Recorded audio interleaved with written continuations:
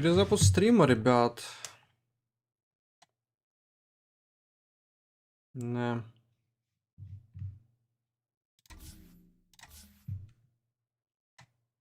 Перезапуск стрима. Что я могу сказать? Ну, это прям заебись, заебись, заебись, заебись. По прогнозам. То есть у нас сейчас 7 прогнозов есть. Если проходит... Ну, вряд ли Extreme Gaming победят, скорее всего. Ну, условно, если они побеждают ББ, тогда у нас остается шанс залутать еще 2 прогноза, как я понимаю. Да. Сейчас будет матч. Если побеждают экстримы. Блять, сложно. Короче, если побеждают экстримы, то у меня по... Сейчас я, наверное, покажу. Видно? А, вам не видно на стриме или видно вам? Короче, если побеждают экстримы, вот здесь они будут играть с ББ. Если побеждают экстримы, тогда здесь, получается, будет 8. Потенциально 9. 10. 11. Здесь может быть 11 верных прогнозов потенциально. На втором аккаунте сейчас 7 также. 4, 5, 6, 7. Потенциально тут внизу фальконы на втором аккаунте. А тут экстрим. Соответственно, если фальконы проигрывают здесь, падают сюда и выигрывают здесь, например, тогда будет 8. 8 прогнозов. Вот такие пироги, ребят. Только 8 может быть. То есть, либо фальконы проигрывают, выигрывают здесь, либо Extreme Gaming выигрывают TI. Тут максимум может быть 8 прогнозов. 8 прогнозов это 4320. 8. Не, ну вообще, на самом деле, я думаю, прогноз на то, что Фальконс в нижнюю... То есть Фальконы так и так выйдут в финал, скорее всего. Если они проиграют пари, они должны выиграть здесь, скорее всего. Вот, то бишь, если Фальконы проигрывают, например, тогда у меня срабатывает... И выигрывают здесь, тогда на втором аккаунте срабатывает... На втором аккаунте что срабатывает? Ну да, на втором аккаунте будет 8 прогнозов. Это если Фальконс проигрывает, то выигрывает снизу. Здесь же, если Фальконс выигрывает, то здесь сразу 8 прогнозов идет. Если Экстрим выигрывает, то 9, и Экстрим выигрывает, то 10, да, может быть максимум прогнозов. По фэнтези вот здесь, конечно, все прям больно. То есть я причем мог поставить этого чела. Ксион, Вики Кэс.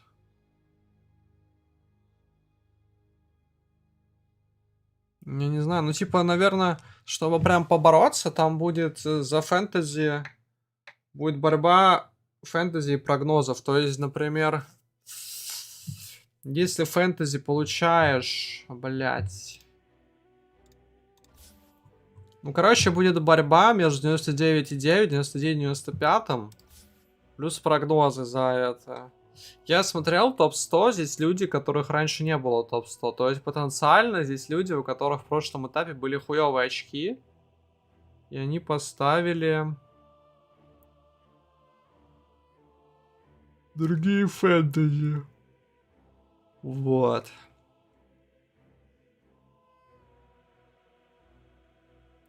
То есть потенциально любой чел, который попадет сейчас в 99 фэнтези хотя бы, претендует на топ 1500 игроков. Проблема в том, что я не знаю, какой порог. В прошлом году был порог. В прошлом году была минималка 150 тысяч фэнтези поинтов, топ-100. И у меня было 106 тысяч 98%. Это в прошлом году. То есть, если мы, получается, имеем...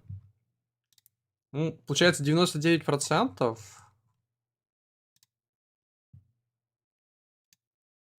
99% это 110 тысяч. То есть, разница была в 40 тысяч. В прошлом году. В этом году у нас 115 тысяч находится в топ-100. Значит, мы 115 минус 40, условно. И значит, чтобы попасть в 99%, нужно 75 тысяч потенциально. Имея 70 тысяч на этом аккаунте, я могу попасть в топ-95. Если я попадаю в топ-95, это мне сохраняет хороший шанс на этом аккаунте за топ-1500. Вот, если же попасть в 99... Скорее всего, отметка сдвинется. Скорее всего, 70... 99, 75 тысяч. Потенциально. Значит, 90, может быть, 99,9 или что? Просто многие поставили китайские команды, в частности, Tidebound, как я понимаю. Или чё?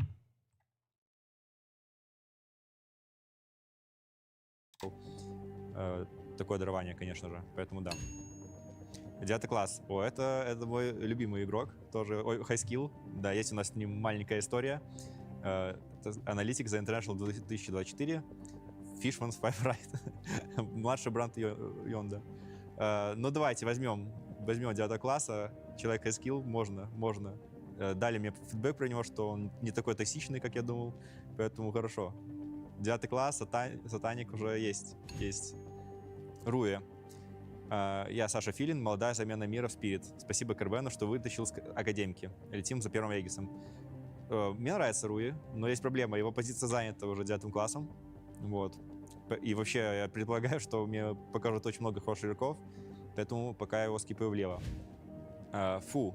30 лет. Китай. Фри-агент. Китайский принц. Лучшая четверка Китая по мнению адеквата.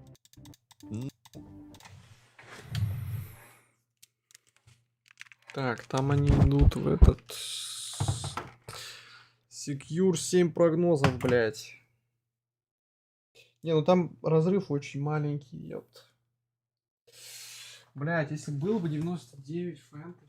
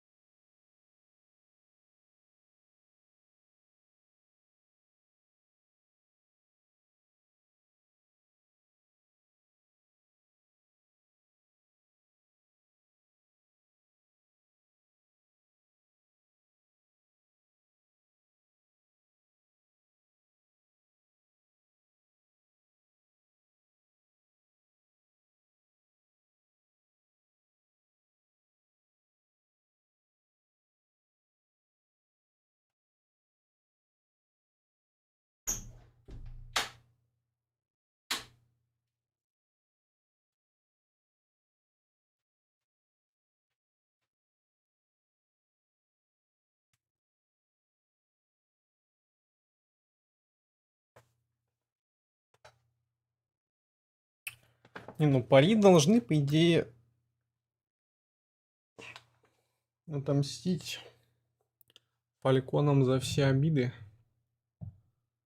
Ну, произойдет ли это? Вот в чем вопрос. We'll see if that proves to be correct. On the right track, that is absolutely for sure. But can Falcons deal with the heroes that P-Vision is bringing? Because it's definitely a different style. Yeah, when Kaz and I were talking about the heroes that they were playing, I was like, you know what? Let's double check what Falcons actually play from the P-Vision hero pool. And it's only 3 of them, right? When you look at the contestables, Naga, Beastmaster, Monkey King, all Falcons have played on 7.39. But they haven't touched at all Enigma, Lycan, Tinker, Invoker, a critical hero for no one. So in this upcoming draft, we're either going to see Falcons play heroes they have not touched at all in the patch to take them away from P-Vision, or they're just going to be unable to play them and have to use them in the bans. But it is quite interesting that a lot of the staples of P-Vision, Falcons just have not tried playing so far. Yeah, Falcons are a very particular team, and they have their hero pools that they like. They have their idea of the game, and they're not too keen on changing it. If you give them away their Sand King, for example, they'll take it. Give them away their Chen, they'll take it. I don't think they're the type of team to get too concerned about, oh, could the Broodmother come out here? Could Я the типа Invoker в 100 potentially лучших come out пока here? If что, it но does это come, they пока will что, address that, блядь. but their style of Dota is so strong that they should just stick to their fundamentals. One thing to note, Amar did play the Slug previously in a different patch. Потому but что on the фэнтези off-lane по role. пизде So if you пошло, want to go блядь. absolutely crazy, then Amar would be doing Ну, that. акт. But, you know, upper bracket TI finals. If the right game calls for it, I mean, Really- yesterday he busted out a 24 Huskar. You cannot say he's not going to pick something else. Exactly, but he's done it in the past. Yep. But of course, Crit, he's an honest man. He's not playing the support slot. Yeah, can we talk for a second about the road that both of these teams have taken to get to this point? Obviously, both from the upper bracket, so nothing but victories. That's good. P-Vision has 2-0'd both their opponents, where Falcons, we saw yesterday, drop a game against BB Team. А, я, кстати, Anything in анимешку particular так и that не we can глянул. learn from that Что loss that they глянул? suffered, Kezu? Maybe something about the mid game, because if I remember correctly, they were also doing very well in that game too, and then they kind of let it slip away. And that's not the first time I've seen that. That did happen to them in the road to TI as well. So maybe P-Vision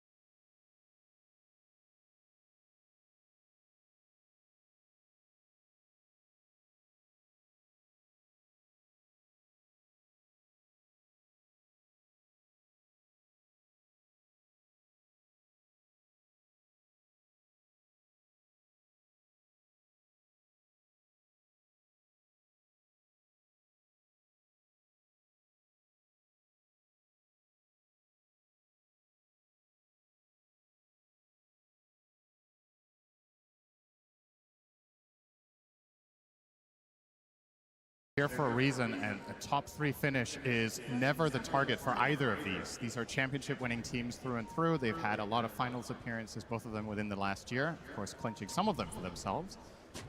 They want to get the upper bracket route and have more time to study the ultimate opponent. Yeah, despite the predictions for everybody this tournament being completely wrong, I think seeing these two teams as top 3 is not surprising, though, which is funny. It's just the road to this point has been very unexpected. Absolutely. As we have the bounty rune Sneaky spawn. here. Yep, Satanic, he will grab the bounty and has to take the blink to get away. A rare sight. 4 bounties for the same team. P-Vision off to a great start here. This is effectively more or less a 1,000 gold lead. It's very close to. Means you're going to arrive with that lane with a little bit more attributes. You're going to get the earlier tangos potentially, and of course for the mid lane, a faster bottle will be very welcome.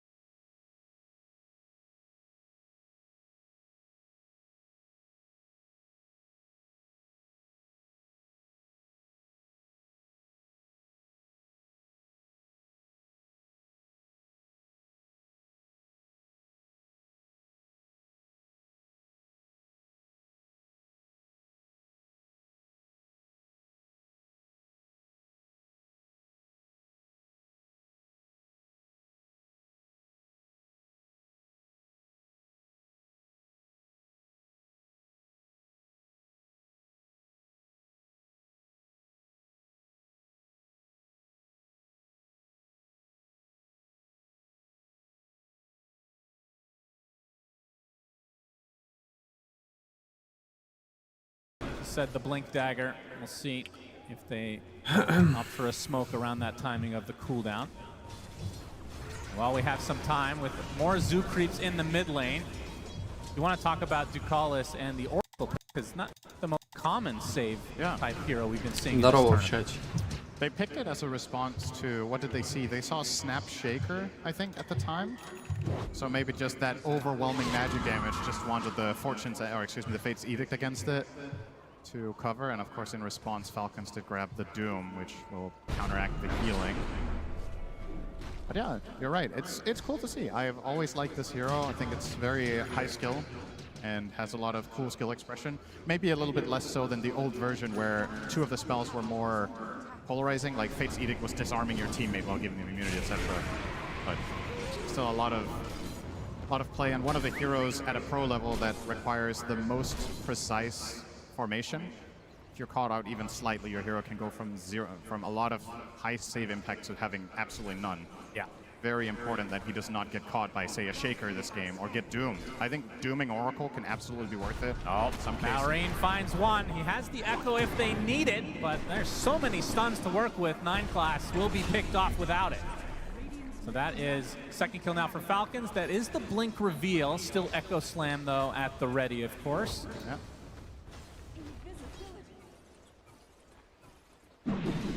While all of this is happening, Satanic just having a completely free game on that Anti-Mage. Picked it as a response to the Doom, one of the harder heroes to Doom, of course, with the Reflect, and you're going to naturally buy Manta. You could even buy additional protection later in the game if you need to. And with this early start for Satanic with the early Dom, he's now going for that Battle Fury.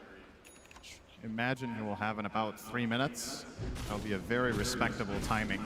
Usually a 16-minute Battle Fury for AM is very slow, but you add a Helm in there and it's very good. Well, Skeeter has a respectable time of 14 minutes. It's more respectable because he did not go Helm, because as AUI said yesterday, his team is very low skill and cannot control creeps. Yeah. You too can make top 3 at TI if you feel low skill. Clearly Falcons are proof of that according to their coach. Yep. The only one to be able to micro is Snake King, but I think Helm of Dom generally won't make sense on his heroes. Maybe one day we can Just aspire more to creeps that. for Chen, why not? Yeah, true. Might is pretty close for Amar, as the Battle Fury, like we talked about, onto Skeeter is online, so we'll be looking for that second item to be able to start fighting in all likelihood. I mean, do you want to go BKB super fast this game, or does it feel a little bit underwhelming? You do have the Black Hole, Sonic Wave, a lot of ways to get through it. He is queuing it up. I kind of like Sanjanyasha here. As you said, what are you really countering? Oh, Satanic, he actually blinks right into this. Malrine has everything at the ready. Amar as well. Mortimer skisses, there's the Echo Slam. Down goes Satanic. Wrong place, wrong time. They continue to have Doom ultimate at the ready as well. The biggest kill of the game, and like you said, they don't have to expend Doom, so he can't even feel safe when he comes back that he can just free farm for a while. With Echo on cooldown, you're still not out of the woods if Amar finds you at an opportune moment from the high ground. They're gonna try to turn this into some tower pressure up top, but Division are in pretty good position with some of their heroes. And now Amar on the receiving end, perhaps. Yep, DM shows up to the party. They're gonna get rooted now. Nice fissure, gonna block off DM, but they have so many stuns, so many slows to work with. Amar does die. 30 seconds in the base now. Looks like that's gonna break things up overall. Who do you think has more Doms, between 3 heroes with Dom or Chen? I think this is a philosophical question. Yeah, that's a great question overall. Chen has 4 creeps, but they're not as strong, but he has 1 more. And he is in control of all of them himself. That's true. And he can get Shard to get Ancient, so they become even more powerful. Midas. A rare sight these days, because everybody who usually buys Midas buys Helm. It's true. 9 class, pounding crit. Wukong's command is there. No one with the blink. This will be an easy pick off for P-Vision. Trying to get control of this area for the eventual Tormentor, but that's in 4 minutes. Through the gate they go to maybe try to bait Satanic, although he goes into the triangle, so looking for a lowly Skeeter. Yeah, he's going to be a tricky kill, though. They don't have much to kill him with except the Black Hole, which is part of the reason Troll is such a good pick this game. you're going to try to rotate on him, you may need to probably bring 3 or 4 heroes to make it happen, unless Black Hole is one of the abilities. And even then, there's still Hand of God. Gonna see the tree. At half HP is the Monkey King. Ducalis in the area, though. That's gonna force Malrine back. That's still a lot of information, though. And there's the battlefield that you talked about with the helm for Satanic. 17 minutes. And that was after his death, so he would have maybe got it at like 15 and a half. Still looking very healthy. He's gonna get stuck with the Echo Slam and the Mortimer's Kisses. This isn't enough damage, though. Satanic getting stuck. It's gonna be close. Blinks out to safety, just barely survives. Zeus ult! Well, probably would have been enough enough. either. Close call, but the 4 points in counterspell necessary there.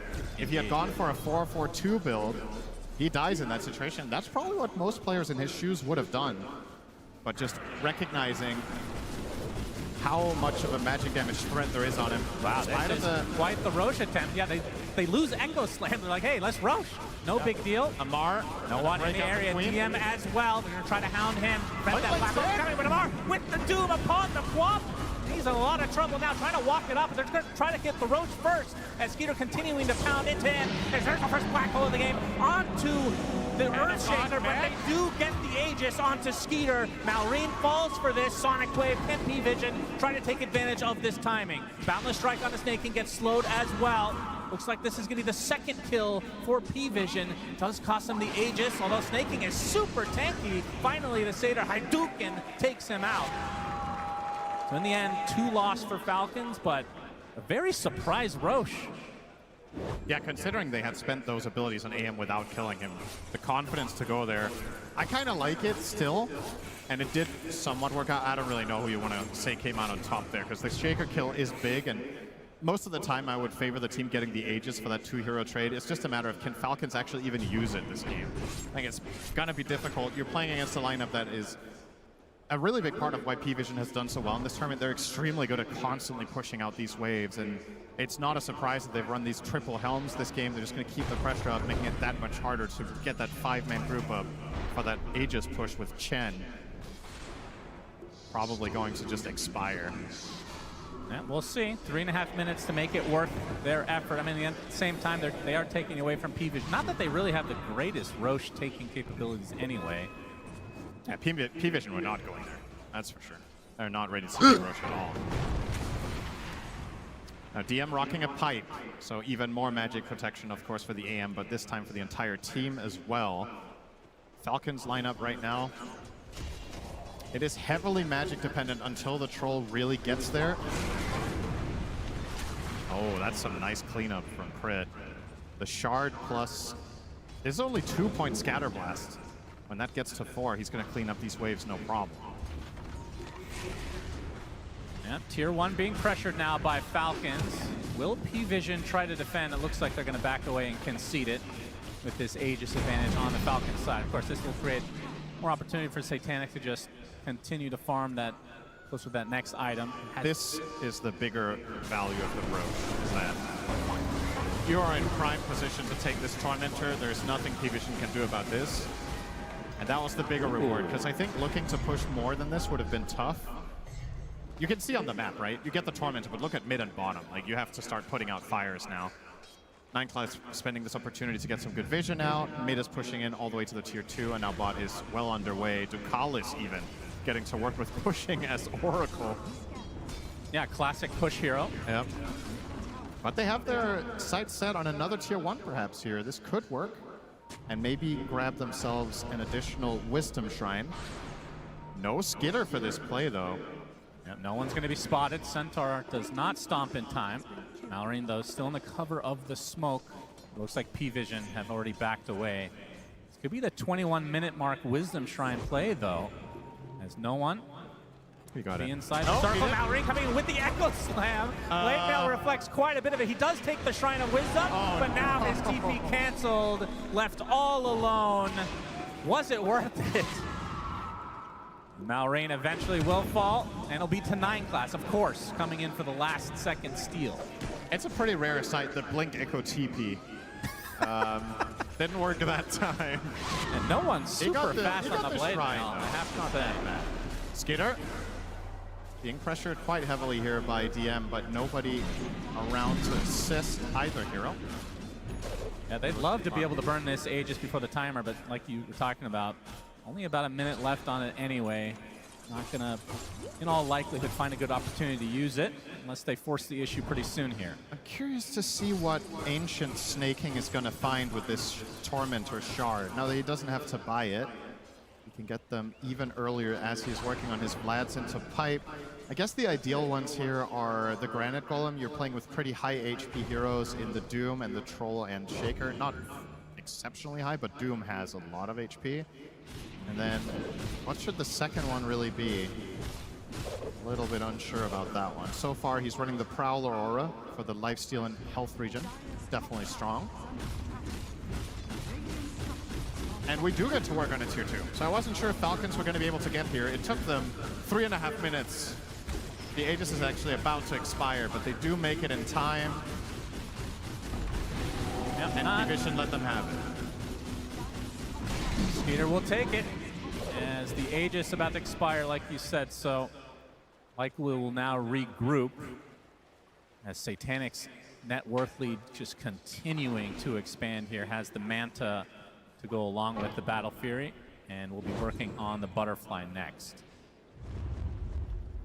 And now smoke for P-Vision, knowing that this Aegis has expired. Of course, DM's Black Hole is going to be front and center of any team fight for P-Vision, and likely the biggest concern for Falcons overall. Of course, don't think we mentioned it, but now that 9 class has reached level 9 or higher, the 5 points in Tree Dance is going to be hopping all over with the Simian Stride, reducing the cooldown to 0. This transforms this hero into an absolute nightmare to deal with. Yeah. Hopping around, trying to break smokes. He might be. If he were to jump right now, he would break the smoke on Skitter. He's staying on the ground for some reason, which is quite unusual for Amar, he is spotted. The Vlad's now online for Snake King, as this battle is likely to start soon if they can run into each other. So far, like ships in the night. DM has that Force Staff. We've seen this a couple times now. Doesn't really feel like P-Vision have any incentive to fight for the next 10 minutes. The way they've constructed their lineup, they are happy to go super late against Falcons because there's no reliable counter to the BKB Black Hole Enigma later down the line. Yeah. Anti-Mage wants to get 2 or 3 more items before he really feels comfortable fighting the Troll. Malrain gonna open it up onto the Enigma with the Mortimer's Kisses follow, but he has the pipe, and now they have the TPs. Falcons now on the run. Malrain looking for a good echo, but they're not giving him one. He's just getting stun locked on the sideline. Oh, but there's the Doom under Satanic, flicking it all by himself. The echo goes off as Satanic attempting to run away, but Amar's going to continue to hand him down the right clicks from Skeeter are enough to take out DM in turn. The Doom, there's a false promise to save the anti-mage for now. And it looks like he will survive. In fact, close to full HP, so could rejoin the fight if they want. Amar forced the BKB, and now in full retreat mode as Satanic is leading the way. On the high ground, Satanic still has that Mana Void at the ready. Nice boundless strike onto 2 as Falcons just scrambling to get away. But there's the big Mana Void as Skeeter completely out of mana now. 2 dead in this fight. And 3 overall for Falcons. Make it 4 as crit tumbles. So P-Vision, great response overall. And the fact that Satanic lived is kind of crazy. It's just so clutch, right? He gets doomed, and that looks like a very promising setup for Falcons. They use the Troll ulti, but Skitter not quite close enough to fight him in melee form, so he starts fighting at range. And as they're about to get him in kill range, the Force Staff from DM, he just walks in and pushes AM to safety, gets protected by the Oracle. And as soon as that false promise goes out, the fight is lost for Falcons. You just have to try to cut your losses, but that's the thing about this Monkey King 4. How the hell do you get away? Yeah. And another potential pickoff. Snake King shows himself in his own triangle. How dare he? No one there to clean up swiftly as Amar coming to the RT ping to try to support, but no one able to blink out to safety. 9 class might be in a bit of trouble as Amar going to get slowed. And the Boundless Strike comes up. That's not going to be enough. So it's still a support for support, but it does require many TPs for Falcons to try to get some sort of a response. This is a major upgrade on the way now for no one. Full Ags just completed. He didn't have any of the components before this, so yeah, wow. A massive level up. Playing against multiple melee heroes, you know these Shadow Strikes are going to land. And on the side of Falcons, you don't really have any dispels. Troll doesn't go Ags this game, so he can't really get rid of it. That's going to be a problem. P-Vision looking very comfortable, and you can start seeing the makings of Falcons getting a little bit cornered. The waves, once again, are going to be pushed more and more. And with this Battlefield, or excuse me, Butterfly and AM, yeah, they have to bring 3 or 4 heroes to kill him. Even then, if Ducalis is in range behind him with the Blink Dagger, how do you kill AM this game? You have to have 5 items on Troll and have him be uncontested for a long time, getting into that AM. I'll give them a drubbing they'll not soon forget. Yeah, Satanic going for Basher next. Into a full Abyssal, so it'll be even harder to take down with the extra HP that comes with that. And Snaking, or Skeeter rather.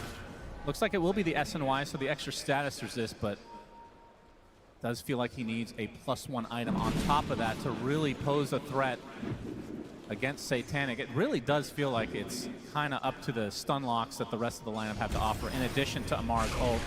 Yeah, I was going to say, do we have any choice but MKB? And the answer is probably no. He is queuing it up for now. They need his damage to kill AM. It's just such a good pick this game. And when you looked at the options available to Falcons, this might have been the best last pick they had available in the Troll. Even then, still looking tough. They're going to stun no one. Absolutely no damage taken by no one. He's going to be able to get away. Fate's Edict on him. Indeed. Oracle. Again, a hero we haven't been seeing too much of, but so far has worked out quite well for P-Vision. And it begs the question, do you buy Nullifier on someone on Falcons to get rid of Fate's Edict? It's like, maybe Doom could. Yeah, definitely not the ideal heroes for it. None of the heroes feel good about purchasing that. It's an abomination. As there's now a pipe on the other side, so Snake King finally finds his. And as we already saw, Roche number 2 is up. Falcons were thinking about it, but after the last time, did cost them quite a bit, but they're going to try for it again. Will P-Vision have an idea that this is occurring? Satanic on the other side of the map. Now they will. Yep, they will. This is a pivotal moment for Falcons. There's no way they don't get contested here, and they have to play a they scan out, they know. Spectacular fight if they want to try to do this. And yeah, well, their Roshing isn't even that fast to begin with. And look at the wards on the map. Courtesy of 9 Class and Ducalis, they've got really good coverage all around. Look, they're basically cornering Falcons to like 25% of the map unwarded. No one spots Malrine. Shadow Strike applied right now. There's a BKB for DM, by the way, and I mean, to stop it, you have Doom, and that's it. Yep. Unless you get a Basher onto Troll, which even with that is going to be kind of hard to cancel a black hole. This sound very reliable. This feels like such a good game for DM going forward now. Even without this lead, it's going to be hard to contest. Back into the pit, Falcons. They're going to continue to get spotted, though. They have so many Helm of the Dom crews, they can always just send in here for vision. This will never be a freebie, as Roche will now start his way to the other side of the pit. Summer vacation time for him as DM comes in with the black hole only onto one. The big Echo Slam onto 3 heroes for Malrine. Everybody's still super healthy, though. Finally, Troll gets off the ult. Satanic gets doomed to the other side. He's been able to walk his way past the fissure, though. And now there's the big throw from Roche. Enigma in a lot of trouble. Got to get away from that big bad boy as Malrine. Onto the high ground. He's going to be saved. The Satanic now no longer doomed. Wants to fight. Skeeter no longer with the ult, and we've seen this story before. They're going to have to try to run away. They get the stun lock onto no one, though. Stuck inside this area. He's in a lot of trouble, but there's the big mana fight from Satanic, taking out Malrine in turn, and now Falcon's likely trying to run away. Snake King gets bashed up, gets destroyed, and now next on the list is Skeeter. 3 dead for Falcons as P-Vision honestly relatively easily take this fight, just long and drawn out. They don't have the damage. They're getting on top of this AM with Doom, but the follow-through is not relevant enough. You find a good Echo, it immediately gets piped off. Ducalis didn't even have to ult. They were never in enough danger that they had to cast the False Promise on the Ansem Mage or the Queen of Pain. They're just they're leveraging their tankiness in these fights and exploiting the fact that Falcon's lineup is so heavily reliant on Troll attacking stuff for it to die, but he's just getting kited. This is already going to be a lane. This is a crazy timing for P-Vision. This will be completely free. They get the full lane, everybody remaining with their lives. 20 seconds left on the death timer for Skeeter. And P-Vision can just chill because I mean, it's not like anybody killed Roche. Yep. They can just go for that now. Oh yeah, by the way, Enigma got tossed twice by Roche. Oh, and twice. And they still won the fight and without having to use any. I'm pretty major sure saves. Roche did more damage than Falcons that Hey, fight. might have. And into the pit, Satanic goes, and this is a free one for them. This could just be the game-ending Aegis. I have a really hard time seeing Falcons kill Satanic twice. Considering the fight that we just saw, I don't think P-Vision are going to hesitate to try to end this one out. Enigma now with the Blink Dagger on the way as well for DM, so he's going to have a guaranteed Blink Black Hole. He could probably just BKB Blink Black Hole the Doom, and they just kill him. It's a little bit of a consolation prize here for the side of Falcons. They're getting the Tormentor, which will be a shard for Amar. A little bit of healing for him to stay tankier in the fight, but not a game changer. Doesn't really seem to be the problem. If you could kill that shard and get permanent amplified damage on Troll, perhaps that would be a good shard this game. Yeah, make sure that's in the next patch for sure. Sacrifice your own items so your position 1 can get stronger. Just like the good old Dota 1 days. Back when you were able to buy items for your teammates. You buy Rapier for Clinks. Remember those? Back when you could buy Aegis and it had 3 charges. Oh yeah, the classic times. And then it always took a slot in your inventory, you couldn't destroy it. Yeah. We've come a long way since then. Since the good old days of Hans 2 Clinks. Wonder if he was German actually with that nickname. Let's get a shout out for Clinks with Divine Rapier, everybody. Very related to the game, of course. Satanic, 4 minutes on this Aegis. What are they going to be able to accomplish with it? With already a lane of racks, which, I mean, it's not often you see an AM on your doorstep pushing and able to get a full racks. Also not very often you see him with 500 CS minute 35, but that's where we're going. True. We have 7 Gale Guards in the game. It does feel like both sides are super tanky. Yeah. And like you said, Falcon is just lacking damage. Yeah, that's the primary difference here. One of these teams is not like the other. One of them has the damage. Maybe they should get... How do they get the damage, Cinderin? I mean, Troll needs the MKB, and then... Okay, what else? Shake a Refresher. Okay. I don't see any other solution, and I don't think you're able to take a fight before that, so... At the same time, P-Vision aren't necessarily in a hurry. I think they could try to end the game. They don't have to, because of how good Enigma is this game. But I wouldn't mind seeing them at least trying to put the Aegis to good use here and poke and prod Falcons and see if they've got what it takes. There's no reason to give them that refresher on Shaker as well as that Troll MKB if you can finish the game before they get that potential play. Yeah. You've got to feel so confident after these multiple fights that Satanic is just seemingly unscathed after being doomed every single time. Now he's going to find himself a little bit of an illusion room, so it's 5 AM now in Germany. When he uses Manta, of course.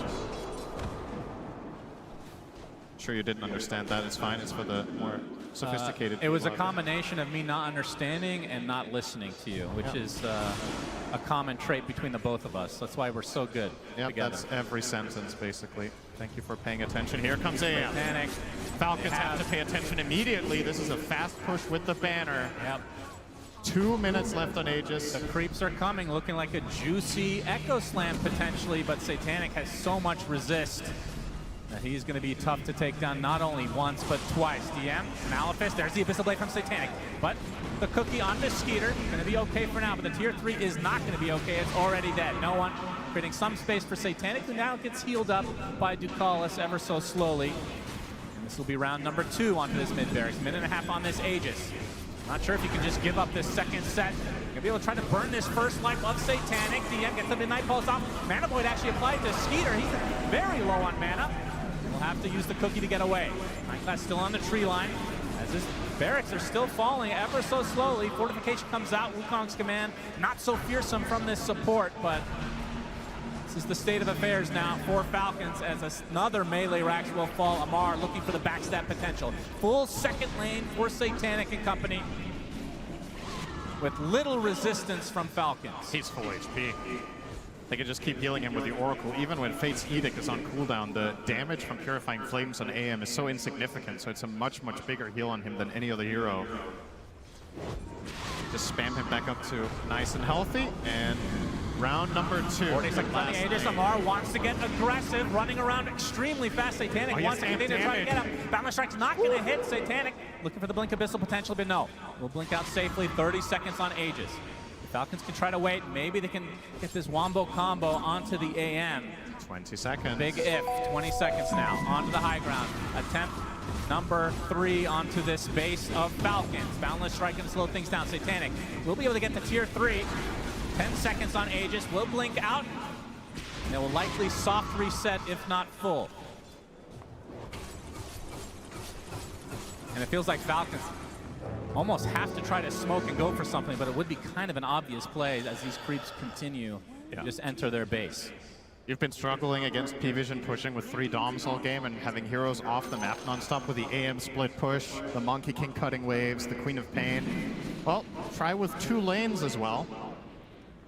To make matters all that much worse. There's nothing really to write home about in this game for Falcons. It feels a little bit like, unless they pull off a miraculous comeback, this is one of those games that can be a little bit demoralizing. Like, you just never strung together anything. Yeah.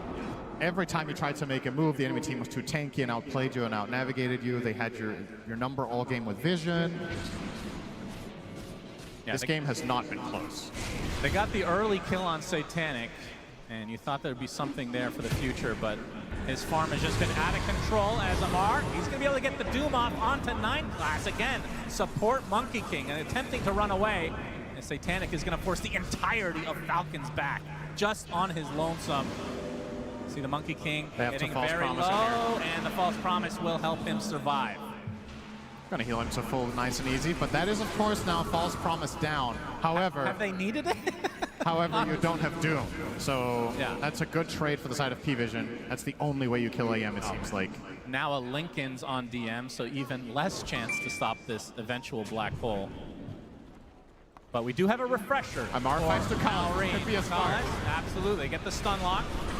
DM is the bigger prize, but Mallory comes to the echo side, but the black hole comes to fruition. Boundless Strike from 11 from 9 classes, a huge sonic wave onto 2. They take out Skeeter. Amar attempting to nightfall away.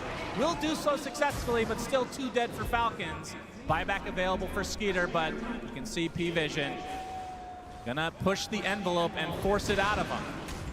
A very aggressive blink as Satanic's gonna work on the building, says Amar. Not able to provide too much resistance to no one. We'll be able to blink out with Oracle nearby. Satanic gets the range. Barracks wants to go for the killing blow onto Mallory. Midnight Pulse applied from DM. There's the right clicks from Skeeter, not doing anything at this point. Abyssal Blade from Satanic, trying to get onto his ultimate from the Troll Warlord. Staying alive just for now, but the rest of P-Vision in the air. They do kill Satanic. It's going to cost Skeeter his dieback, though. Malrine dies right outside his fountain. Only 2 alive for Falcons as GG's come out. They do kill Satanic in the end, but it matters not. P-Vision take game number 1. That felt like a complete strategic victory, but not only that, P-Vision also have the plays to back it up. Keza was talking about this on the panel. He said, more so than the strategy, this is going to be about how the teams play today and who has what it takes when it goes down the stretch. Well, what if it doesn't? What if you just win? I mean, effectively, this game almost felt over minute 15. It was a rough one for Falcons. I know Falcons had 1 or 2 attempts, but it wasn't really that close in any of the instances that they tried to fight. They never managed to get a convincing win in any sort of fight. And you can see it on their faces here, looking a little bit stunned with just how one-sided that affair was. You got to get back to the drawing board in this short break and find the solutions. Yeah, no one ends the game 12-0 and 10 on the Queen of Pain. Absolutely going ballistic in this game number 1. I mean, Falcons, they've been here before. They've been down 1 game, as has P-Vision. These teams have played a lot against each other. What do you think they need to do in game number 2 to try to change how this went? I think the main thing you have to solve is the problem with these waves just being non-stop pushed. So find a solution. That's right, Shivar! I didn't think think you'd actually do that on TI main stage, Sunsan, please. But thank you. We're gonna make this game down because this was a beautiful game of Dota 2 actually. We saw a lot of cool little things come into play, a lot of fights were for a long time. Nobody died, all because of little tiny plays we're gonna all highlight here with Kezu, Effie, and Tigov. Kezu, this game was beautiful. No, absolutely. Like both teams doing so many small things that then allowed them to like get an advantage in the game. In the early game, you have P-Vision. They blocked a lot of the camps from the triangle to slow down Malreen's game. But also Malreen, usually we see him, he's able to get these early stacks, go into the offlane, make this first kill. But in this game, it looked like this DM Enigma. It's a hero that many teams don't give him. There was so much pressure. They just kept responding to the safe lane. And P-Vision, they took full control of the game. And this fight looked beautiful for P-Vision as well because they kind of baited Amar to use a Doom very early on, kind of back from the pit. Once they knew no one was safe, then they re-engaged with the Black Hole. Like the amount of layering in the team fight from P-Vision, like offering up the correct heroes, getting saved by the Oracle, then following up with the damage and the farm of Satanic and DM, even no one. It's just a really good outplay in this first game. Yeah, this may have not looked that action-packed, but it was an incredibly high-skill game of Dota, and I think P-Vision played a very disciplined and patient game as well. A lot of the moments it looked like maybe they could have gone out, made a play for themselves, tried to play off of their Enigma, but they were content to just wait for Falcons to break formation, to come into their triangle, to overextend, to get the save off on whoever gets doomed and then re-engage. And that requires a lot of patience because I think a lot of teams may have fallen into the Falcons' trap during that mid-game, and we could have seen a different game had they just given up their position one time. Yeah, P-Vision just did a very good job at exploiting Falcons not being able to overlap their course in the early game, right? Like we mentioned it during the draft, Troll is quite static in his lane, Shaker static from the mid lane, Doom static from the off lane, but they're all very static farm-heavy heroes, and P-Vision, when you got a Monkey running around, an Oracle buffing you up, Enigma pressuring your towers, it's not natural for Falcons to want to react to that, unlike other drafts that we've seen so far. Yeah, I'm just really impressed with P-Vision, like being able to keep your cool. This is main stage TI, this is semi-finals, sure. Like you have no one on the screen, DM, like these guys, they pop up, and I'm sure too, if we could like listen to them, what they're saying, I feel like they played very cool and calm in this game. Like the pressure, it didn't get to them because like we're talking about, Falcons in the mid game, they get to you. In the early game, they get to you, they get their stacks, they go to your safe lane, they kill you, they take your towers, they got the Aegis, but they got nothing from it. Yeah, you could really feel the pressure that was on Falcons, where normally they're the ones applying pressure to the team's mid-game. They felt that they had to use their cooldowns, that they weren't using their Aegis. They ran into P-Vision's triangle. Malreen missed his initiation on the side. He got killed, but Falcons took the fight anyway. They said, okay guys, we've doomed the anti-mage, maybe we can still win this fight, but in comes the Oracle. And on the topic of Oracle, that hero made this game way too difficult to play for Falcons. They could not find a specific fight to take because of the presence of Ducalis. Yeah, you could definitely make the standout player be no one when we see a 12-0-10. But why was he 12-0-10 if not for the Oracle? It's true. Like he can just go in, and T already mentioned, you know, it's not just that he has the guy behind him, he goes in for the Oracle. Like he baits the enemies. And at top level Dota, it's not all about the setup. It's about in this moment, what do you do and how does the enemy react? Sometimes they miss the vibe check. They did this time. No one, 100% kill participation. Just a beautiful game from them. Beautiful game of Dota 2. I also think it's maybe a little bit extra sweet for especially DM and No One and Astini, because last year they were on the Cloud9 crew and they were also in the lower bracket. And guess who eliminated them?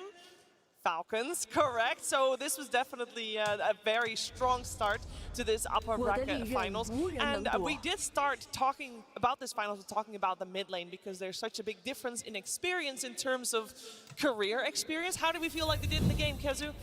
I would say that no one did really, really well. I mean, I'm not too surprised with like type of the hero matchup because you see it here already. He's like 1100 gold ahead at minute 12. And Malreen, his first moves, they always hit. In every game we've seen so far, it has hit. But no one in the mid lane, he gets the counter pick. They understand how to shut down Falcons. Like they strategize, of course, they have Coach CD. He's going to tell them, this is the plan. We're going to pick the Oracle against this. We're going to back up and have Monkey King come over because Nineclass early in the game, he came to this lane. He was a difference maker. And this is a big reason why Falcons kind of struggled in this game. Yeah, and then, yeah, sorry, if you go. I was just going to say that typically when Falcons win, it's off of Malreen's first 2 rotations. Like he'll farm an item timing with the Blink Dagger Ghost on a key hero, and they'll get a kill off of that. This time around, it just didn't happen. Like, the first Echo was to defend that bottom tower from Enigma's push. The second initiation on Anti-Mage, he got away with 100 HP, and then another initiation near the 14-minute Wisdom didn't work out either. So the kills that they're used to getting from Malrine that lead them to Snowball just did not hit this time. It did not hit, and we're talking about Echo Slam, big spell, of course, but I did tell you we were going to look at the little things during this game and during some of those fights, Kazu. Oh, absolutely, because the little things is really what separates the pros from, you know, like the tier 1 level to the next. Look at Satanic in a moment. He's on edgy threads. Okay, before he gets jumped here, he will make sure, we don't even see it, but he goes into strength threats here. He has the correct skill build with 2-4-4, okay? Max spell shield because he understands this. Not only these two things, with the threat swap, the magic wand, and the correct skill build, he also has the brawny enchantment on his neutral item. If any of these three things don't happen, he dies there and this entire game could change. But the small things, you do it properly, you don't slip up, you make it clean. Yeah, I don't know if this is a small thing, T-Gov, but I think Oracle getting a blink, probably pretty big.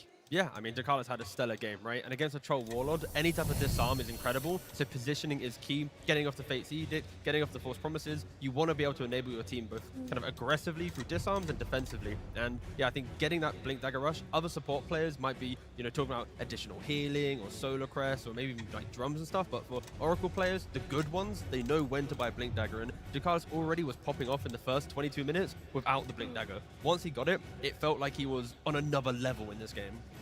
Yeah, he only died the one time, which was already after he used his ulti to save MK, who got doomed, and his death made it so that they saw Falcons, they revealed who their heroes were, he tanked a few spells, instantly buyback, and P-Vision won the fight. He did so many things well, and he played with that Troll. Like T mentioned, there was no Manta on Troll versus Oracle, which is quite unusual as well. I mean, he did so much in this game, like even in the early game, like he's de-warding the enemy triangle, blocking the side. He's laning with an anti-mage. This is not a notoriously like very strong lane, but they make it happen. They know what they're playing for. They do it in the game, and overall, just yeah, it's beautiful. Yeah, it was a beautiful game. Both teams really danced around each other, and you really saw that they really only wanted to get the fights that they exactly wanted. And if it wasn't right, they would just back off and go again another time, prodding and poking here and there.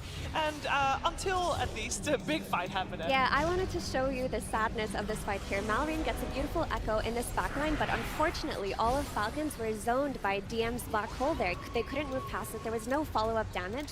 And the theme of this game was every time Malrine missed the initiation or they couldn't get anything off of the instant initiation into kills, they would just lose the fight. Anti-Mage, who got doomed here, didn't even need to be false promised. He was just force-stopped out. They kited it a little bit, and then on the side, you have Satanic cleaning up. You have no one playing on the limits, and Dakalis in the back getting disarms off on Full. Played that fight.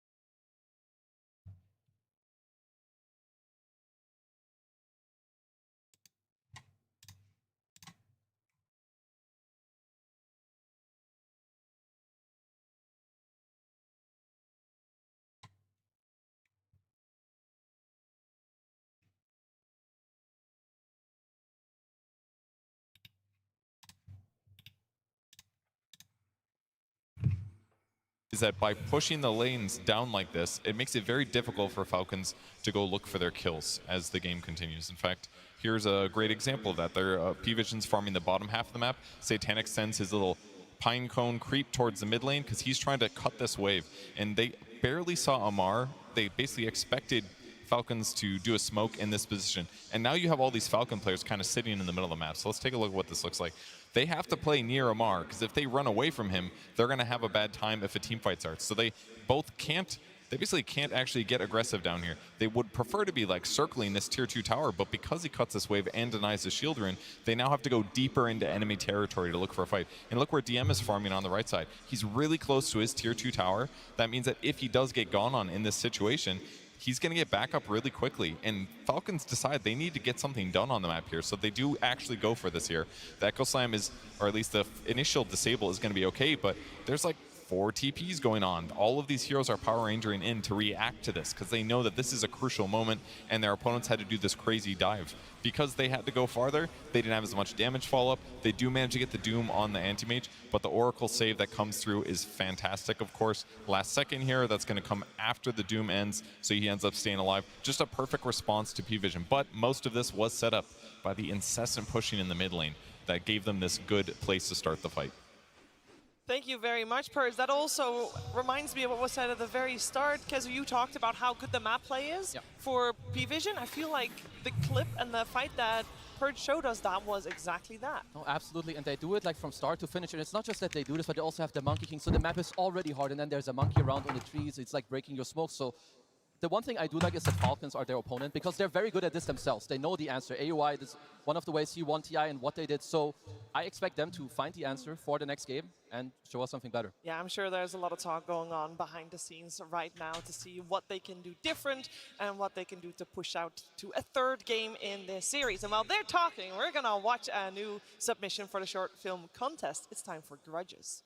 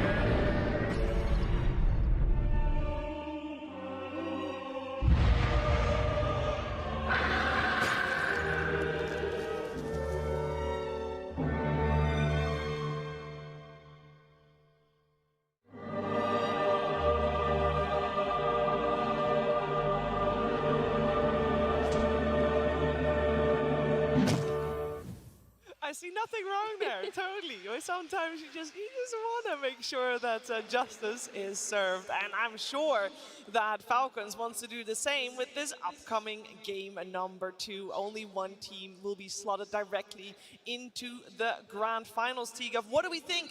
What adaptations will be made? What will be the vibes going into the second one? I want Falcons to have a bit more pacing, a bit more ability to fight together, and also just don't sack Malrine, right? When you have this first pick Shaker, you see the net worth in those clips where he's like, what, 6th, 7th net worth? Like, that's not going to be good for him. So protect Malrine from the mid lane and have at least 2 cores in the Falcons lineup that won't feel bad running around the map together, finding the kills. The one thing I see is I think they did have pacing, but they had like a hard time executing. But like at least you have the Chen troll, but then like you say, you have Malrine and mid, he does get shut down. Your Doom in the offlane, not the fastest hero. To me, maybe it's a bit more about setting up the map first, or is it like only about having more pace? I'm honestly not sure, but I hope that they can find the answer. I think Falcons as a team don't struggle with pacing. I think they got cooked by the Oracle pick. The Oracle pick threw them off entirely. It made it so that the Falcons that we're used to seeing taking these team fights mid-game, pushing their advantage, taking over the enemy side of the map, they couldn't do the same thing with the knowledge that their jumps will most likely fail. They did not have enough backline jump. We saw Malrine go in time and time again in that mid-game, not get any follow-up damage because he's the only hero who goes in. You're not getting enough out of the Mortimer's Kisses because of the pipe coming out of Enigma. Like, where is that mid-game damage? Who's killing this Oracle? just ban the hero next game. Think about it. Like the other cool thing that I feel like we've talked about a lot too with Falcons is that they want to go for the 1+1 kill combo, which means they have a limited amount of damage. So when you have heroes that rush a pipe and a 4-step on the sideline and you have an anti-mage, like all these heroes, you already need like 2, maybe sometimes 3. Now you don't know where the Oracle is, there's some guy there with a Lotus, and they keep very nice distance, like on the range where they play with the map. So yeah, like in my opinion, DM2, like he played an incredible game, and it's also a statement. They gave away the Enigma, they gave away the Monkey King, you lost to it. You gave away the Chen to Falcons and you beat it. So going into the next game, there absolutely is some pressure on Falcons here. Yeah, luckily, they've been in this position before, right? Like when they were against the BB in the other round, they lost the first game. They had a lead, they lost it. They bounced back, they understood what they had to do, and then they were able to close it out. So I am expecting Falcons, unlike some other teams that we've seen so far in the playoffs, to be able to actually show that adaptation and have a more competitive game too. Yeah, I will also say that the history between these two teams is quite even. They've played 7 series against each other, and it went to 4-3 in favor of P-Vision. But overall, you can tell that both of these teams are, well, they have what it takes to make a comeback. We'll see how that translates into the draft, of course, soon heading into game number 2. But I do want to touch upon some of the heroes we saw. The Queen of Pain came out very early in this game, Effie. I mean, you say I'm branding out the Oracle. Obviously, that is step 1. But surely there is, especially from this first game, there's more they have to consider. Yeah, the Queen of Pain looked especially good, though, because of the way that P-Vision drafted to play around the mid lane. They had the Oracle with the rune predictions. They had the Monkey King who ganked mid, minute 3. They got that kill on Earthshaker. The support duo was ready. They got every single power rune. I mean, I think Queen of Pain is a hero that all melee heroes will struggle against mid, but they can still play against her with the help of their supports if they get runes. It's just that Falcons did not have the punch to fight against this Oracle plus Monkey King support duo. Like Dota is a lot about like there's levels to it. It's like there's step 1, I beat you in lane. Then it's like step 2, what's like your recovery? Oh, I'm gonna steal all of your runes too. I'm gonna play into your triangle. My supports are gonna ward half your hard camps all the time in the triangle. So, and when you do just one step, okay, you slow them down. But you do step 1, step 2, and step 3, suddenly you will even see pros struggling against the best players in the world. Well, let's find out which pros we're gonna see struggling in that second game. And it's coming our way right now. P-Vision versus Team Falcons, Game 2. This second game, we got the side swapped, where P-Vision is now Radiant and Falcons is Dire. But T-Gov, the pick order remains the same in the sense that we will still have P-Vision with first pick. Yeah, and that's going to put a lot of pressure on Falcons. Again, I didn't really see who had priority to understand this part, but in regards to Falcons being second pick, maybe not reacting with the Shaker, protecting a little bit more might be a better approach, but we'll see if they want to change up their bans. As often getting 2 second pick games in a row. So far in the playoffs, it's always been like one gets second pick, next time it goes to the other team. Yeah, we haven't seen it like this before. For Falcons, though, they do have a lot of last pick heroes. We didn't see that come into play in that last game. We might see it happen this time. Maybe they do need to bring out some cheese. But a lot of the cheese that comes from Falcons does come from Ahmad on that offlane, and they target banned all of his heroes. There was barely anything left for him. He ended up just playing a Doom at the end. No, that was definitely like a very nice setup strategically going into the game. You have the setup with the bans against Omar. You have the counterplay against Team Falcon's highest tempo in the mid lane, and I like these bans. You try to take out 9 class. Finding these bans that I was expecting to see against P-Vision, right? When you have 4 bans available, just put the Monkey and the Slug in the ban pool. They are the best 4 positions for 9 class to play that break open the map, that enable the vision game, right? So get rid of both of them, and then it just slows down the game just by a bit. And also some respect still for Malrine Sand King. The Beastmaster that was banned out in the previous game gets picked up in that first phase, and a lot of love here, of course. Shout out to Heroic, eliminated now, watching from the sidelines to see which one of these 2 teams move forward. Another hero left in the pool, by the way, is the Invoker. It was first phase banned last time. I don't know if we were expecting to see it come out in the early stages of the draft. It's most likely a second phase hero, I would say, for P-Vision. Very likely something they can consider. So let's see, Falcons, they did step away from Chen. I believe this is the first game in this entire tournament where they have the chance to pick this hero and they don't go for it. So they did just lose with it. I like that P-Vision. They had a lot of pressure in this offlane, and it's what we talk about a lot. Not just the map, but also early on. Marine's first moves usually go into the enemy safe lane, not into their own safe lane on Falcons. So when you have these Lycans, these Beastmasters, they just kind of drag you to these lanes where you don't really want to go to. It just gives me more pacing, right? I've been calling for overlapping cores, the ability to fight, no matter what Pangolier to mid to offlane, it doesn't matter at all. It is going to have the same type of game. You want to play for any timing, any Wisdom Shrine, any Active Rune, any Twin Gate move, you're going to be doing it from either of the core roles. It's a more dynamic hero as well, not as slow to move around the map as some of the heroes that Falcons had last game. There is always the issue though of Pango versus Beastmaster, where later on in the game he just gets roared during his Rolling Thunder and just gets beat up by the enemy carry, but before that he does a lot by way of wave clear, lane push, and fighting into a zoo meta.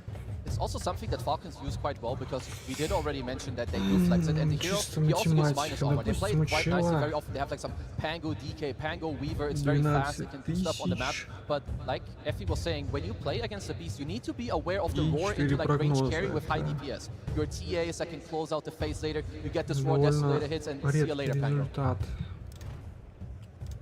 Yeah, I am reminded by what STE said during the coach interview after the draft was done in the previous game. He said, you know, everybody's going to get their comfort heroes. Obviously, there's large but I think especially that is true for in this series so far, in particular for the support heroes, you are going to have to deal with everybody's comfort. The fact that P-Vision works the comfort of Falcons, I don't know, T, do we feel like that will make Falcons doubt that a little bit, or what will they do? Doubt doesn't really exist in either of these teams. They will always be analytical to move to the next point to understand why they won or lost the game. And I think just hearing that from Astini shows that it doesn't matter what you draft at the end of the day, you can make anything possible in Dota through better map play, better itemization, and it shows that P-Vision's approach to it isn't a matter of a draft has to be everything for us to win. They don't mind playing at a slight disadvantage. Less stuns. Look at the stun averages on their team. They often don't have as many as the likes of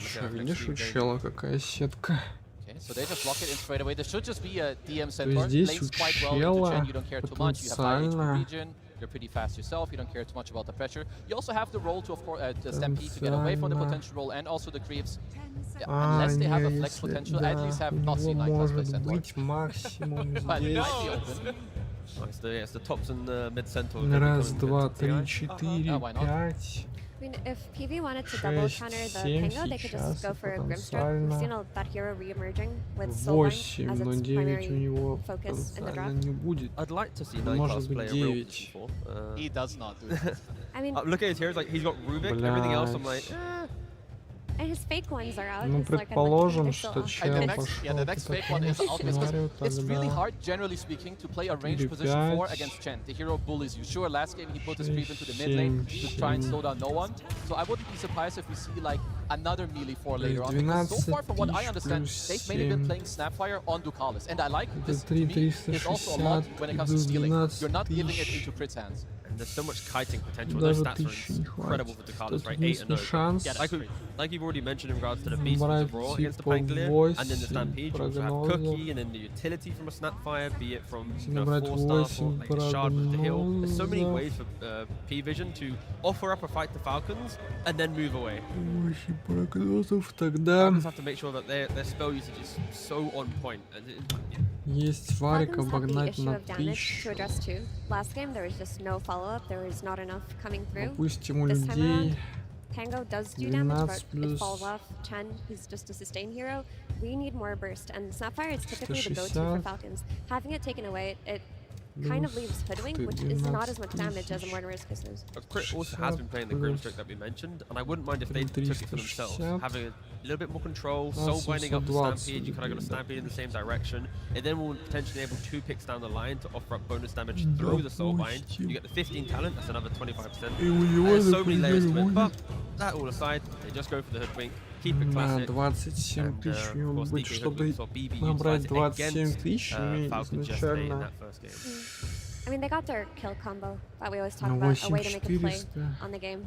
You get that easy blink timing, and then you just look for opportunities. You look to invade the enemy triangle. Because you see this Beastmaster who's been relegated to the mid lane because Chen would have countered the safe lane. You can go in there early, set up your invasion. That is an old one. TI1 right there. Well, yeah, it is the Falcons classic, right? You get the Skeeter DK, and with the double minus armor as well from Pango DK, not to be underestimated. A lot of these heroes on P-Vision so far, not the highest armor heroes, but they're going for a very similar strat. You have a lot of annoyance on the map. You've got the beast summons, you've got the Enigma, so Centaur is a support. I mean, we have to have that discussion now, right? It's DM playing Enigma every single game. There's now a Centaur Я не available, буду right? его банить. Nine class plays Enigma, maybe? Yeah, Если они that's going to банят be the big question of the сайленсера, draft, right? And тогда that's exactly им what надо Falcons have будет to ask делать themselves. You've got both Centaur and Enigma, and we saw Enigma go to the support role in the Heroic series. сайленсера DM Кэрри, probably wants to что play ли. it. Is it a new 9-class support that's going to be А у showing них us at... I think, остался if anything, it'll be только Centaur support, or it could even be Beastmaster carry, and then you just have your Тройка. 3 cores anyway. Yeah, I would kind of like the Centaur 4. Why not? You use your body in lane against the Chen. And it kind of, I would say it baited Team Falcons a little bit to like, okay, we see the offlane Centaur. We're going to lock in the DK. We're going to lock in the Chen. This is not the best lane when it comes to playing against an Enigma. So for P-Vision, they need as always, a hyper carry for Satanic. He will take over the game, but you need the damage to come out into this abundance of lockdown that you do have with your other 4 heroes.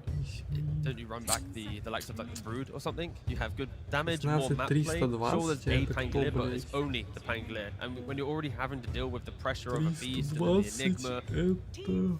one of these type of heroes can... If they want to value more map play, that is the hero you would look for. To me, I see that a range carry would feel Это 6 kind of верных. nice. I mean, it's With the also, roar, yeah. yeah, it's also nice to play like a Первый melee here with the snap, стадии. you get the cookie. But for now, I see like you А want a guy that has very 16, easy 200, access into the roar to also like threaten this Pango who's running it. Because also there's a Chen heal to back him up. Like it's not just one roll. There's also a lot of stuff from Falcons that will come to back him up. Terrorblade still exists. Yeah, let's see what else is there from Satanic's pool. This guy is incredibly versatile. It's very hard to ban him out. I mean, he played some Meepo and some techies. Not techies. That would be He might play tech. I mean, Tinker carry. There we go. That would be cool on the main stage. I never thought I'd say that, but here we are.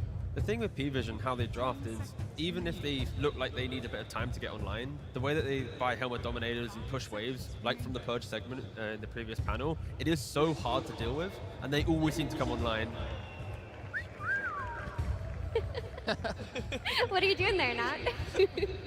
Having a good time with the girls. All right, let's see what's coming. We got our final ban coming out for P-Vision. Looks like Проблема on в the том, side что of у него- Falcons there is also flex Давай potential. посмотрим по They will get фэнтези. that overall last pick. Да нет, им достаточно For P-Vision, it's 99,9 something you have to набрать. do semi-blind. I mean, you need to respect that Falcons can put the Pango mid and you get offlane counterpick by Amar on the 24 pick. Yeah, I'm not really sure where to put my stuff on. I would have said maybe they're looking towards more of a... Ой, Yep, тут it is очков going to be the Terrorblade. 15600. And this here makes sense, right? He's going to be that range Интересно, carry будет chunking ли away at this Pango. When he gets sword, he's 99, going to provide an overwhelming amount of damage to go 90 through DK's armor. You need an incredibly high damage carry to be able to do that. And now it creates the issue. Falcons have to address the Terrorblade in this last pick, making their flex Если a верить bit more прошлой uncomfortable. статье, Falcons have to be ruthless. When they leave their lanes and they feel like they have their first core item timings, every move needs to be very, very clear. Because if it gets any point difficult, as we keep harping on about the map play from P-Vision, стоп-стоп, every hero включалось available на for P-Vision can 7000. skip a wave really quickly, really nicely. And meaning when Falcons group up as 4 or 5 heroes, they're going to be XP starved, farm starved. Ну, практически, ну, на 8. They давай cannot let так, the first game, 8000. affect them in this one for sure. I'm not sure Значит, where to go with this. I don't know who they're going to give more потенциально сейчас priority. There's like 99,9. I'm not able to find like this Exodia pick that they had yesterday with the 24 Husker. Like, do you want to like run most likely just another guy that goes in and want to do some primal and you flex? Is there Magnus? Like, neither of these heroes, they don't really do it for me. They're good, but it's not 20 like тысяч очков. what I'm looking for to really take over the game.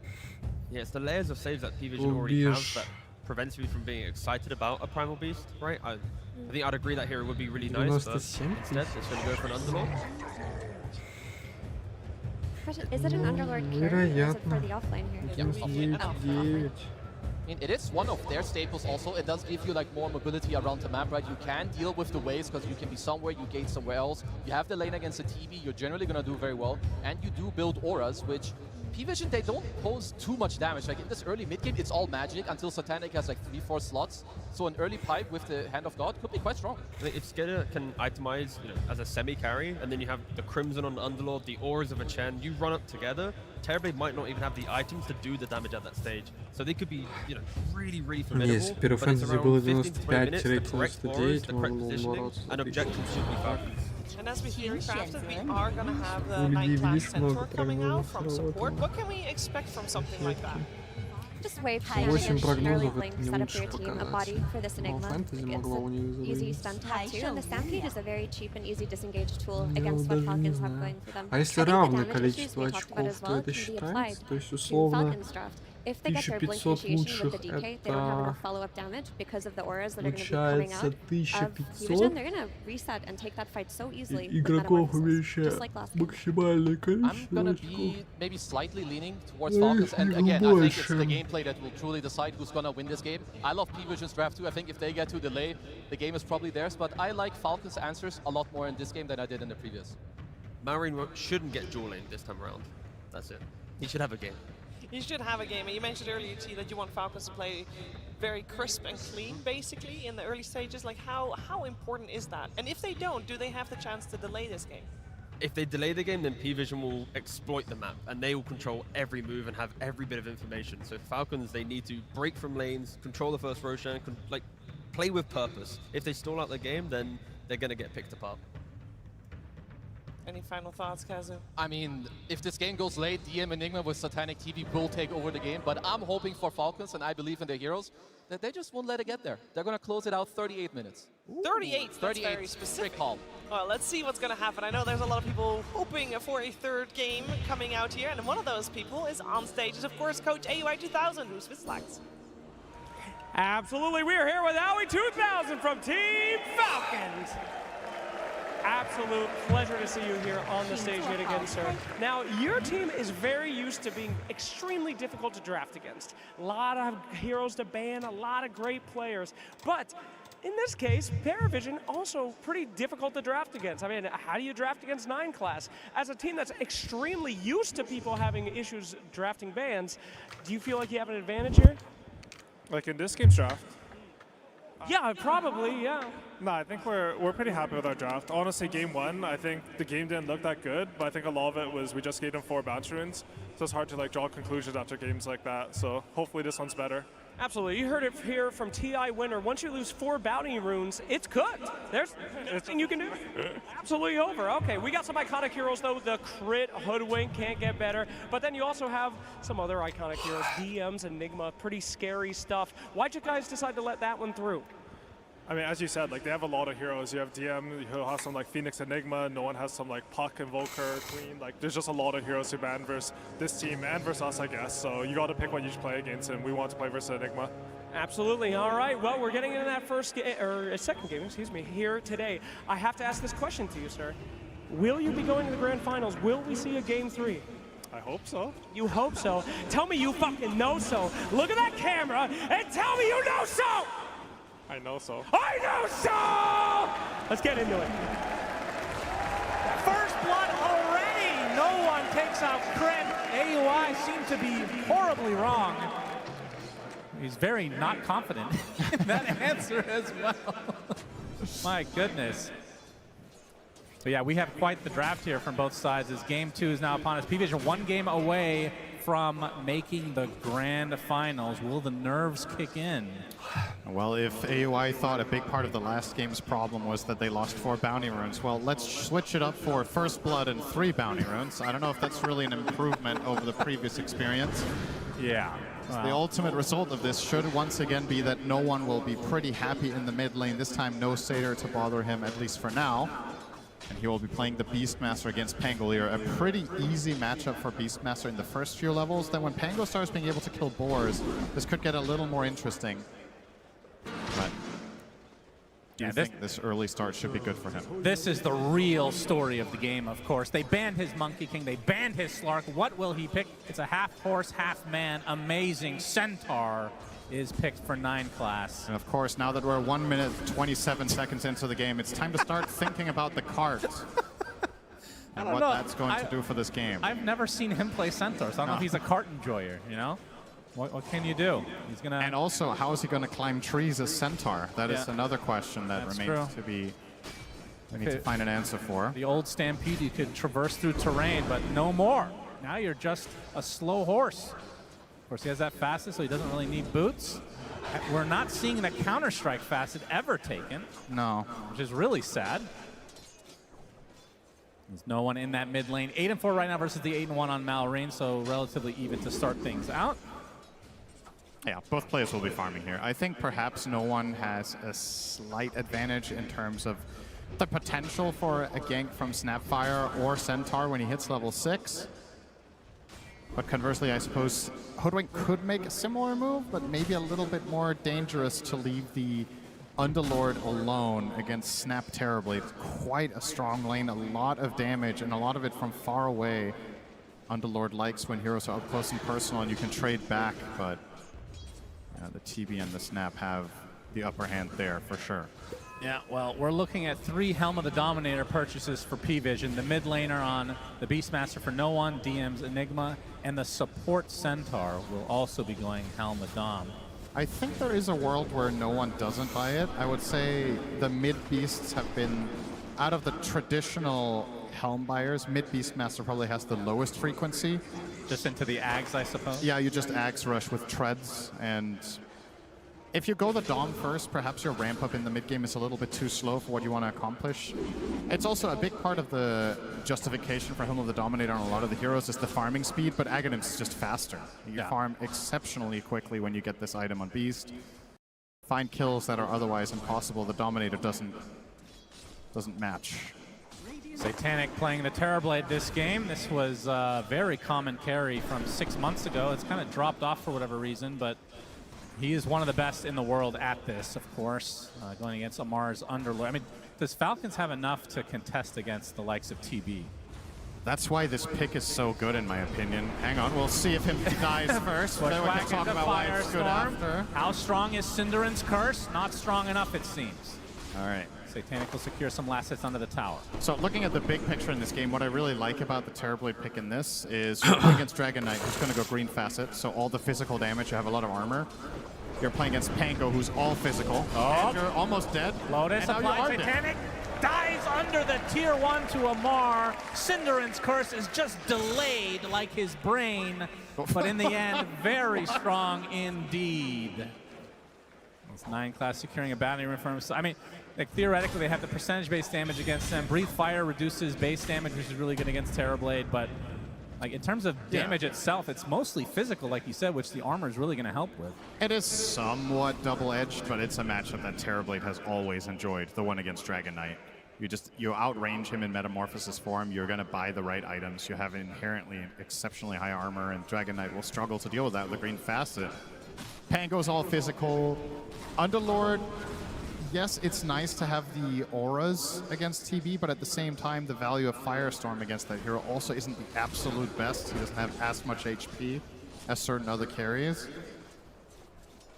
But it was crucial for Falcons to at least get on the board in this lane.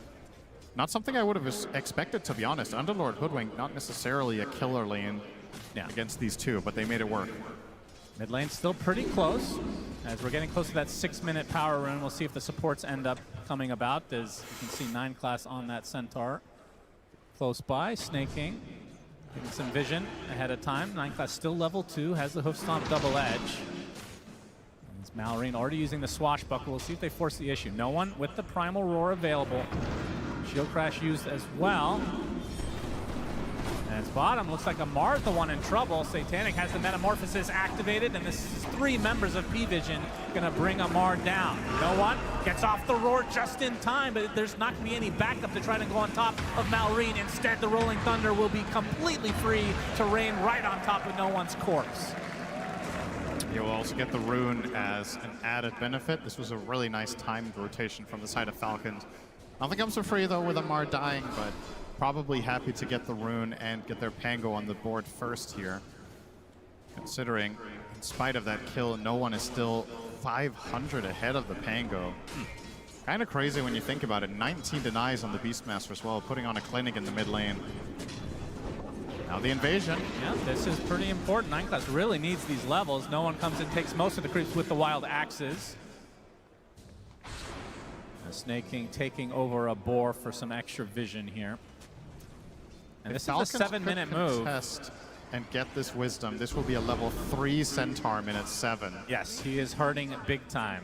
5 seconds to try. come, snaking onto the high ground. Will get the vision needed. 9 class absolutely cannot stand here. He's going to get bushwhacked. Gets off the hoof stomp, but dies shortly after. So Snaking takes the shrine, and Amar gets the other. So something the Falcons desperately need as they try to stay alive in this series.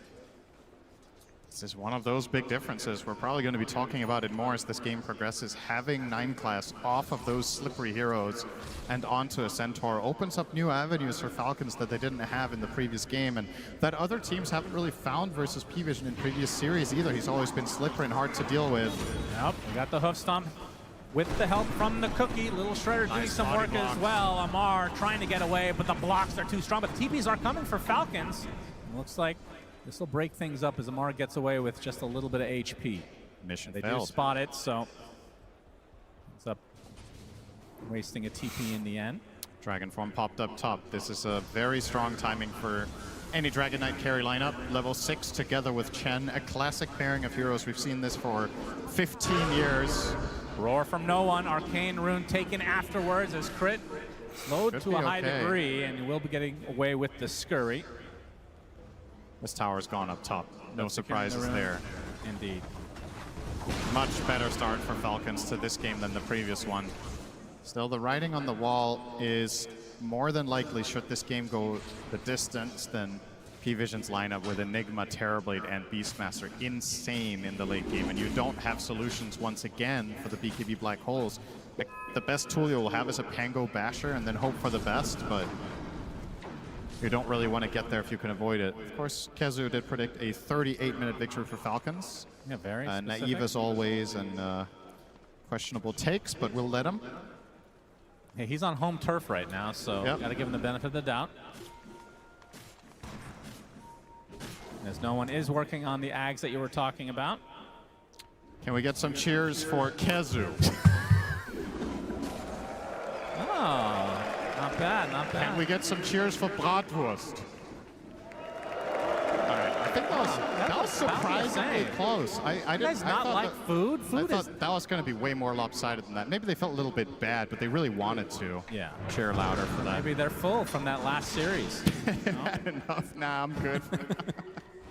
Early 1K lead for the Falcons side. DM now level 6 in that black hole. And Skeeter. Blink Dagger is going to be the first item for him, and it's actually really close.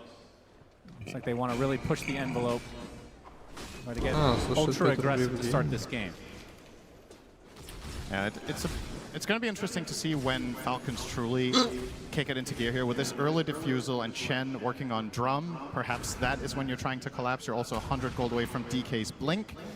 Classic build here from Skitter on the carry DK, even in phases when other teams were playing carry Dragon Knight more greedy with an early farming item. Skitter was generally leaning on this dagger and trying to take map control, and it really plays into the overall read that we have on Falcons as a team, which is they utilize Skitter a lot more aggressively rather than as a true position 1 in many of their games.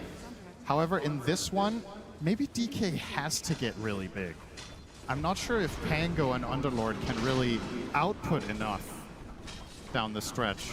Yeah, I have to say, the Underlord, I mean, not that this is an Underlord carry, but it is Amar playing the Underlord, so it feels like it will end up being an Underlord carry. It has been a bit underwhelming, but they will get that tier 1 tower.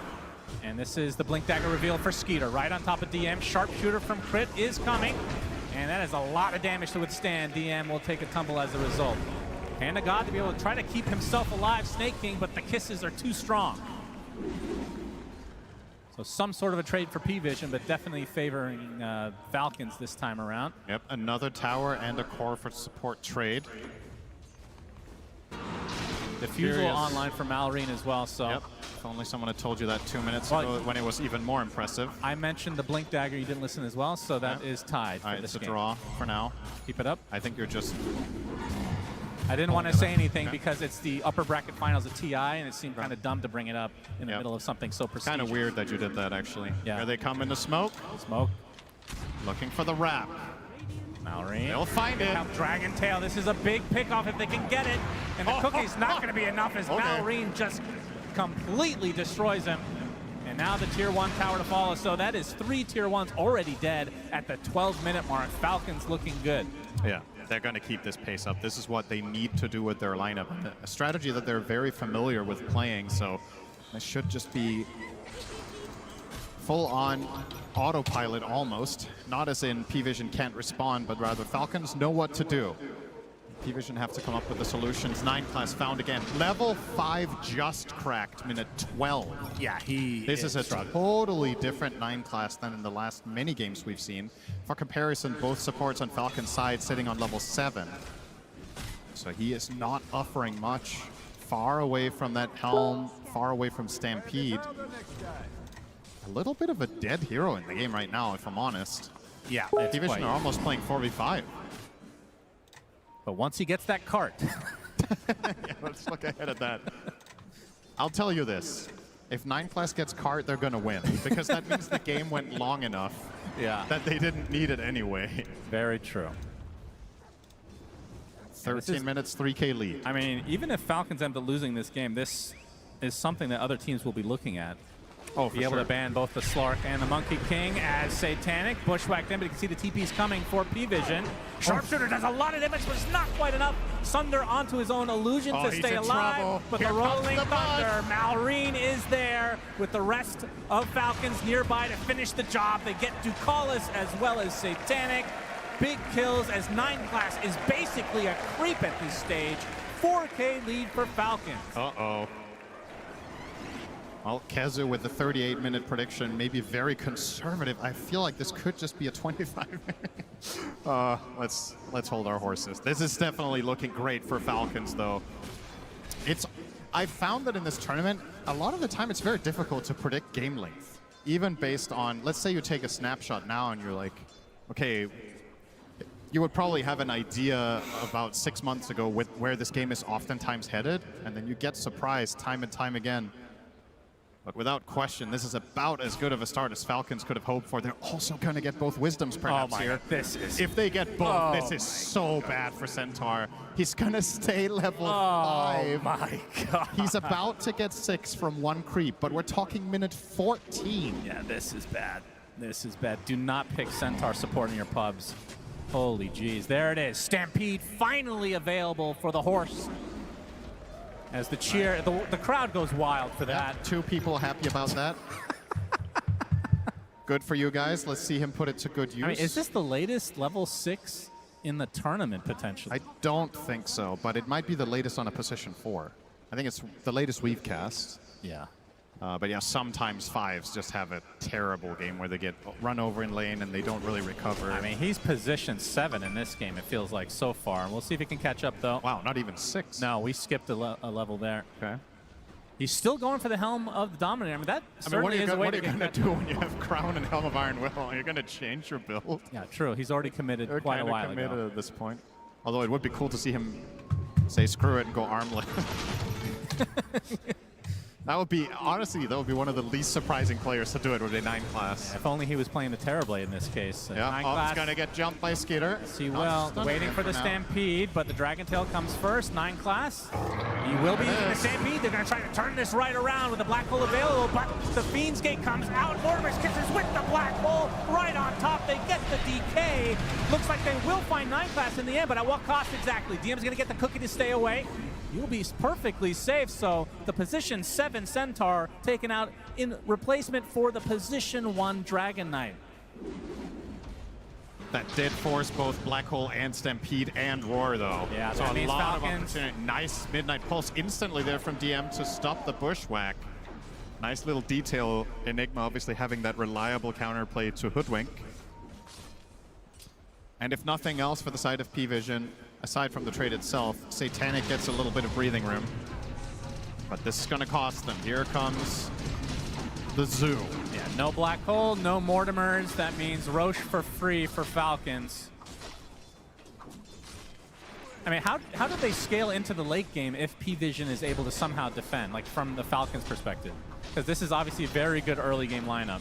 I mean, Pango can be Pango can be deceptive and can be a true late game powerhouse. The problem is just his matchups, right? It's not that their lineup in itself can't play late game well, but you're playing into Roar, you're playing into Black Hole, and you're playing into a hard-hitting ranged carry. So 3 things that are generally tough for Pango, and I mean, shouldn't come as a surprise. You first face this hero, of course it's going to get counterpicked at this level. But once again, Falcons' goal, if you ask them before the game when they want, how long they want this game to be, it's probably around the 40-minute mark that they're hoping to win. For P-Vision, they'll probably just tell you the longer the better. Dom now up for 9 class. Let's see him find a creep. Will it be a centaur? Ooh. Oh. That's an ogre. That is a satyr. Okay. Not what we were hoping for, of course. This is probably the most pitiful farming speed you've seen from 9 class. He's standing there, killing a Satyr Mindstealer. It took him about 15 seconds to kill a medium creep without retaliate. And Dakalis can be found by Malrine. Completely drained of mana and an easy pickoff as a result. Aghanim Scepter not too far away from Malrine. It's going to be an extremely good timing as Skeeter applying pressure to the tier 2 bot. This looks like another free objective for Falcons. And the big fundamental difference between game number 1 and this one is that this time around, P-Vision are unable to force Falcons to defend. That's the number 1 biggest difference. Sure, you could also say they won the lanes, but all these things are compounding where P-Vision have games where the lanes don't go perfectly, they get their DOMs and they stall. This time, not happening. Because they only had the Enigma one for so long, and it's not enough against Chen's army and all the clear that Falcons have. So now they are the ones forcing you back, and P-Vision a lot less comfortable in that playstyle, and they don't have their 9 class scout to give them moments of opportunity. No slippery ward placing hero, no invisible hero, nothing like that. Rolling Thunder finds another target. Bushwhack right on top. Fiend's Gate is close by. No one does get off the Primal Roar there, and there's the Stampede from the Centaur. Is now the Metamorphosis pop by Satanic. Can they try to turn this around? A big reflection comes out. Malrine and company looks like they're going to back away for the time being. That is still a big cooldown expended. As 9 class spotted. DM is nearby, and Skeeter won't pursue any further. Yeah, not quite enough for that Orchid, but an interesting pickup nonetheless. Probably the dream scenario for him is finding Enigma and getting the sounds off, or of course the Terrorblade post Manta. Not going to be the easiest, but still. Another tempo item, if you will, right? Going Blink Orchid on DK, you can't really play much faster than that. It's telling a clear story about what Falcons are trying to do, whereas P-Vision just, once again, buying that time. Yeah, Enigma's itemization also playing into that with the early Crimson. Was quite a good delay from P-Vision, cutting out some of the time with this Aegis is now they scan out, but the TP looks to be successful. Malrine, no Basher. Only 200 away from that Ags. And only 2 minutes left on the Aegis. I mean, when they picked up this Aegis, how many buildings do you think that they were expecting to take? I think they were hoping to take at least 2 tier 2s. But still in the realm of possibility. The 20-minute mark is close as well, so we'll likely use this advantage to be able to take the Tormentor.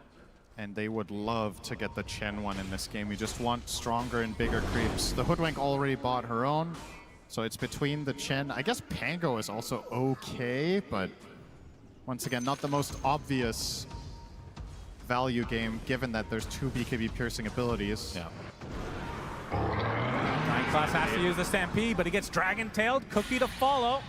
And the Orchid used from Skeeter, attempting the TP. Bushwhack will connect. This will be the death of the Centaur.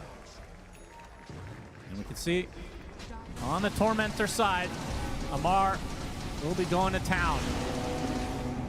And it will be snaking, so Ancients at his disposal. The Ripper's Lash on Chen with 12 skeletons is just something else. Yeah.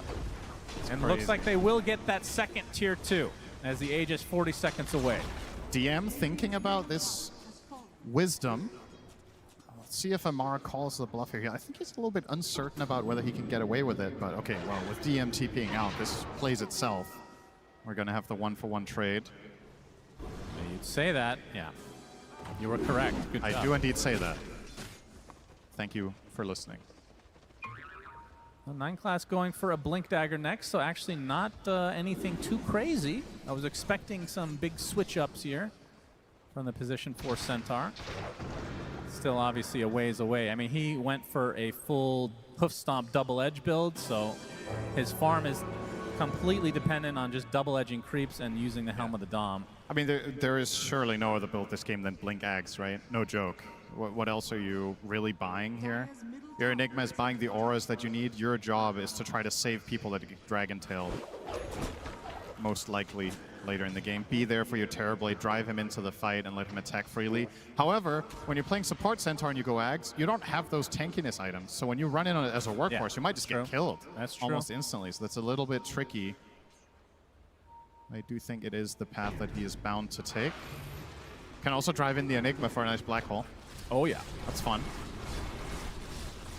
But right now, I think the Ags is a complete pipe dream. He's 5,000 gold away from having that and Dagger, which means he would have to almost triple his net worth. Almost there. So yeah, give him another 30 minutes. Might be there. And what's shaping up to be another one-sided affair, but this time the complete flip from game one.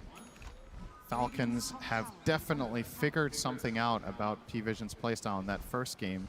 And should this go to a game 3, that's when it would get really interesting if P-Vision can bring something new to the table and counter the counter.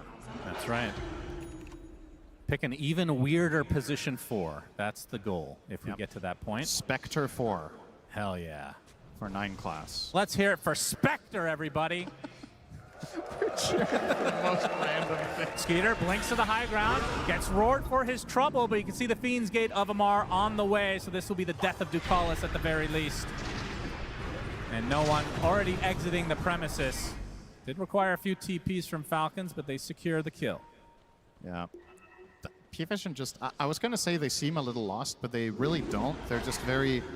It's very deliberate the way in which they're playing the map. It's all stalling tactics, but they can't really take any initiative for the foreseeable future. And playing Dota like that at this level, it's exceptionally difficult. Like, you can try to play keep away as long as you want, but eventually you're playing against a team that has a blink stun hero, you have a global hero in the Fiend's Gate, and the Hoodwink crit in this tournament has been insane on this. They're gonna find you eventually. Or they just go high ground. High ground onto the Helm of the Dominator, destroyed. Satanic and company are nearby to get rid of these skellies, though. I mean, that is one thing, is P-Vision have very good high ground defense, and they can kill creeps extremely quickly. I mean, no one just alone could do that. Obviously wasn't even needed for that. Yep. As he's getting close to a Blink Dagger for himself now. And DM, about 1,200 from the BKB on the Enigma. Yeah. You would imagine Pango... Oh, Malrine, he saw him. Yes, he did. Crit will be coming in from the south as well. And DM, you are super dead, my friend. Quite tanky with that Crimson Guard, but okay. He's going to attempt the TP. Very ambitious indeed.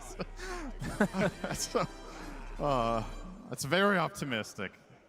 Good effort, as you like to say. But not quite enough to get out of there. And yeah, with the BKB, surely Malrine will go Basher after Blink, right? I don't think this is a game. You could consider Linken's against the Beastmaster and the Sunder, but I don't think it's necessary.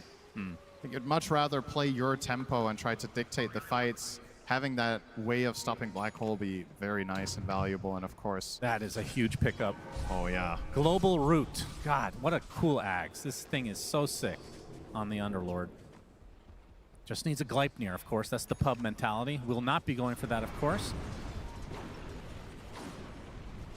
There's Amar with just a ridiculous amount of Zoo Creeps nearby. Smoke from P-Vision. Roche is now up. Feels like it's been a long time since we've seen an Underlord as top net worth in a game when it's not the carry.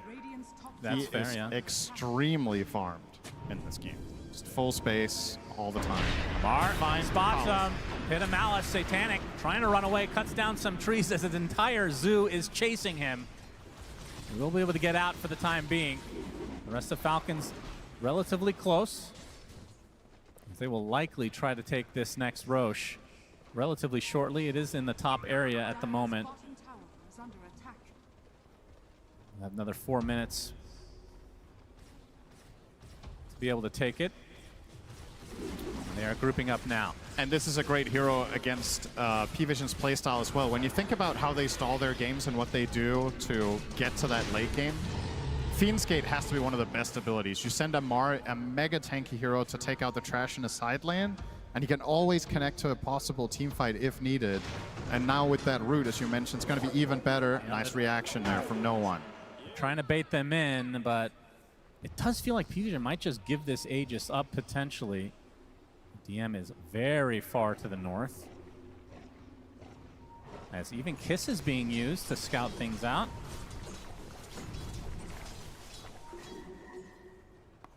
As Falcons still not feeling confident to be able to take Roche.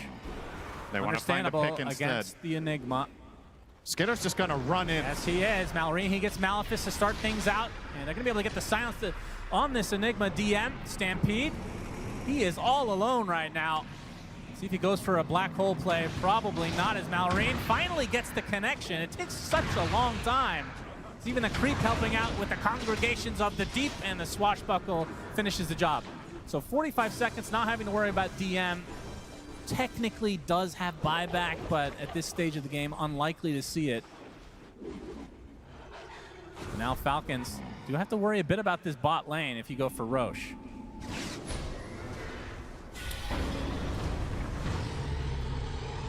As he is still angry, it seems. Snaking halfway to an Aghanim Scepter, by the way. This is such a cool Ags. Oh, yeah, that's interesting. We've seen it once before in this tournament. Yep. Be able to channel it, be able to give it magic resist. As the Aegis will go to Skeeter. For any Warcraft 3 fans, this Ags reminds me a lot of Shadowhunter's ultimate in that game, where you yourself make all units around yourself invulnerable. It's obviously not to that level, but the concept is the same. You have this relatively fragile hero that just becomes the center of the fight. And yeah, curious to see if Snaking gets there, if that will be a very noticeable difference. But yeah, making all allied units debuff immune with 60% magic resist. Kinda crazy for 6 seconds. Trying to cut the wave was DM, not successful. Skeeter leading the way, has the Bloodthorn now and the Aegis. Roche banner placed, and this is where PVision have to make some serious decisions on their defense. Nice Manta dodge. Manta for Satanic. Dragontail completely dodged. As the Rolling Thunder comes in right on top of Satanic with the roar used on Malrine. The Force Touch going to keep it safe. It's a double black hole with the Mortimers from above. Do they have the damage? The BKBs mitigate most of it though. And now PVision on the retreat. Big swashbuckle coming in from Malrine with the shield crash to follow. No one is dead just outside his base. Satanic drops as well along with DM. That is 4 dead for PVision. Only 2 buybacks available. A full team wipe. Falcons lose nothing. They still have Aegis for 3.5, and these buildings will absolutely melt. It's a completely similar fashion to game 1, just for the other team. PVision, they don't have the damage. They're getting a 2-hero black hole, they're getting the roar off, they're using Snap Ult, Terrorblade meta, and Falcons just shrug it off. And they're going to go straight for the Megas. And they just don't care. Likely the final fortification of the game. These creeps do not give a shit about that, though. As the buyback comes out from No One. Of course, there's no black hole once DM is back up and running. Another 100 seconds away. This is surely going to be mega creeps. And indeed, 30 minutes in the game. Falcons with megas. And there it is, the Chen Ags ready to make a big difference after the game is basically won. For the side of Falcons, can do a little bit of a celebratory dance in the end if he wants to, as now the items just come raining in. Full Shiva's guard for Amar. DK almost has Lincolns. Can PVision hold on for 8 more minutes so Kezu can be correct? Will it happen? Big smoke though. 20 seconds. This would be a dieback for No One. He pops the BKB, trying to retreat, gets off the Primal Roar. Looks like he's fine, although Malrine has something to say about that. There's the cart from 9 class. Huge plays from him using nothing. Nobody's in the cart. No One. He dies right outside of the cart. Truly unfortunate for the position 7 Centaur. 2 dead for PVision, and now Falcons looking to end the game. Satanic calls GG, and that's going to mean Game 3 on the way. And 9 class is going to be upset with that last fight. He followed the team's instructions and said, put no one in the cart. And that's exactly what he did. Wasn't able to reach anybody. And they're laughing. That was good, actually. Not quite sure why they're having such a good time after. But I mean, if nothing else, you can have a little bit of a laugh at it. 9 Class looking at his monitor, dreaming of playing Dota. But in this game, he played a little bit of, I don't know what to call that. That was something. Farmhand simulator. He was running around all game, finally got his Ags and lost immediately. Yes, that was... I am a huge Centaur fan. That was hard to watch, I'm not going to lie. But at the very least, we get to see a game number 3. I think everybody's happy with that, including some P-Vision fans, because why wouldn't you want to see your team play more games on the main stage? But this game, maybe you want to put it out of your mind a little bit sooner rather than later. But we're still going to break it down because a lot of things happen in this game. Effie, how did you experience this unusual game of Dota 2? Unusual game of Dota 2. I want to say that I was expecting a little bit more out of that support Centaur because it looked cool in the draft, right? You think it's an offlaner, all of a sudden, here comes Enigma. Oh no, what do they do about it? Turns out they didn't have to do anything. Centaur handled himself. Yeah, there was just so many problems that started happening, right? Like Falcons between the series, probably talk about what do they want to do, like have the DK, play fast for your safe thing, like try to abuse what's happening. Because this early Centaur, like Nikas, he didn't find that much success. Yeah, he's pulling some waves. He did go into the safe and like catch one kill, but from start to finish, this was Falcons like setting up everything. Taking the Wisdom Shrines, going mid, getting the first kill, going for the runes. Even here, this is 13-minute mark. They're at like a tier 2 already this early on in the game. I mean, Falcons identified that you do not want P-Vision to set themselves up on the map, right? And of course, when you shut down the Enigma, right, you take his tier 1 tower.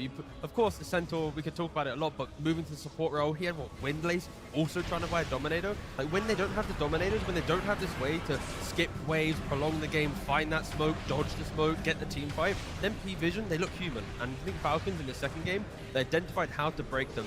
Play quick, break the map, force the objectives before P-Vision does anything on the map themselves. For me too, it's also a lot about Amar. Like Amar is impressing me not only with his gameplay, but we need to remember, he's the one pressing the buttons, right? He's coming into TI, captaining, drafting. He's giving himself these 24 last picks. He is destroying these games. Yesterday on the Huskar, just here on the Underlord, perfect lane, perfect itemization, and it works really well against this map play. You can go somewhere and don't worry, brothers, I've got the gate, I can come to you. Immediately they turn the fights around. Yeah, those KDAs on Falcons, they're looking damn smooth. Yeah. Also, crit on his Hoodwink was everywhere. But who I really want to shout out is Malrian because he came back swinging in this game too. In that game 1, we didn't see much out of him. He was shut down on lane. They really heavily focused on that mid. He didn't get much out of his initiations.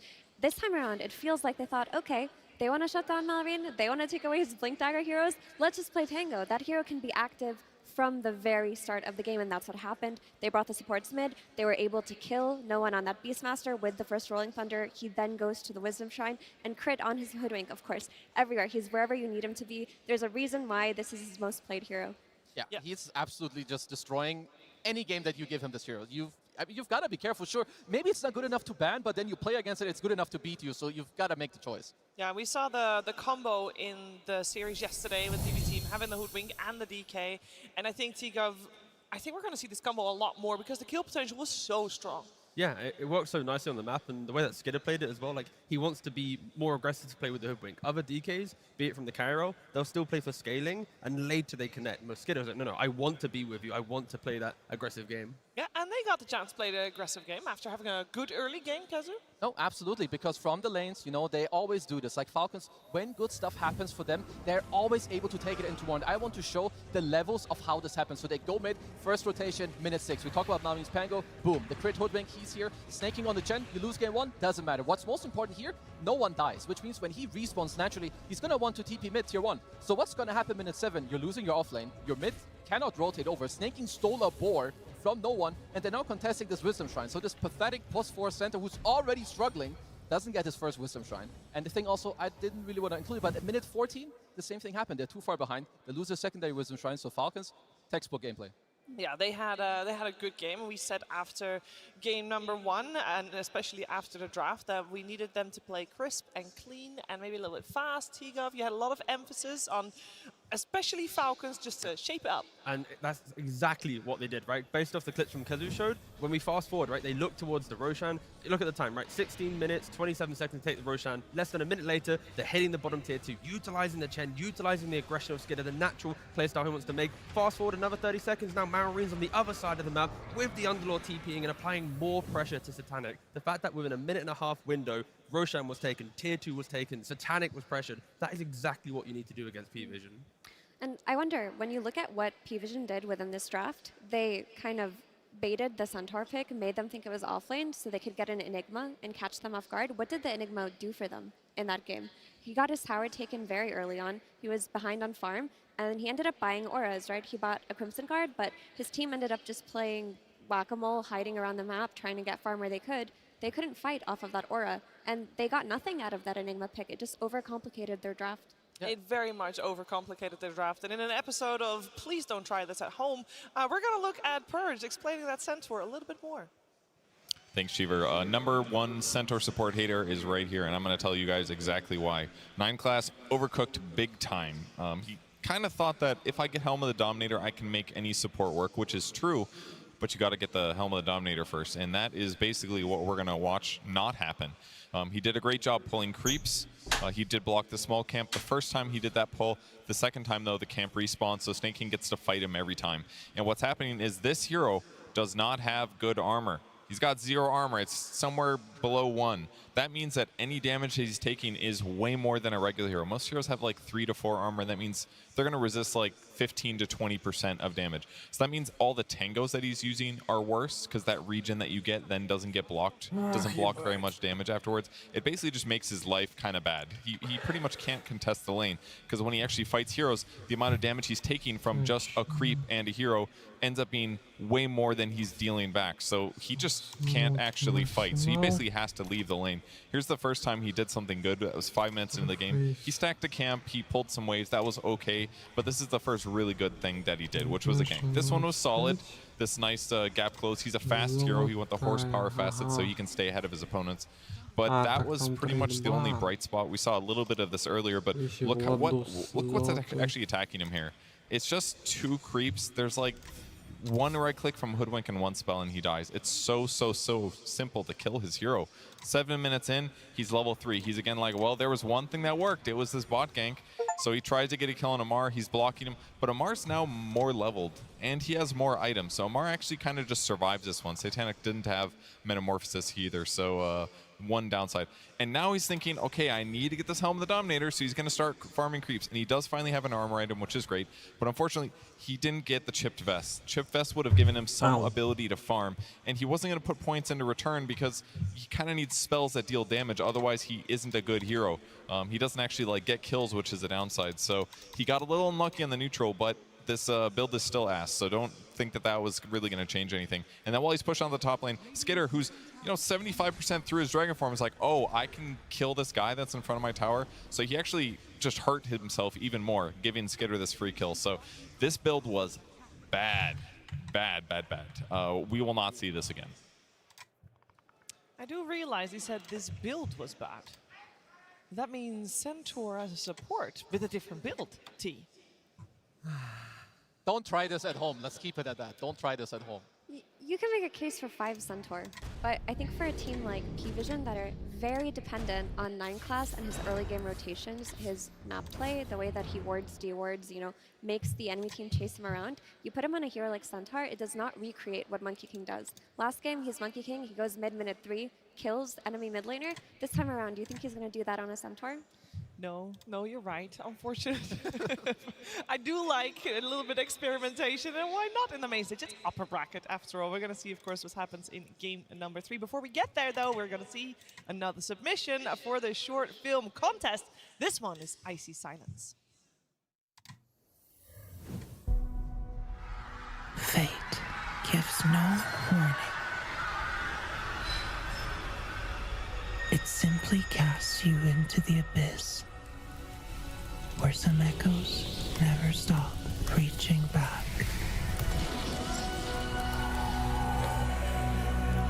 Ебать, 16 Every leap Every crack in the stone were invisible hands shaping the hunter within. Та на 95 не повесил. Discipline sharpens instinct until the arrow obeys thought alone. Нормально так. There was peace in the fall, a silence only the wind could understand. But even in that quiet, allies found me.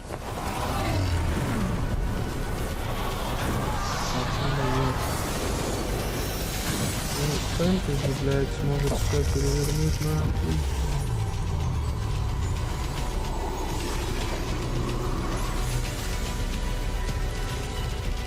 I did not choose this path, but I walked it to the end. And when the moment comes, my hands do not tremble. Now, I walk alone, so innocence never follows in my footsteps. I love the references in this one. It is fantastic, and I can't wait to see what's coming out on top. Who's coming out on top? Of course, Чтобы дойти до сотого, ну, блядь. But let's focus our attention to see who's coming out on top in this series. Who's coming out on top to be there tomorrow in that grand finals. First team to be slotted in. It's Так, either ладно, P-Vision, it's Falcons, and I will not lie, both teams were pretty one-sided.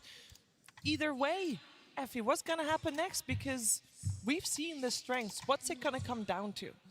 I think it'll come down to which team has that entry point after the laning stage into playing the map and taking over the map. In that game one, it did end up being P-Vision, but only after a while, only after Falcons made the first error in a team fight. In this game too, it didn't really exist in the same way, but it's going to be the same story. Wave shove, Helm of Dominators, getting creeps out, and looking for that first strong team fight. To me, it's also a lot about like the emotional side. Like in between this game, like both teams are 1-1. You're going into game 3 upper bracket finals. What are they talking about? Yesterday we heard that both of them like praised their coaches. You know, AI 2000 gave a speech mid-series. Whenever you hear P-Vision, they're talking about Ostini.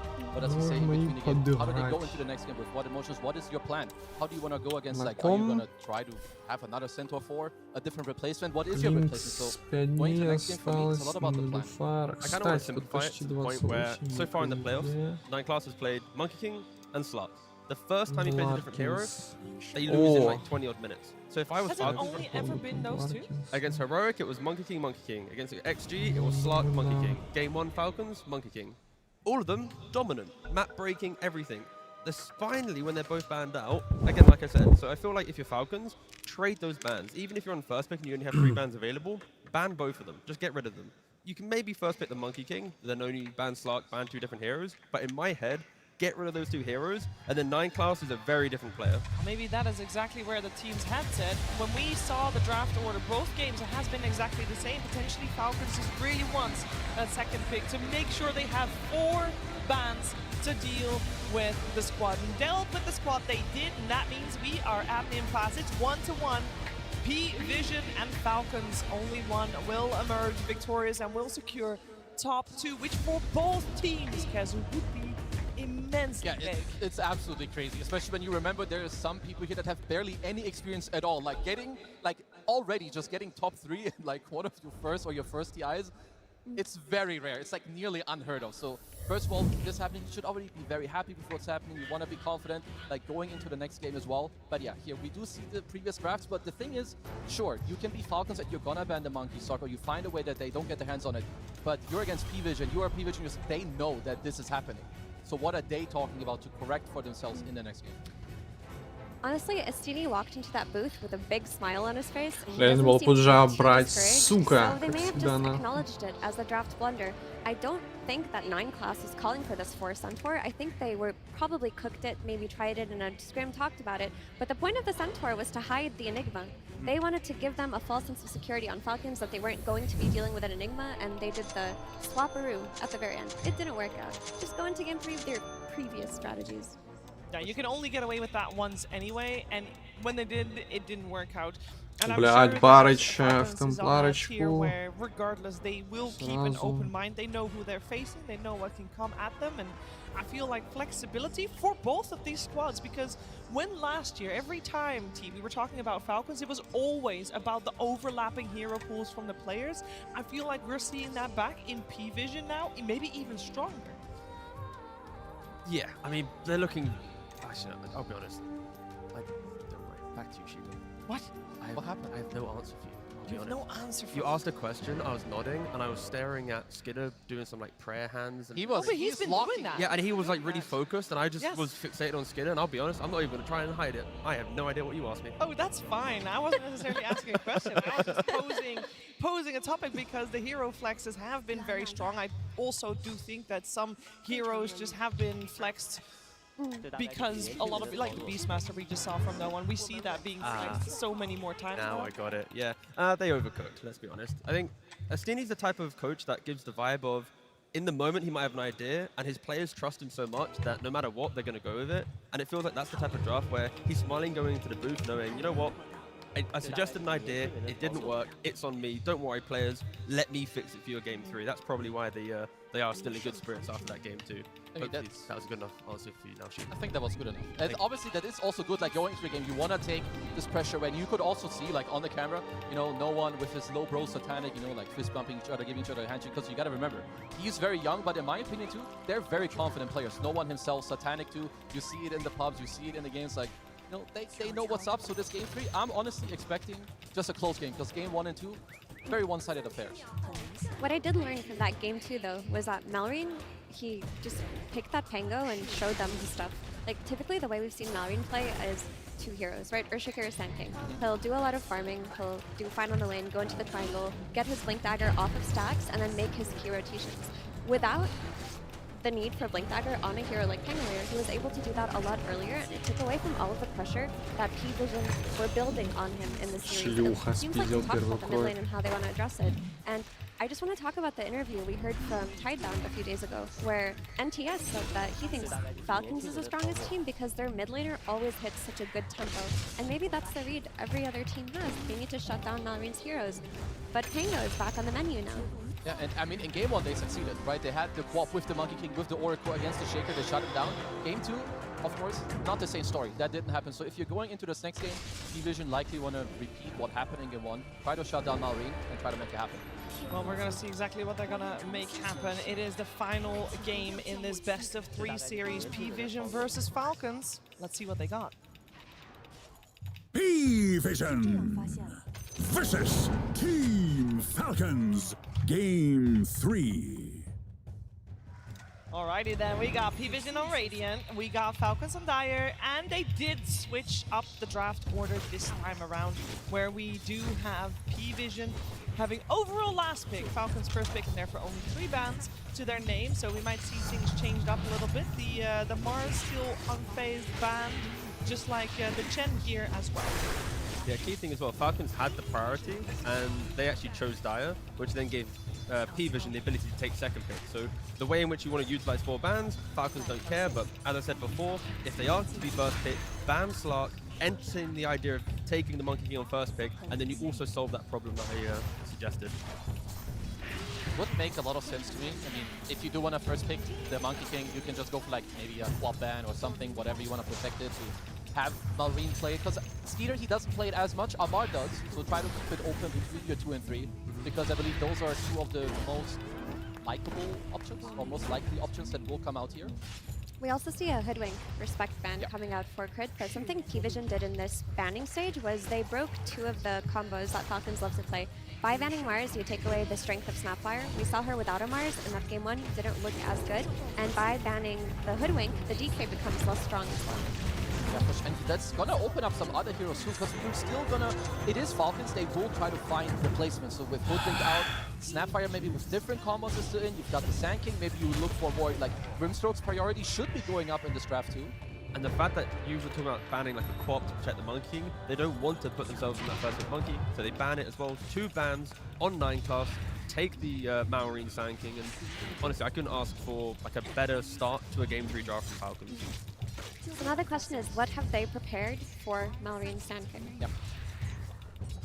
We've seen a lot of teams do things like they'll pick SF and try to win on lane versus it, but for SF to work versus Sand King, you also need to be able to invade his stacks early on, and they go back for the Oracle.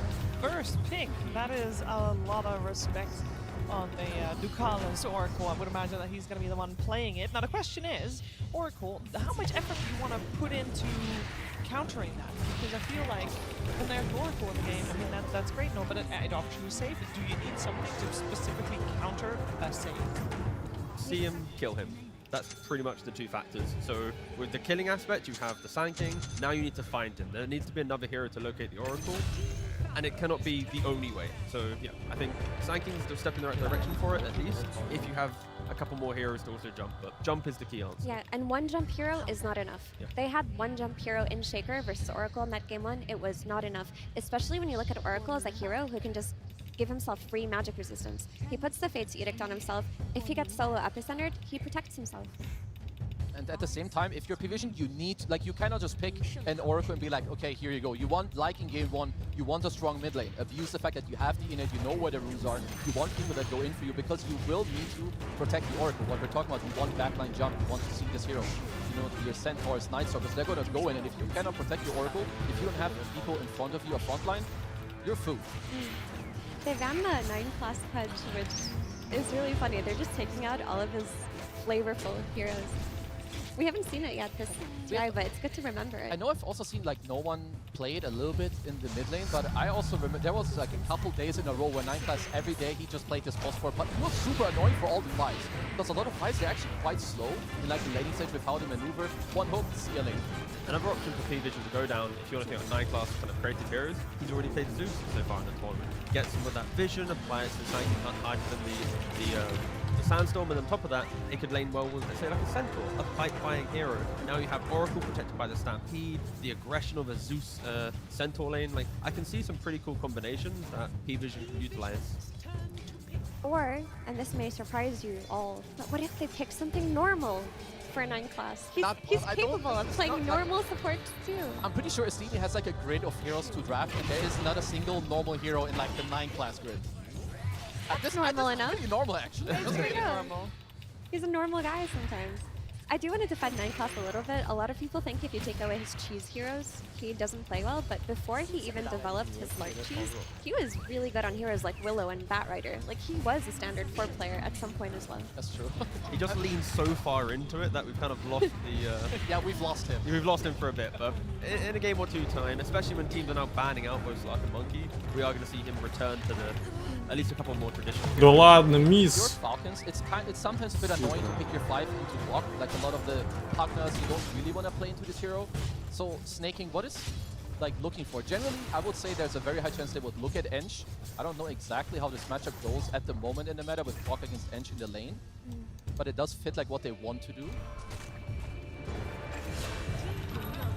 Well, we got a normal hero once again, Snapfire. I feel like we've said it before, this is one of the few series where the bans in terms of crit bans have not been, or support bans with the Pugna potentially as well, have not been very dominant, but we do this game at least see both the Hoodwink and the Chen ban, so maybe the Pugna will still come out in this one as well. The only problem with it is it's not perfectly answering the Oracle as of yet. Whilst we stun him, yes, it's good damage, but outside of that, if Oracle's free casting his spells, then Snapfire, Mortem Kisses, not really applying too much to the fight, as Oracle will mitigate a lot of it. They do pick up the Enchantress, though, to try and lock down and secure that lane. It is nice, at least Oracle early on, it's one of the biggest weaknesses of this hero. It's not a strong laner. If you get dove or if someone else gets dove, you're not as strong like keeping around it. And Ench creep, you have nothing to deal with that too. So Falcons, they're playing more for, again, the stack. Help Malrine in the early game, contest a tower, relax. The tempo that we see from Falcons, it's reminiscent of the previous game, right? Where the Enchantress will unlock the ability to play the map, and P-Vision, they want to try and mitigate that. They go for the Phoenix. Now you have a clock Phoenix in the off lane. They're going to try and win that lane. You win a lane, you buy yourself another 5-10 minutes to enter that mid game. Yeah, we've seen Phoenix be very successful. But as a blind pick Phoenix, normally you see like the carry or some type of core that you know you can't punish, and I mean, it's even worse. It's a Phoenix into a Snapfire. That's a very confident pick. No, Little Shredder is one of the most annoying tools versus Supernova, but if you're an offlane Phoenix, you're not that concerned about it. When you're an offlane Phoenix, you're just getting so much value out of an early Vessel and an early Shiva's Guard where you're doing so much damage based on your spells alone that sometimes Supernova is just an afterthought. And in that regard, it's good versus both Snap and Enchantress. These heroes suffer very heavily versus Sunray and early Vessels. And people might be calling for an anti-mage right now, but you can't really pick anti-mage to counter a storm because Phoenix in the offlane will absolutely dumpster the anti-mage. It's also not really like the skater type hero that you want like that you want to put him on. He's generally not the one that's going to call for this. I think for them, they're more looking at maybe some type of Weaver. I had a different hero in mind also, because I think here you can look for P-Vision. Right now they have very magical base. So if you can look for an offlaner that you like, that builds an early pipe, would also be super cool. And at the same time, Falcons, otherwise, the other pick that they could go for is the Skeeter carry, which I can't really place it yet. Well, there it is again, the Pango. Now there is flex for both sides. We can see the Sand King in the hands of Amar. We can see the Pango in the hands of Amar. They can just pick and choose whichever one they want. We're asking for ways to provide vision for the Sand King for the jump to get to the Oracle. They get lacking in game one. Pangolier is one of the best heroes at providing vision. You just roll throughout the fight. There's no Beastmaster Raw. Sure, there's like a hook shot and cogs that might be able to, punish the Raw a bit, but yeah, Oracle, if his positioning is perfect, there will be plenty of heroes finding him in these fights. Okay, because P-Vision, I mentioned it before, they are fully magical based. You should be looking for a hero that gives you like this static damage into the fight, like protect the egg. You have like this Oracle too that's gonna buff you up, allow you to stay alive. So Satanic has ultimate last pick of the game, so he will be able to decide then. So before it's on Falcons to decide what they're looking for. Surviving the lane could just be enough. Like going for like an Abaddon carry for Falcons, dispel the Fire Spirits, chill, eventually you go Orchid down the line to punish the Storm Spirit. As long as you don't feed to the Phoenix and provide tempo through the clock of Phoenix, the game will be very playable for Falcons. I think it's important that P-Vision's carry pick is also fine left alone on the lane. You know, the Kunkka style of hero, where if your supports leave you, you'll be okay, because the way that they beat Falcon's strategy of farm triangle and get that Blink Dagger mid laner was running around that mid lane. With the Oracle, you're going to have vision of these power runes. You're going to know where they spawn. You're going to be sending Oracle and Clockwork to the mid lane very early on. So Satanic's hero cannot be dependent on his support existing all of the time. They should be playing around the mid lane. It's also good if Falcons can look for something similar, because that's what you want to free up your Eng to leave you. Go through the gate, go to the mid lane, and do something similar that you did last game. I would say your support matchup of Snap Eng, if you run into Oracle Clock, you should be honestly pretty good to go. Like, Eng kind of overtakes those two heroes. P-Vision have last pick in the draft, and I would say they can go for Anti-Mage, they go for Medusa. There's a lot of carries that can kind of just get themselves into the mid game by themselves, based on Falcons having to bring multiple heroes to truly punish. Let's see, what else do we have here? I feel like Skeeter is like not your Ursula type player, and maybe even the lane also isn't amazing, but I am, generally speaking, he does play the type of hero that goes in. Like, nearly always helps them play the map. He helps them to make space for Amar and for Murray. We'll just go for a Gyrocopter. We talked earlier about comfort. This is one of his most comfortable heroes coming out. Keep it simple. Shove the wave. You're against aggression. That you can still die. In the Clock Phoenix lane, if you step up a little bit too far, there is a chance you go down, and they go for this Juggernaut. It's a very good hero versus Phoenix as well, because once you get that BKB, you pop Flak Cannon, you can kill the egg, you're also hurting the rest of the team. P-Vision respond with Juggernaut, who honestly, I think, is kind of an underrated hero if picked in correct drafts. The biggest strength of this hero, in my opinion, is his healing ward and what it does for you in team fights as the game goes on. Like, 3 hits to kill a healing ward is really hard. Pangolier is going to have to buy Ghost Step for this game. I think he can be a big target to try and Omni Slash him during the roll. And then Satanic's also going to have to think about Nullifier to try and kind of compensate that and play around. But yeah, last bit Juggernaut. In regards to stuns from P-Vision, what you've got, Hook Shot, the Vortex. Stuns aren't their friends, really. There's a rook here and there. I really like it. It's still strong. Like, this Jug pick, in my opinion, is really cool. There's very few players who would have called for this pick. It's quite good against the enemy team. The healing ward also that we talked about, very strong. You've got the Oracle. I feel like we're in for the most even game that we've seen in the series. I just hope the game goes late, because I really want to see like epic moments, like Omni slashing a Gyrocopter, then Crit coming in, like gobbling up the Gyrocopter, then save him. Like, this game needs to go a long way. And I believe in the Juggernaut. I think it's a very cool pick, but it's also dependent on the offlane going very well. Like, this Phoenix needs to hit its timings early on, and they play around it, and they make it so that people are looking away from the Juggernaut while he's hitting those timings. I also think Pipe goes a long way here for P-Vision as well, but Phoenix isn't much of a pipe buyer, so maybe DM does like a hybrid item build here with like a pipe into a Shiva's guard. We'll see. And if it is going to go late, if this scenario that T is describing is happening, how's it going to happen? Both teams are going to farm, or is it going to be just skirmishes and nobody really finding an in? Realistically, it's P-Vision winning lanes to stall out the early game aggression. Because Falcons have the identical recipe to overall the map they did in the previous game. They can do it again. So P-Vision have to go better in the lanes. And these guys, they have to fight each other. Like, if you're just going to run around and farm and dodge, the enemy team will take over your map, no matter who wins the lanes or not. So you have to fight back. You have to turn it into a longer game. And, well, you have to defend your ground. It sounds like we got one good one coming for the viewers here at home, and of course in the Barclays Arena as well. And speaking of in the Barclays Arena, in the middle of it right now, Sir Action Slacks with the Steenie. Oh, I got more than a Steenie, my friend. We are here with two of the greatest minds in Dota 2, and one of them will be going to the grand finals after this game. Now, before we began, we talked together, and both of you agreed, 0 Helm of the Dominators this game. Now, you said you'd do it. Shake hands and promise. The first team to buy a helm, everyone will boo them. Shake hands and make do on the promise. No helms. No helms. Yes! All right, fantastic. Let's get onto it, my friend. Now, you guys, by the way, favorite team at the International, you guys absolutely dumpstered Team Falcons in the first game. Made them look like foul clowns. And you're coming out again in a very aggressive Phoenix pick into that team. How confident are you? Every team's banning the hero for one reason, and they're gonna find their reason. Okay, there we go. Owie 2000.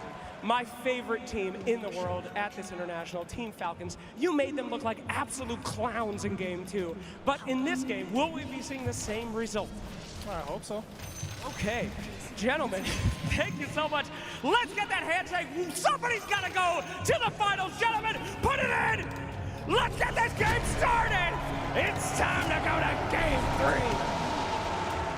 3. And game 3 has arrived as 9 Class, playing the clockwork this time around, finds his way in the middle of 3 enemy heroes as Falcons will be getting first blood and Malrine will be the one to secure it. That is maybe the best possible scenario for Falcons. Yeah, it in terms seems of who like, gets the first blood. Depending on your perspective between game 1 and 2, it seems like the starting conditions for Falcons have been getting better from game to game. First, they lost all bounties, then they lost 3 bounties in first blood. This time, they got 2 bounties, and they got first blood. Oh my goodness. Actually, this time around, not starting off as a deficit is a good sign for them. I agree with what a lot of the panel talked about here. I think this is a very different game in nature to some of the previous ones we've seen. The main overlap, if I could pick one, is probably the Enchantress, even though she wasn't picked in any of the 2 prior games. It's a little bit more of that Zeus style. Chen was banned first phase here, so Snake King couldn't play it. But fortunately, he can go for his Eng, who he has one of the most ridiculous records in Dota on. It's not number 1, but I think he has the 2nd longest win streak out of any player-hero combination. I believe earlier this year, his 20 win streak on Edge was broken in the game. I think it was around the 20 mark at least. Kind of incredible. So he is comfortable, without a doubt. P-Vision bringing something new to the table, though. This Juggernaut hasn't been played very much. They're putting 9 Class on the clock right now, so they were like, all right, 9 Class, now you're actually playing a normal position for this game. And he will start Boots, something he didn't do last game on the Centaur. He went for Workhorse and tried to play his way around it. With Boots, it is a lot easier to pull those waves and to navigate that offlane when you're playing in a deficit. So hopefully for him, he can find some more impact. Yeah, He'll advise to fight Snapfire, though. I don't think they're interested getting in there. Well, Crit will be able to play this for I believe the 2nd time this series. He played in game 1, if I'm not mistaken. His 9 Class is going to be stealing some creeps. He's going to be taking heavy damage, though, from Crit. Oh, he lost the range creep. That's not ideal on this creep. Going to lose that one overall as Snake King now going to get Blade Furied upon by Satanic. Will pop the Fairy Fire. Snake King going to continue to heal thanks to those Nature's Attendants. Amar will oversee operations. Yep. Does survive. He also killed the healing ward, so nice little bonus. I believe you did say that. I did not, but thanks for covering your bases. I was being generous. Oh, Malrine. What seems to be the tradition of this main stage has been Sand Kings have to miss certain stuns. It's attacks we have added to the game. Yeah, how does this matchup typically go? I feel like Sand King can draw against any hero. If you play it like Malrine does, you're just cutting waves if necessary. In the good matchups, you're standing in your Sandstorm, you attack the enemy hero once, they're blinded, they can't really trade with you very well. And this is no different. Of course, he has a little bit of an unfair advantage from the first blood, which you You know, if this is played in a vacuum, maybe Storm can pull out a slight advantage, but I don't think it should ever be more than like 60-40 on the farm. So, no one doing what he can to put that pressure. Yep, 15-4 versus the 15-0, so no denies from Mallory, but still very, very, very close in this mid lane. Ducalis again playing the Oracle with... It looks like Satanic actually went for the Blade Storm facet. I'm not sure what the... I've seen the other one more often in the very few games that we have seen as 9-class gets gone on by Crit and killed off in his own cogs. That is a bit unexpected, but I guess it was just a matter of time as he was continuing to steal those creeps. Level 2 Snapfire is really hard to pull waves against. When you go this skill, but when you go to 0-1-1, you have so much damage. The cookie is always going to connect, because in order to pull the wave, you have to make them trail behind you, so you're never going to miss. It's just very easy for Crit here. Some nice bowling from 9-class Theralo, a little bit of mana burn coming out. But overall... Enjoys his bowling. We'll see if he's as effective as he was game 1. Of course, playing a different hero in all 3 games now. We'll see how far Snake King can get this game. Like you talked about, not only just that winning streak, but this is a position, well, typically it's a position 4 that will just get right-click items. Like a Dragon Lance, Hurricane Pike, and then that's when they certainly start to hurt. There's a world here where you go a lot of auras. You can go Solar Crest Pipe. Crit, a bit of trouble, but the Rocket Barrage doing massive damage from Skeeter onto both DM and 9-class. He has to dive away. This is something you do have to worry about if you're the P-Vision side. So DM, we have not seen him on the Phoenix so far this series. We have seen a decent amount of this hero, though, as an offlaner. Has felt pretty strong. Now, more going against the little shredder of Crit, but it does feel like as the cookie is going to hit with the Rocket Barrage to follow, DM has no dive. This is a kill going the way of Skeeter. Nothing 9-class can do here. But it does feel like these Phoenixes get enough levels as a core that the little shredder only has slight impact in the game. It's very much contextual. I think in this game, between Little Shredder and Gyro with BKB, you definitely have tools of taking down the egg. I was wondering what DM was going to do with that helm, because he was waiting on his quick buy, but he does commit to the helm of the Dominator instead of potentially going Veil. Yeah, not too surprising. Promise broken, it seems, yeah. Well, Astini, in his defense, he was already out on the stage, and when you've left the player booth, you can no longer talk to the players. That's true. So they might not know that there was this... Yeah, maybe if they check their voicemail, they'll see a message. Very important, but... Check him PC. No one now level 6, along with Maureen. Are you expecting a slower start to this game, or like how does the Juggernaut play? Like you go for a farming item, and at what point do you join the fights? It varies a lot from game to game. I think there's so... It's a hard question to... whoa, hang on. Oh. Surprise. Storm got away. I don't know why I got excited. Yep. I think it's a hard question to answer about Jug, because a lot of how this hero plays very much comes down to how other lanes go. I think it's one of the less obvious carries. Because in my experience, it's small margins that you're making your moves on. Some other carries are just way more overwhelming level 6, and it's just obvious you want to go through the gate and put pressure, or others are way more passive, where you're clearly staying in your lane and going jungle. Jug is a little bit of both, where if there's a good opportunity, you can play around it. But I think a lot of that comes down to how good DM's game is going to be. You want to rotate to a Phoenix that's ready to fight. Some trouble. There we go. No one shows up. The cookie. The cog's actually on the outside. He gets hit by another one. A big dive coming in from DM, and they will clean up Skeeter. As 9-class, one more right click, so there is a trade of sorts, but Malrine actually walked up here, I believe. Late to the party. Yeah, a little bit too late to find a connection. No one is relatively low on mana, though. Oh, can Crit get this? He's going to try to go for the 7-minute There's no way he just walks past and gets this, right? 9-class makes his way close by. As he's not going to get it. And will have to back away now. In fact, might die for his troubles. He's this is a level 4 than versus a level 2. No one does have mana to zip up if needed, and he'll do just that. So Crit will be brought down. A good attempt from him. Tries to deny himself onto the creeps. Not going to happen. So that would actually have worked if he wasn't slowed by the fire spirits on his attack speed. Yeah, that's true. Couldn't get the swing in. Kind of looked like a replay of the last game where 9-class had to give up the Wisdom Shrine, and he was like level 2 at that point, I believe. Yeah. This is a better start for him. Yeah, for sure. He's going for the Tranquil Boots here on the Clockwork, so he will have plenty of resources to trade with. Has the infused raindrops as well to a little bit more staying power. No one. Yeah, getting the stunned. damage here. Nice cogs, forcing crit back so the cookie does nothing. Fate's Edict applied to no one.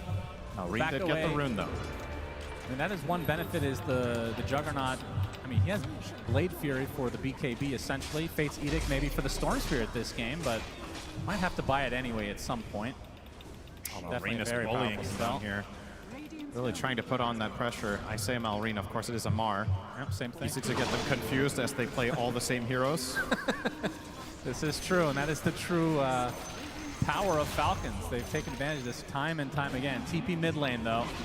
Good pressure applied to the tier 1 from Falcons. They'll have to back away now. Say that. Of course, Malrine has that facet. Allows him to blind towers by hitting them. Very powerful for pushing. I do wonder if that is going to be changed in the future. We'll see. Yeah. I don't see why this needs to blind towers. Wow, that was a shriek. Yep. Okay. Gets his level 6 now on DM. Maybe that's why he's happy. Like, I am online. Nice stack here for no one to build upon. But similar to the previous game, you mentioned it, 9 class had a tough game on that Centaur and was low level. This isn't much better. He just cracked level 4 minute 9.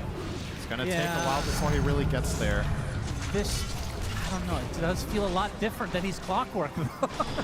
This time he has a hero that's more traditionally good at playing from a slight disadvantage than Centaur is. And he also did get some experience there from the stack and the D ward, so it all adds up and helps getting there. Oh, DM. Shredder doing work against him. He has to egg here if he wants to live, probably. Most likely will have to. TP's coming, though. He'll withstand the damage and be just fine. Crit will force the reaction. He keeps trailing him with the threat of the cookie. They bring in Ducalis for protection. But once again, it is Falcons picking up the pace here. Haze, no one the cogs! Gets the haze, beautifully done, no one. Applying so much pressure to Malrine right now, but it looks like 9 class is more worse for wear as the creeps show up along with Snake King and even Skeeter making his way. Sandstorm is too strong. They can't do anything. I thought maybe they would have more damage in the tank, but of course, level 4 Clockwork, I don't know why I got my hopes up. He's got 2 in cogs, so his damage is negligible. You're running in the Enchantress next to him with the heal, no problem. Yep. Mid tower will be gone in a moment. That blind lasting for so long. It's pretty crazy. How long is that? 5 seconds. Huh. Tier 1 tower secured for Falcons. 3K lead as they are continuing the pressure overall. Carrying over from this game too. Exactly. It's the same recipe. They forced 9 class off of his most obnoxious heroes onto something, a melee 4 without the same playmaking as Monkey King and the Slark, arguably.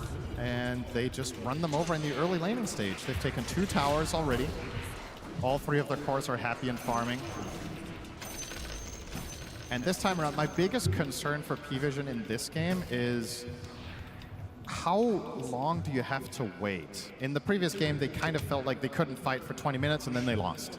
In this game, when do you come online? Are you strong enough when, now that Phoenix is level 7 and you have Storm ulti? Can you bring Jug to fights? Because when it comes to just raw team fights, Falcon's lineup is really tough. Tango Roll, FP Sandstorm, everything about Gyro, Snapfire has massive AoE damage.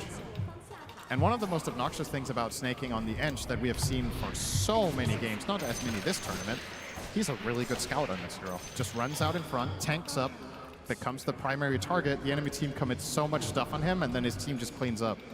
So how do you enter a fight correctly will be the big challenge here for P-Vision. This will help. Damage rune for no one. That's a big opening potentially. You can see the lead continuing to expand for Falcon's side. Of course, Satanic doesn't have his Battle Fury yet, and that is when he'll feel a little bit more comfortable in, I mean, I don't know if he even wants to join a fight, but if he has to, he technically could. Snaking. Gonna put it to the test here. How tanky is he? 9 class will get the slow with the rocket. Won't be able to get him inside the cog. Snaking in a 1 versus 4. He's surviving for now, but not for long.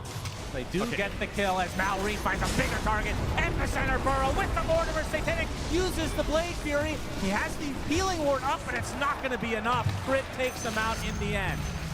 That is a huge kill for Falcons, and like you said, it required 4 members of P-Vision to take out the Enchantress in the top, and that's your trade. And I wonder if Snake could have maybe played that a little bit better with taking out a Cog. Probably not because of Fire Spirits, but they got 2 Cog knockbacks, and in spite of that, the kill took like 15 seconds with the 4 of them.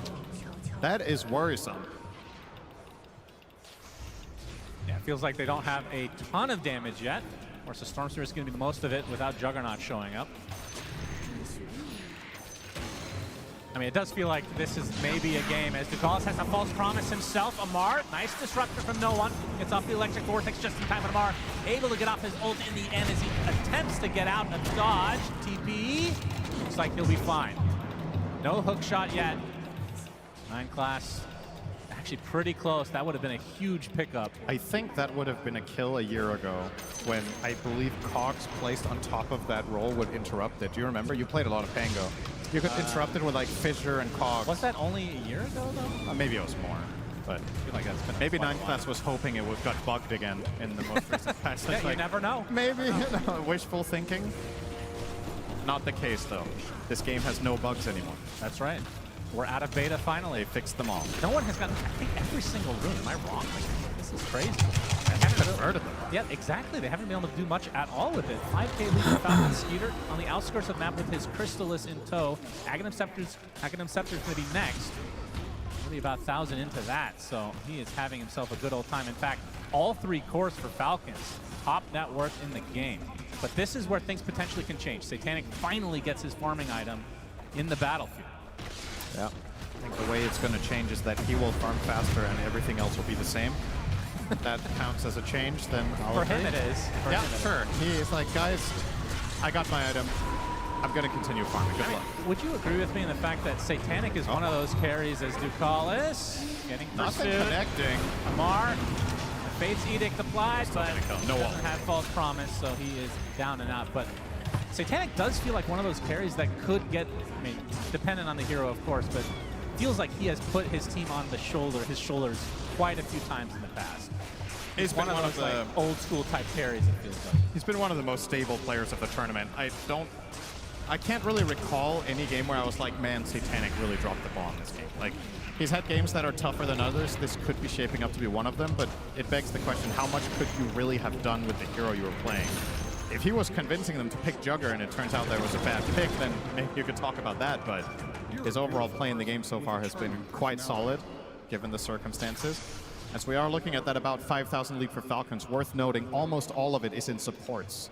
There's a very big lead. Ench is 1,200 ahead of the clock, and Snapfire about 2K ahead of the Oracle. So the brunt of the lead is in those supports, which is worth keeping an eye on because there's going to be some extra utility items. Satanic has to use the Blade Fury. Amar continuing to roll. Will focus on the support first, it seems, as the epicenter reserved for Ducalis as well. Oh, he's not done Satanic, yet now, he actually maybe. does get clipped by Amar.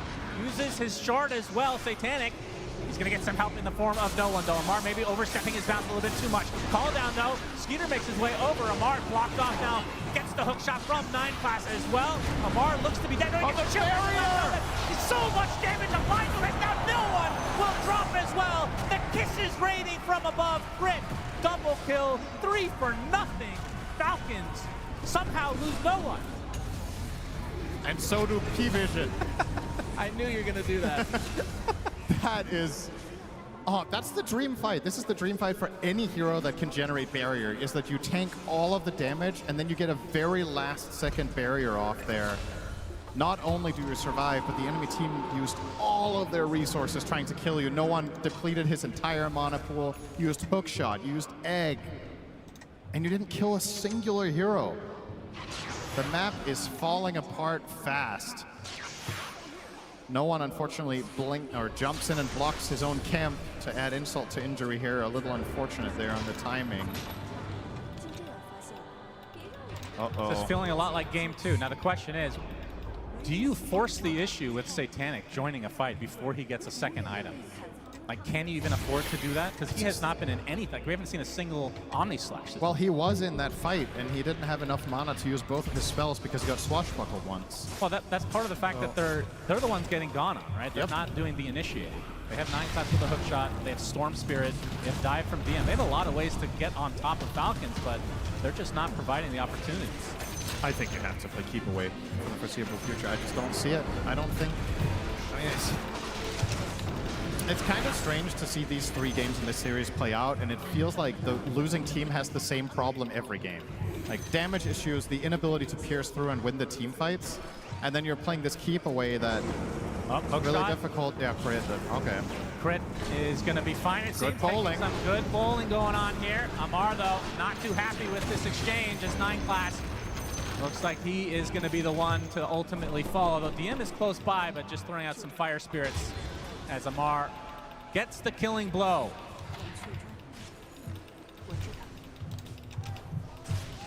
This is going to be Ducalis TV for the next 10 minutes.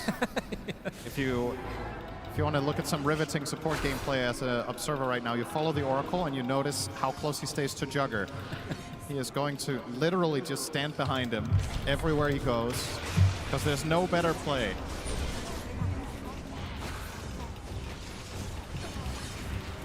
Okay, he's following Satanic. I've got my eye on it. Yep. Keep us surprised. They have the stun lock for the Storm. No one dead again. This is Falcons, 11K lead at 19 minutes. It's a huge problem here because even if the Oracle conceptually is really powerful at counter-initiating these moves, you have to pick your poison because Storm and Jug can't farm in the same area. Then you're losing on efficiency. So you're kind of, as Oracle, it's one of these damn it if you do, damn it if you don't moment where you protect the Jug, he's not the target, too bad, Storm dies. You protect the Storm, Jug gets jumped, he dies. And there's no obvious way for Ducalis to know where Falcons' move is going to be because they have no vision on the map except around the mid-tier 1 tower and at the bottom, which is not where they're farming. So every move Falcons is making is very untelegraphed for D-Vision. As a result, it's very, very hard to play the Oracle this game. Man, look at it. They're 2 supports. The combined net worth of Ducalis and 9 class is lower than both enemy supports individually. Man. They are so far ahead on the supports. It's crazy. They're so used to playing with the Monkey King and Slurp. It feels like they don't know how to play Dota anymore. This is a pretty crazy state of affairs. It's honestly, it's a valid concern. If you get so used to a specific playstyle that is hero dependent, 9 class can play a lot of heroes really, really well. It's not like it's Monkey King, Slark, or Bust, right? We've seen him have outstanding performances on tons of heroes, but when you play that archetype strategy 8 games in a row, and then you suddenly get thrown out of it, and things don't go according to plan, might take a little bit of warming up. Fortunately for them, of course, this is not an elimination game, so there would be another chance tomorrow if things go wrong. But P-Vision, of course, didn't come here today to lose, and on this game, they're not exactly doing a particularly good job at avoiding that. Yeah, the shard ended up going to They're not going to get a Wisdom either. I mean, the whole map is just on lock, right? You lose the shard, you're losing both Wisdoms most likely. You have taken 1 tower at 21 minutes. Maybe mid will fall here. I'm not sure Falcons really care that much. Well, Malorine seems to. He could deny Give them it. an inch. Just deny it to remove more gold. Yep, he'll do just that. And the question only remains for Falcons is when is the first Roche attempt? I mean, their team is not crazy good at it, but it's okay. I mean, the Enchantress can slow it down. You got the minus armor of Little Shredder, and Pango pretty good as well. It's not that good at killing it, but it's really good at controlling it. Yeah. So if P-Vision do try to access the fight, as long as Ench is tanking, you're not really taking much of a risk. Snaking can kind of tank it forever, so, but not the plan here. They're hoping to find a lone Satanic or no one down here, but not going to be the case. They still get a good ward out. Now, no one might show himself on the next wave, which could be his death. Or on the ward below him. He's actually playing pretty much perfectly around Falcon's vision right now. But he's not farming. Playing perfectly around the vision means standing still. So it's not very useful for the progression of the game. Satanic somehow is almost top net worth, though. Honestly, really impressive that he's able to find this space on the Feels map. like he always finds a way. But it comes at the cost of other heroes, and here is that anticipated Roche.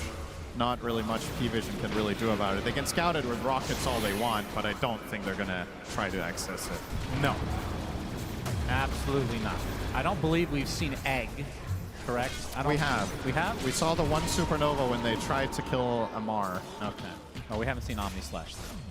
Okay. You're just going by one spell at a time and hoping you're right? That's right, 50-50. Aegis goes to Skeeter. How many buildings can they take with this? There's 2 tier 2s remaining, so I assume at the very least they want to do that. But how is their high ground at this stage versus game number 2, where they were able to pretty much take it uncontested? It's definitely worse. This time you don't have DK Chen, but you can... This is the type of game that could follow the classic Falcons recipe from a half a year ago, where you're just constricting the enemy team on the map and winning by 1k GPM. Because I think going high ground very early in this one compared to the previous one would be a mistake. I'm not really concerned about your ability to scale and your ability to win later team fights, but I am worried that if you go high ground too early, you could somehow lose a fight against a Storm buyback, for example, or going a little bit too deep, setting yourself up for an Omni Slash. Just unnecessary. Just keep winning the map. Satanic working his way towards the eventual butterfly. They did spot him here, and you can see the scan now coming out from P-Vision. Have to get smoking back to base. run away. Yeah, this is the state of affairs for the P-Vision side. No one is actually camping up. They might want to take this fight. I know that maybe Gyro isn't nearby, but he is. Satanic, he's going to show himself. Now we'll attempt to run away. Skeeter's trying to wonder if this is a trap of any sort, because they don't have to worry about like black hole, anything like that, as Amar won't find no one who will be able to TP out. So he's trying to keep things at bay from the P-Vision side as they push that top lane, which is the last remaining tier 2 tower.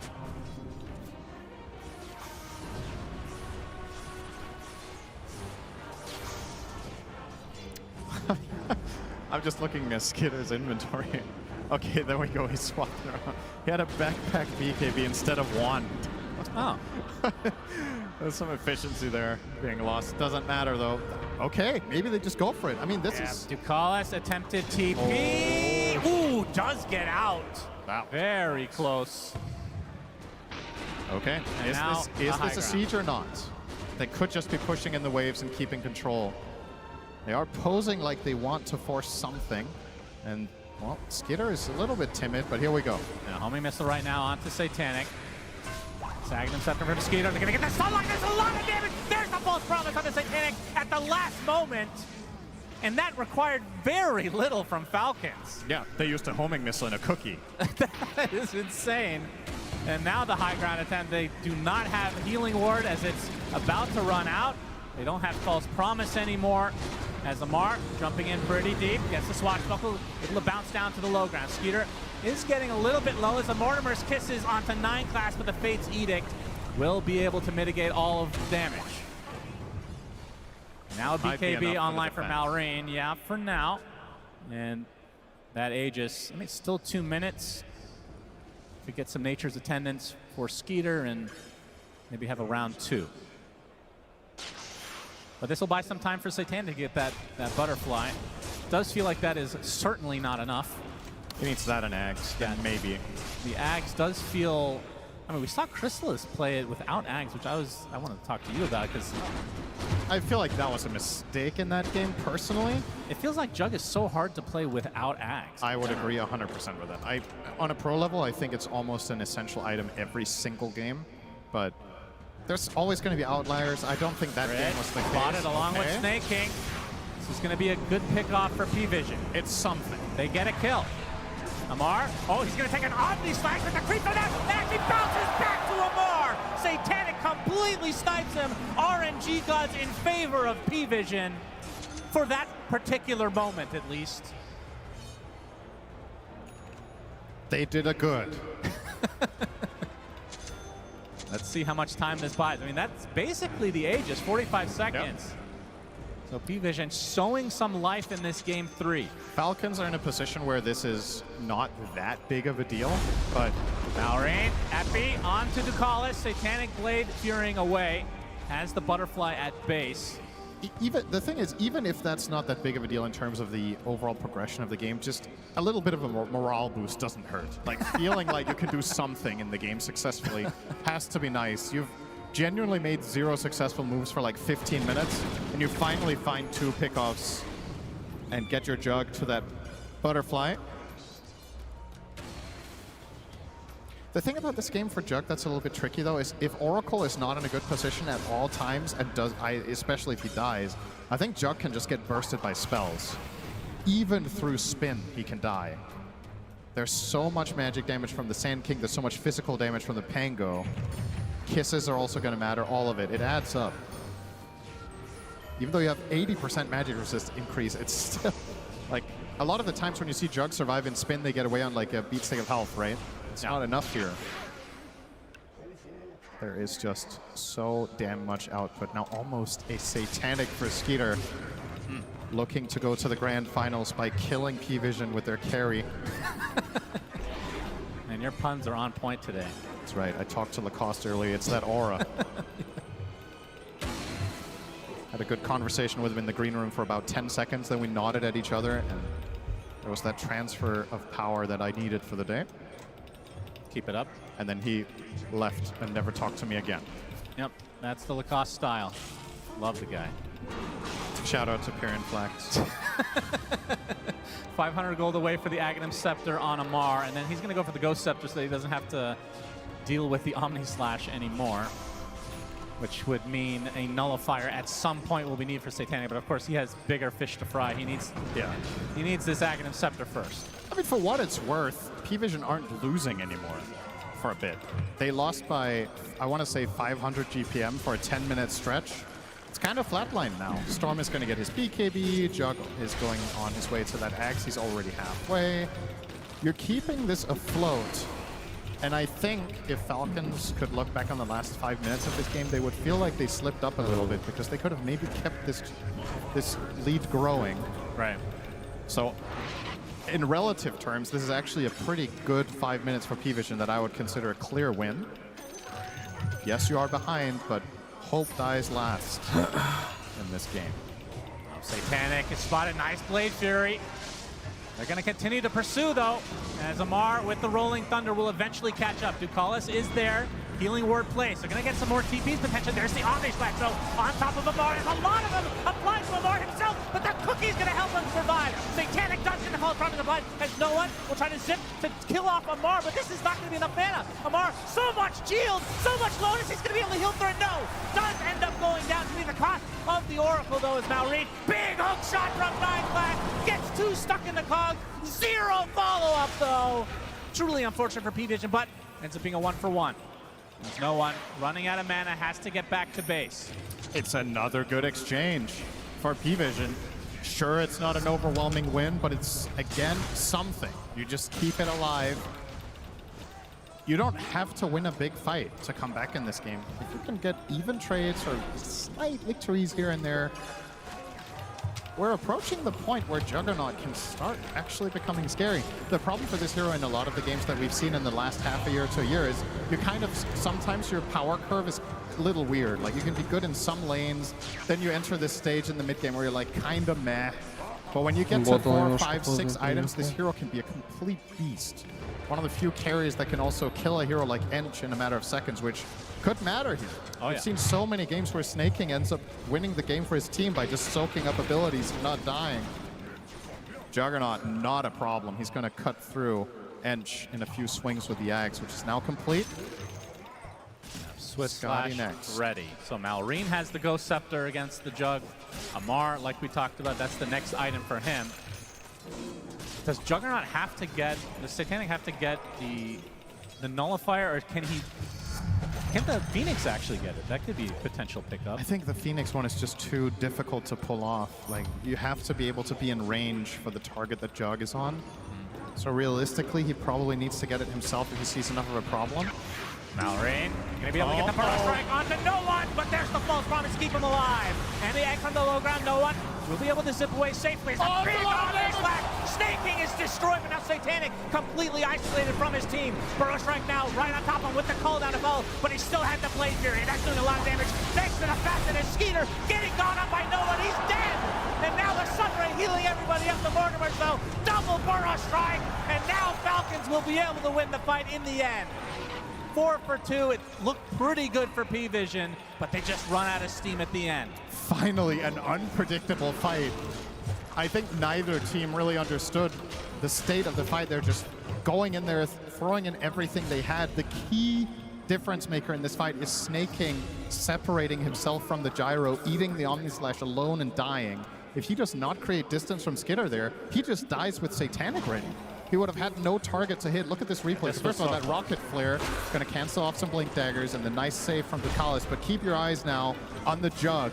Gets off the Swift Slash, and then this Omni. If Snay does not get over here and end that Omni, Skitter is dead on the spot as well. And the fight is just over. Now instead, Skitter gets to get all of his output through and tanking no one for a good amount of time, giving his teammates additional space that was needed.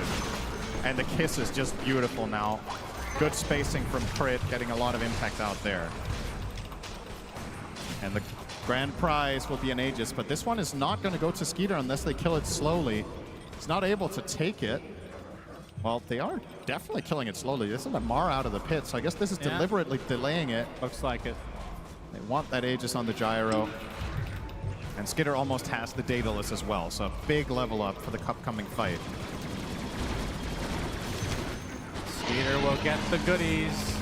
Roche banner as well for Mr. Snaking. CEO Gyro arriving, taking the credit for all the team's hard work. Yep. He dies, they win team fight. Good stuff. Satanic looking for the Scotty next. Do you agree with that? Obviously, a very good item, but it feels like in these stages of the game, this item could make or break their potential for the comeback. So these ones are really important. I would kind of like a refresher, honestly. Okay. I think the problem here is that he's going to throw out his Swift Flash and his ult, and then he's going to struggle to stay in the fight after that. So I think Refresher would be one option. The other one, you talked about the Nullifier. I think that was an interesting idea as well. Scotty is a very nice all-round item, and perhaps the logic is with this, he gets way more value out of Healing Ward, he gets more value out of Sunray, he gets more value out of the Oracle save, because there's just so much more to get through. But being tankier on Jug doesn't necessarily convert to teamfight wins if you can't kill the heroes while you survive. Yeah. And I'm a little bit worried that Falcons are just going to kite him with multiple Ghost Scepters, with Cookie, Glimmer, Force Staff. He needs a way to connect on heroes, and I don't think you can rely on Storm to constantly zip in and find them for you. Yeah, I think it's not the fact that the Scotty is bad per se, but it's more about you might not be able to get another item this game. Like the game may end it's a with legit Falcons concern. lead right now in this Aegis advantage. Yeah, now a It's refresher for Malrine. He is so decked out. Very strong right now. I think this is part of the reason why the pros have largely strayed away from Juggernaut. It's just itemization is proving to be a challenge in a lot of games. You're looking at it now and you see Satanic is rich and can buy all the stuff in the world, and you still feel like you need your next 2 items, right? Yeah. It's kind of weird that you can sit on 23k net worth and still be unhappy, but holding the high ground, hoping that Falcons are going to overstep, but not the case. And even if Gyro were to do so, you have to get through the 2 lives with BKB and Satanic. Tall order. And now they're going to advance, but they're doing it together this time. So Division have given up a bit of ground. Snaking going to lead the charge. A tough kill. Pike, Pipe, and Drums. Now, one thing to consider is plenty of buybacks right now. For the side of P-Vision. Hook shot right now on the Snaking, but a Cookie to keep him alive. Satanic's already used the Blade Furies. He is now retreating. 9 Class is the first to die. Does have the buyback. See P-Vision want to continue? Likely not, as no one going to push the waves. And he is going for a big ticket item into the Aghanim Scepter, the blue hole, as we like to call it, DM. Let's take some damage, but we'll get back to base. That Enchantress situation is the perfect example of just standard snaking. He spotted out the zip in. Gyro takes the brunt of the damage to start things out. Roche banner applied. Only 2 hits away from dying, which would be pretty big. There's a fortification to start things out. No one zips in, gets it, and exits it very successfully. Now the creeps can die, but the tower will fall. Minute 40 on the Aegis. Falcons not having as easy a time going high ground as we saw in game number 2. Satanic extremely scary, has 4K in the bank as well, so very close to his next item. And no one could buy the full axe if he wants to take the risk and not have buyback, which... Buyback Storm is so good, though. It is. The axe could also lead to a big fight, though. You kind of feel like Falcons as heroes a lot of the time are kind of stacking on top of each other. Behind class. Oh, that was a Swift Slash, actually. The Ghost Scepter comes out. Yeah. I've got my eyes on Satanic's itemization. He hasn't changed it yet. You saw the Ench attempt. He doesn't feel like he can Omni-Slash because the kill takes too long. Ench is going to pike away. Maybe you jump over to another hero with Ghost Scepter and then you're just dead. Yep, Skeeter going to Really secure hard. the range barracks. Can they get the melee? 45 seconds on the Aegis right now. Homing missile, it will hit. He's going to take considerable damage, but there's a Fate's Edict. Mitigate the rest of the magic damage. Swift Slash. Skeeter, there's the epicenter. Burrow Strike combination from Malrine. Ghost Scepter's not going to help Stein Class. First to fall. No one already popping the BKB. Find some pressure out of the gyrocopter. 30 seconds on the Aegis. No creeps though, so backdoor protection is here. Do they have enough damage to actually get through this barracks? Finally, it comes to be. And Falcons gets their first barracks of the game. Outworld Staff is just something else against Jug. True. It's such a hard counter. He Swift Slashes Skitter. Skitter presses one button and then it ends the Swift Slash or the Omni Slash if there's no secondary target. So as long as Gyro is separated from his teammates, if he can't die in a stun lock, he can always just bait Jug. True. Just waste out one of the abilities. An item that we generally see a lot of pros pick up in a lot of games, and a lot of the time, honestly, it feels like a little bit underwhelming. But against Jug, it's so easy to use correctly. I think part of what makes Outworld Staff interesting is the skill cap of it is very, very high. It's kind of like old Monkey King Mischief, where you're trying to dodge, one attack at the perfect timing or whatever. Well, similar to Mischief in general, I should say. But yeah, against Jug, it's just obvious. Yeah, having 3 is pretty nice for the Falcons side, have to say. Yep. Good RNG on the neutrals. Refresher Phoenix. Yes, that is a definite big ticket item. And no one actually opted to finish Parasma instead of going for the blue hole. Okay. I think the call they made was we don't have enough damage to kill a single hero. We need the damage from Storm. Yep, Swift Slash actually baits out the Outworld Staff. As no one zips in, zips out. He can't go on anyone. They have too good formation and good spacing here. Oh, epicenter! That's a lot of damage! Can they get the saves onto Satanic? Gets off the Omni Slash at the last moment. He's isolated for the rest of the team. No one pops BKB. On top of Snaking through the first ball. Satanic in a lot of trouble. Blaver, he has the false promise supply. Will attempt to get out. Mortimer's not going to reach him. Malrine's super low on HP. For all that, it was a 1-for-1 with a buyback coming out from Ducalis. Satanic back to relatively good HP levels. The zip from no one won't find one support. And Amar gets away safely. That was such a heads-up play from Malrine, but just not quite enough. He manages to find the angle through the Jug and threatening Oracle in the backline at the same time with the Pango. So Ducalis has to ult himself, but Satanic does live through it. That time around, Viscotti made a big difference. I think he might have died with a Nullifier, for example, needed the extra tankiness. A small little detail, obviously they have the tools to deal with the Omni Slash, but when they grouped up, the cleave is no joke on the Omni Slash. That was a lot of damage coming out from Satanic. Part of why the Axe on Storm could be interesting too, but I understand no one's perspective of buying the Parasma, because you're kind of struggling to kill a singular target that's isolated, and that's what Falcons is taking advantage of. So if the Storm has that extra bit of output, perhaps you can bring down the first guy and break the fight open. He's not far away already, so 3,500 gold in the bank. Of course, buyback is a very important thing to hold on to. If Falcons were to find Ducalis now and kill him, it could end the game to kill the 5. Because I think the only reason P-Vision can defend in the fashion that they are is that there's constantly this false promise on backup for the Jug. Otherwise, you can just pile on him and kill him with everything you have, but they're unable to. Ducalis' buyback being forced there, though, should open up the map. Now you have to play exceptionally carefully as P-Vision. Tormentor will go to Skeeter. Yeah, that's all 5 shards now for Falcons. I don't know where I'm at right now with no one, if you should buy out or save buyback. I kind of feel like you have to all in. and buy that Ags and hope for the best. Satanic is queuing up MKB in an attempt to try to deal more with the gyro. Guess you could make a case that gyro is not your primary target this game and you're trying to break open the fight by killing the other heroes, but again, the problem, the Ghost Scepters, they got 3 of them, and Ench has Outworld Staff. It's not easy out there. It's about to hit level 25 though. Because you don't really have a solution to the Outworld Staff at all, because Nullifier's not going to do anything. All you can do is stun lock. Send an email to Gabe Noel. The best solution you have is to try to make a case for it. I have to say, the Outworld Staff, even though I thought it was going to be a terrible item in this patch, everybody's going for it. It's felt underwhelming, but against Jug, it's just so good against Jug. It's just a hard counter. It's the best hero in the game to have it against. So, unsurprisingly. That's why he hasn't been picked that much. Now we know. It adds added to the pile of problems, right? There goes Roche. Yep, another Roche for Falcons. Aegis, Cheese, Refresher Shard, Roche banner. Who do you give the shard to? Probably the Pango. Yep. MKB is what Satanic went for. And they already have a wave all the way down here, so I think this is just straight up to the high ground. Skitter is going to perfectly line this up with a level 25 as well, get the additional flak cannon attacks, or the cooldown rather. That's down to a 16-second cooldown.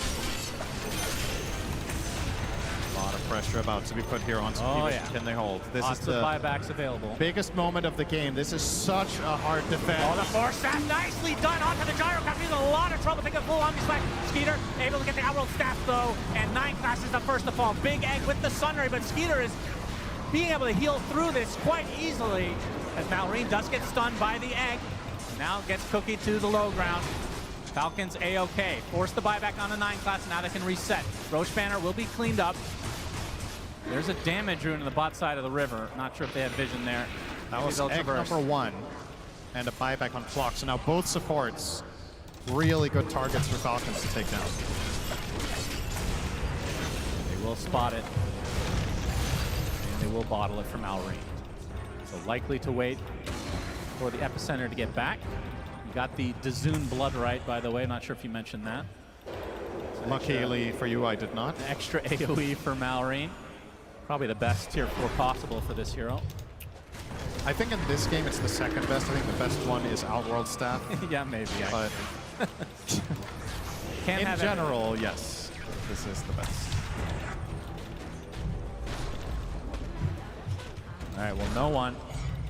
Yeah, definitely holding on to his money for this buyback, for this eventual push, this next 3 minutes that Falcons have to work with. He got his 25 as well.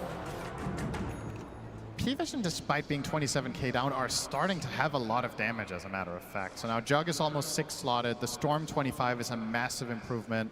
You got 2 Supernovas. The main problem is that your supports offer so little. I mean, look at the pitiful net worths in this breakdown. It's kind of unreal just how far behind they are compared to their counterparts. So they don't offer that much. The cores, even with this deficit, I feel like can put up a fight, but can you protect the supports? If they die first, the game might just end. 25 there it is on Amar. There it is. Aghanim Scepter for no one. Blue hole ready to go. He has 2,500 in the bank, so buyback still intact. Skater now. They have the 1 lane. He's going to take the electric board. Has a lot of damage, actually. He's dead. That's life number 1. Falcons need to be ready. Rolling Thunder coming. Malrine misses the Burrow Strike. Gets the Epicenter off, though. Satanic. He's going to be able to clear it. A beautiful egg just in time. No one, they kill off the egg. Double kill for Skeeter. And now the pressure applied to Satanic. He gets off a big Omni Slash. Actually kills off Malrine on the other side of the screen. Somehow, a huge blue hole onto 2. And somehow P-Vision is defending. Snake King goes down to the blade form as Amar, the last remaining member of Falcons, will TP out. Some way, somehow, P-Vision defend. There's your damage. That bounce on the Omni Slash was absurd. He doesn't have a blink dagger, so I thought for a second that he blinked after Omni Slashing. That was very fortuitous for Satanic. I think seeing that, maybe no one should buy his shard too. Like just full on, you know, jump in, pop everything, just blast them before they can even react. That's scary stuff. I mean, look at this first kill. Yeah, they kill him so fast. This is without using Swift Flash. It's just attacks. I think Falcons just did not expect the damage to come out so fast. Malrine is stunning heroes that aren't in the game there. They did kill off the egg really quickly, but the buyback obviously helping out big time. Look at this jump. Look at this jump. On all the creeps, they're fortified. That is crazy. And the blue hole to finish the job. I will say, though, in this situation, Falcons did actually not use their Outworld staffs all that well. Malrine used it outside of the Omnislash, and then when it came to ward him in the end, he had it on cooldown. Trying to use it in anticipation, perhaps, of Satanic going for him, you have to hold it. You have to wait and try to clutch it up. But there's so much to keep track of in these fights. Gotta be careful you don't waste it. But what a hold. P-Vision. Now Satanic is going to get that refresher soon. He has the gold for it. Might just synth his Ags first into a blessing. How much is he missing for that and buyback? It can't be more than like 2,000, which sounds like a lot, but really isn't at 48 minutes. It's quick to farm. This game is... Yeah, this is shaping up to be a good one now. This is pretty close, honestly. 16K lead, I think it's largely inconsequential because the 16K lead for the most part is sitting on the supports, and in spite of not having those big items on the supports, they're still getting their spells off every fight. Ducalis has good positioning, they get off every single hookshot cog combination. 9 class manages to find impact with very little. And now if you're Falcons, do you understand the game state is the other thing. You're playing a lot on feel in these late game scenarios. You probably felt like you had a big lead. Now you lost a fight. What's the read? Is it we need to farm more? We have to get to our next set. We have to get Roche. And conversely for P-Vision, maybe you feel like, okay, we're actually strong enough to fight head on now. We're going to contest the next Roche shot for once. Who thinks P-Vision is going to go to the grand finals? All right. And how about Falcons? All right. Slightly Falcons favored, I'd say, in terms of crowd. But I agree. This is, I mean, the buyback for the Phoenix was a very big deal, but the game has slowed down dramatically now. It feels like you can buy the time for the next buybacks now. Yes. Which is the big deal.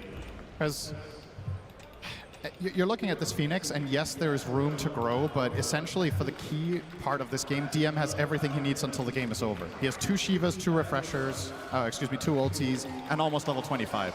Everything after this, it's nice, but it's not necessary. Having Hex could be cool, but... Aghanim Scepter is kind of crazy, isn't it? It's also risky. You saw how quickly they killed the egg. That's true. You might not want to pull a Toronto-Tokyo. Of course, there's that very famous clip of Nightfall where basically killed him and lost the game. That was rough. That's one of those things that's not easy to bounce back from, but... They're still teammates. Yeah, I suppose.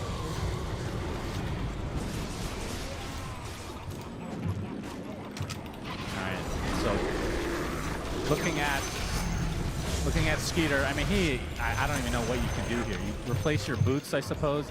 Looks like he's going for Manta style, so to try to mitigate a little bit of the Omnislash. Generate more targets for Jug. All right, I know we're not there yet, but I have to ask a question. Tier 5 items, do you keep the Outworld staff? I'm not kidding. You get Helm of the Undying if you get on. Well, okay. Well, sure. If you're going to get something completely broken, obviously. Yeah. Maybe you replace it for Sister Shroud. Oh, yeah. That's a classic. I think it's better than some Tier 5s in this game. But I would say, let's see. It's depending on the hero, you definitely want to get the Helm of the Undying, I think on all of them over it. Yep, of course. Aside from that, Fallen Sky can effectively perform the same function, right? So that's also a nice replacement. Book of the Dead, more trash for Jog to jump on. True. I mean, you laugh, but he's queuing up Manta. That's the only reason. That is true. Smokes on both sides. Invis for Malrine. Another rune about to come.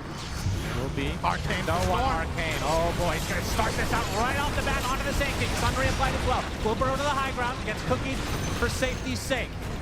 Now, the roll was actually very deep for Amar, but it doesn't look like Falcons want to pursue.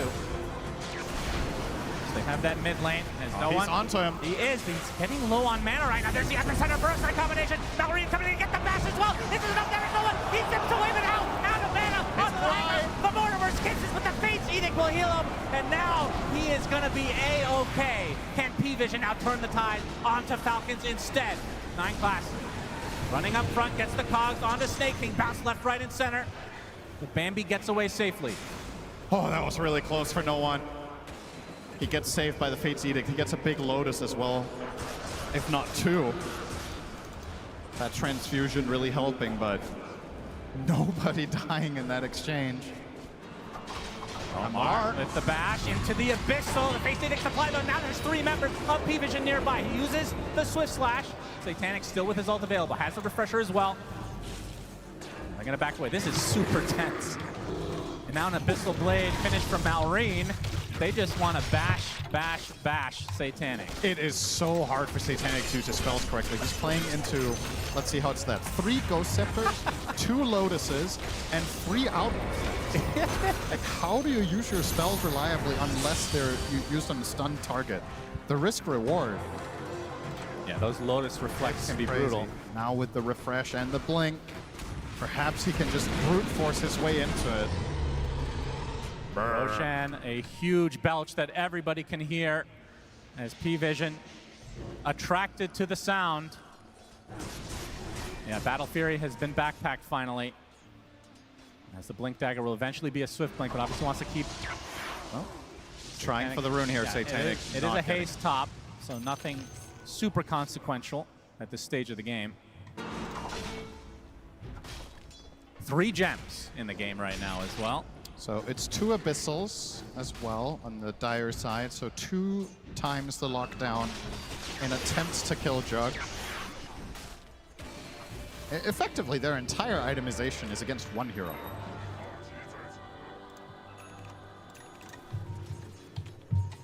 That's true, they have Oracle. They know the rules.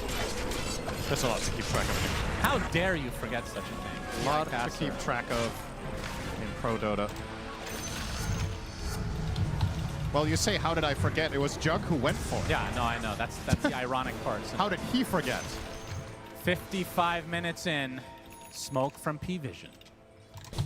They scan out as well, so they know Falcon's location. Making a very good frontliner for a support. Yep.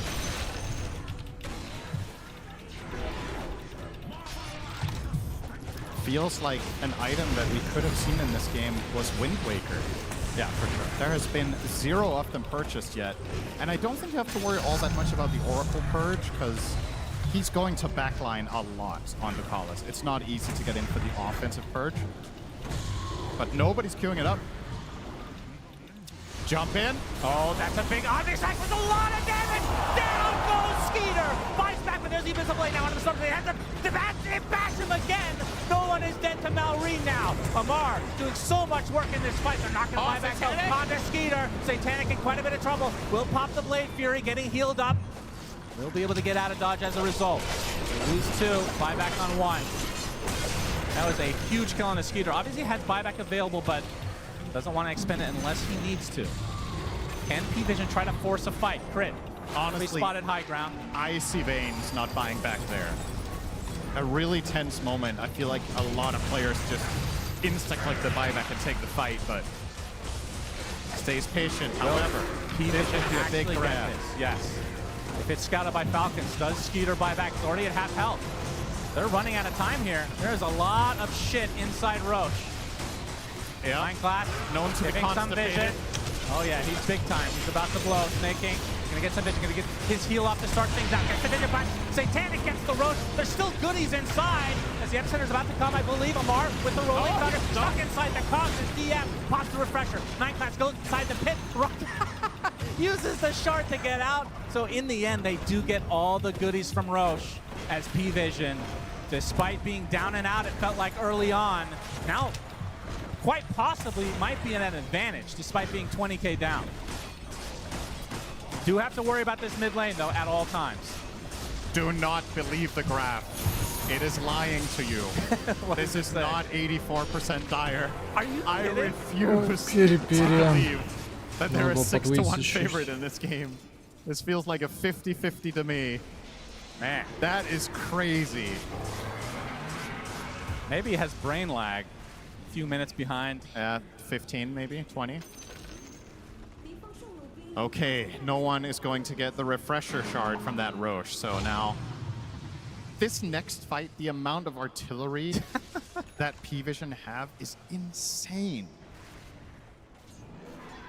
It could become a little bit problematic here for Falcons to defend their primary targets at this point. When the damage is getting this crazy, you don't have a hardcore, reliable save like the Oracle, Shadow Demon, you know, something like this. You've got a cookie, which is nice and all. But the damage is going to be quick, and this makes it even worse. Perfect rune for Satanic now. Oh my god. The amp damage. You've got to look for trouble here, surely. You've got 3 minutes on the Aegis, the double damage in your bottle. Holy jeez. You just need to see anyone and jump them with a stun, and they just die in the blink of an eye. And Satanic running out of slots. Has the bottle, of course, that he will use soon enough. MKB or Manta will take its place. Still going for, it actually changes Abyssal to a Moon Shard. Uh-oh, DM. Okay, no bash. That could have gone spicy. Yeah, As the DM. travels 2 now, so he can deal with bottom and still connect to an eventual fight. And Juggernaut seems like a pretty safe travels 2 target in this game. He has not been burst really a single time. With the protection that they have from the Oracle, it's difficult for Falcons to pierce. Final tier 2 of the, well actually no, there's a tier 2 top still, despite Falcons having the lane advantage right now. They're spilling out bottom. And then TPing back. A strategic move like we've never seen before. Unbelievable. We are 30 seconds away. I've been waiting the entire main event for this, and the tier 5s are coming. Can we get some tier 5 cheers in the crowd?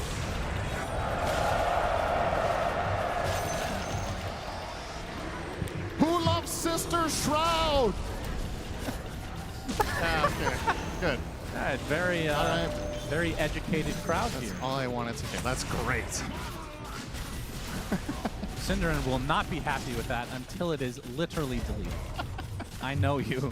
That's the thing about Dota players, though. Everybody hates or dislikes something. Skeeter, the game has everything. Yeah. Skeeter buys the Midas so he can get a guaranteed neutral. But fortunately, we love way more. Isn't that right, Shane? That's right. We love the cart. Oh, man. Let's And talk the about love, Centaur the cart love right is now. bigger than anything you would dislike. Grab ally and the cart, Yep, man. that's right. Neither of those heroes in this game, of course. That doesn't matter. All right, how many Helm of the Undyings are we going to see? Oh, yeah. That's honestly, that might be the story of this late game. It's so good for both teams, shockingly. Yes, it is good. Oh, my But against Jug. Satanic gets Helm. Yeah, but what do you He's thinking about it. Oh, he goes for Stygian. Okay, very, very confident young man. Audacious Stygian is a lot of damage. It is. It is a lot. Unrelenting Eye. Oh, interesting. Fallen Sky for DM. So more status resist for every enemy hero within 600 units, just trying to not get comboed, I suppose, on the Storm. Yeah, I think Unrelenting Eye is definitely an underrated tier 5. It doesn't sound all that sexy, but it's got to be good. It's just Helm of the Undying is super crazy. Okay, who can craft? Inch, Gyro, Sand King. Okay, all 5 of them on Falcons have crafts ready. Do they keep the Outworld staff? Another Stygian. So Skeeter and Malrine go Stygian. Okay. Very interesting. Amar cannot choose. He cannot choose the Helm. We see the book on Snap. Helm There's of the Undying first on Helm. Edge. All right.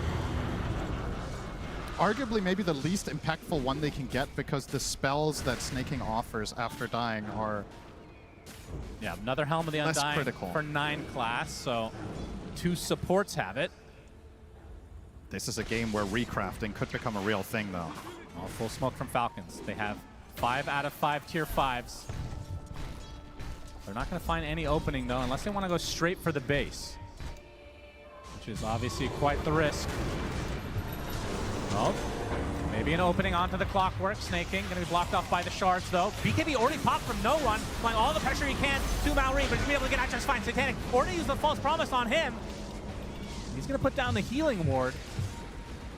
Feels like a win for Falcons in terms of that small engagement. 9 class though, homing missile, swashbuckle to follow. That's a lot of damage from Amar. Using that ult as well, right on top of him. He's dead. Oh, Helm of the Undying is there with Malrine. Gets off the Epster and the Burrow Strike onto the Phoenix. Can they get the stun lock? Can they get the egg off? Yes, he does with the stun ray to follow. Do they have the damage to get through? Do they have the rack? Coming up. Bang on this flash from Satanic. The egg is killed. Fire back out. The reflected load egg. And Skeeter now. They have the numbers. They have the numbers on the Satanic, and he's dead. Has the buyback though. Oh my god, I think he has another misclicked. egg at his disposal. I think he misclicked. He swift slashed the Lotus first, and then he omni slashed the same target. I think so, at least. I mean, it's hard to keep track of everything in those fights, but they both definitely got reflected back to back. Satanic stuck in an anime team fight loop. Nobody died. No one. Oh, no one. able to zip out. They have the buyback on Satanic. They do not have one on 9 class, though. Snake King likely to hold on to his, as this is a second lane now for Falcons. Not that big of a deal in the grand scheme of things. We are 64 minutes in. Amar looking for the Abyssal play, or actually the Basher since it's on cooldown. Still that tier 2 top, very pesky. They're getting it at 64 minutes. They had map control for like 20 of these. Yeah. Just never went for it, but Better now late it's time than to never. strike. They really want this buyback out of Satanic. Oh, 100%. They have the buyback. Oh, my God, this is the dieback for DM! There's no one now getting control. E-Blade applied. He's dead too. Has the buyback in tow. Satanic has to scurry back to base. Has the Rolling Thunder applying to the calls. With a fucking BKB on Oracle, for God's sake. It's 64 minutes in. No one. Gonna force everybody else back. The Falcons, they're actually gonna live on most of these members. Satanic looking for a target. E-Blade now. There's the Hex. The Malrine is gonna be able to get bashed though. Gets the Burrow to the low ground. 9 class. Doesn't have hook shot up. Skeeter blocking the way. Gonna get blocked by the Cogs. 45k net worthly for Falcons. Another E on this process. 9 class onto the high ground. He's stuck up here now. Oh no, he's dead. Helm of the Undying activates as no one completely out of bounds. He's gonna get blocked by. Oh my God! That's Satanic trying to get away. Only 2 members up. Actually, he's the lone member. Gets off the Omni Slash at the last moment, but the Ghost Blades are too much. He cannot get through them. No nullifier. Now trying to trickle back to his fountain. He's the last remaining member of P-Vision. Gets stunned up, but now in the fountain. Falcons have everybody alive.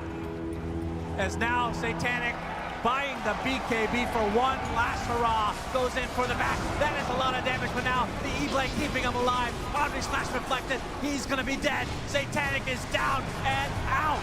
And that means Falcons will be going to the grand finals. Wow, what an insane game. Ну да, надо было фальконов ставить. 45 minutes ago, you could have told me this would be 30 minutes long and I would believe you. But P-Vision manages to stall it out forever. They get to their key items. I guess Amar has leveled up, not sitting and fainting at his desk after another late game scenario. I guess the first 2 games were not long enough for him to run out of steam and hit that fatigue stage.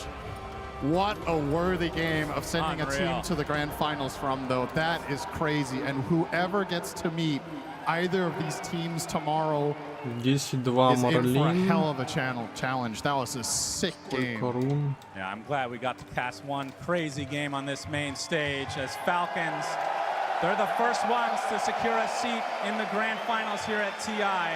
And like you said, P-Vision, another life in that lower bracket, and I guarantee you, nobody wants to face them, Cinderin.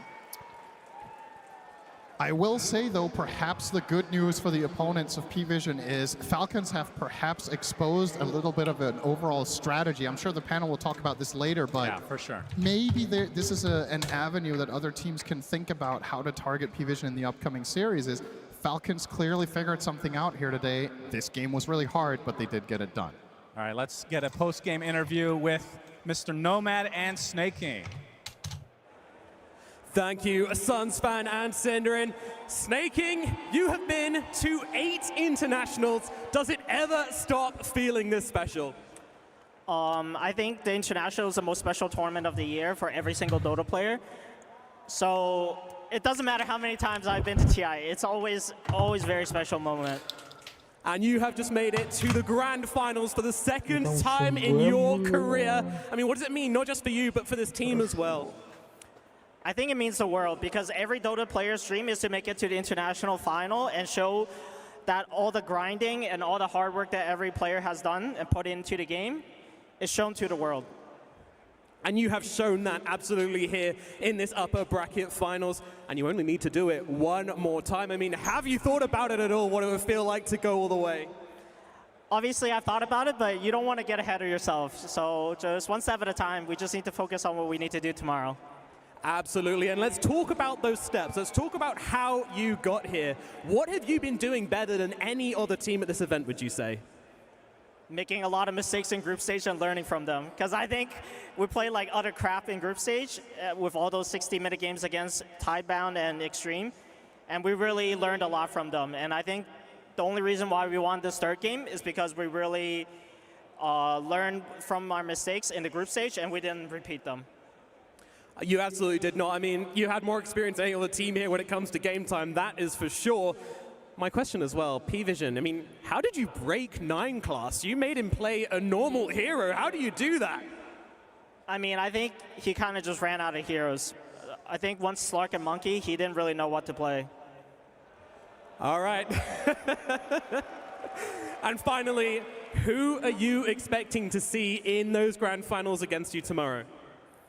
I think it'll be Pari again. I think they're the most strong team outside of us, obviously.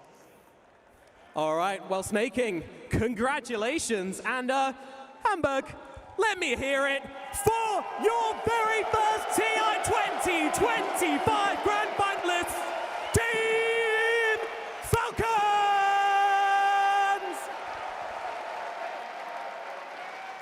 Congratulations are in order indeed. Falcons, your first team in that grand finals. And with that, of course, it also means that we still have 2 players in the running to be in that 2-time TI champion. And 3 times, if you count Coach AUY, who has already won as a player and a coach, and potentially twice as a coach.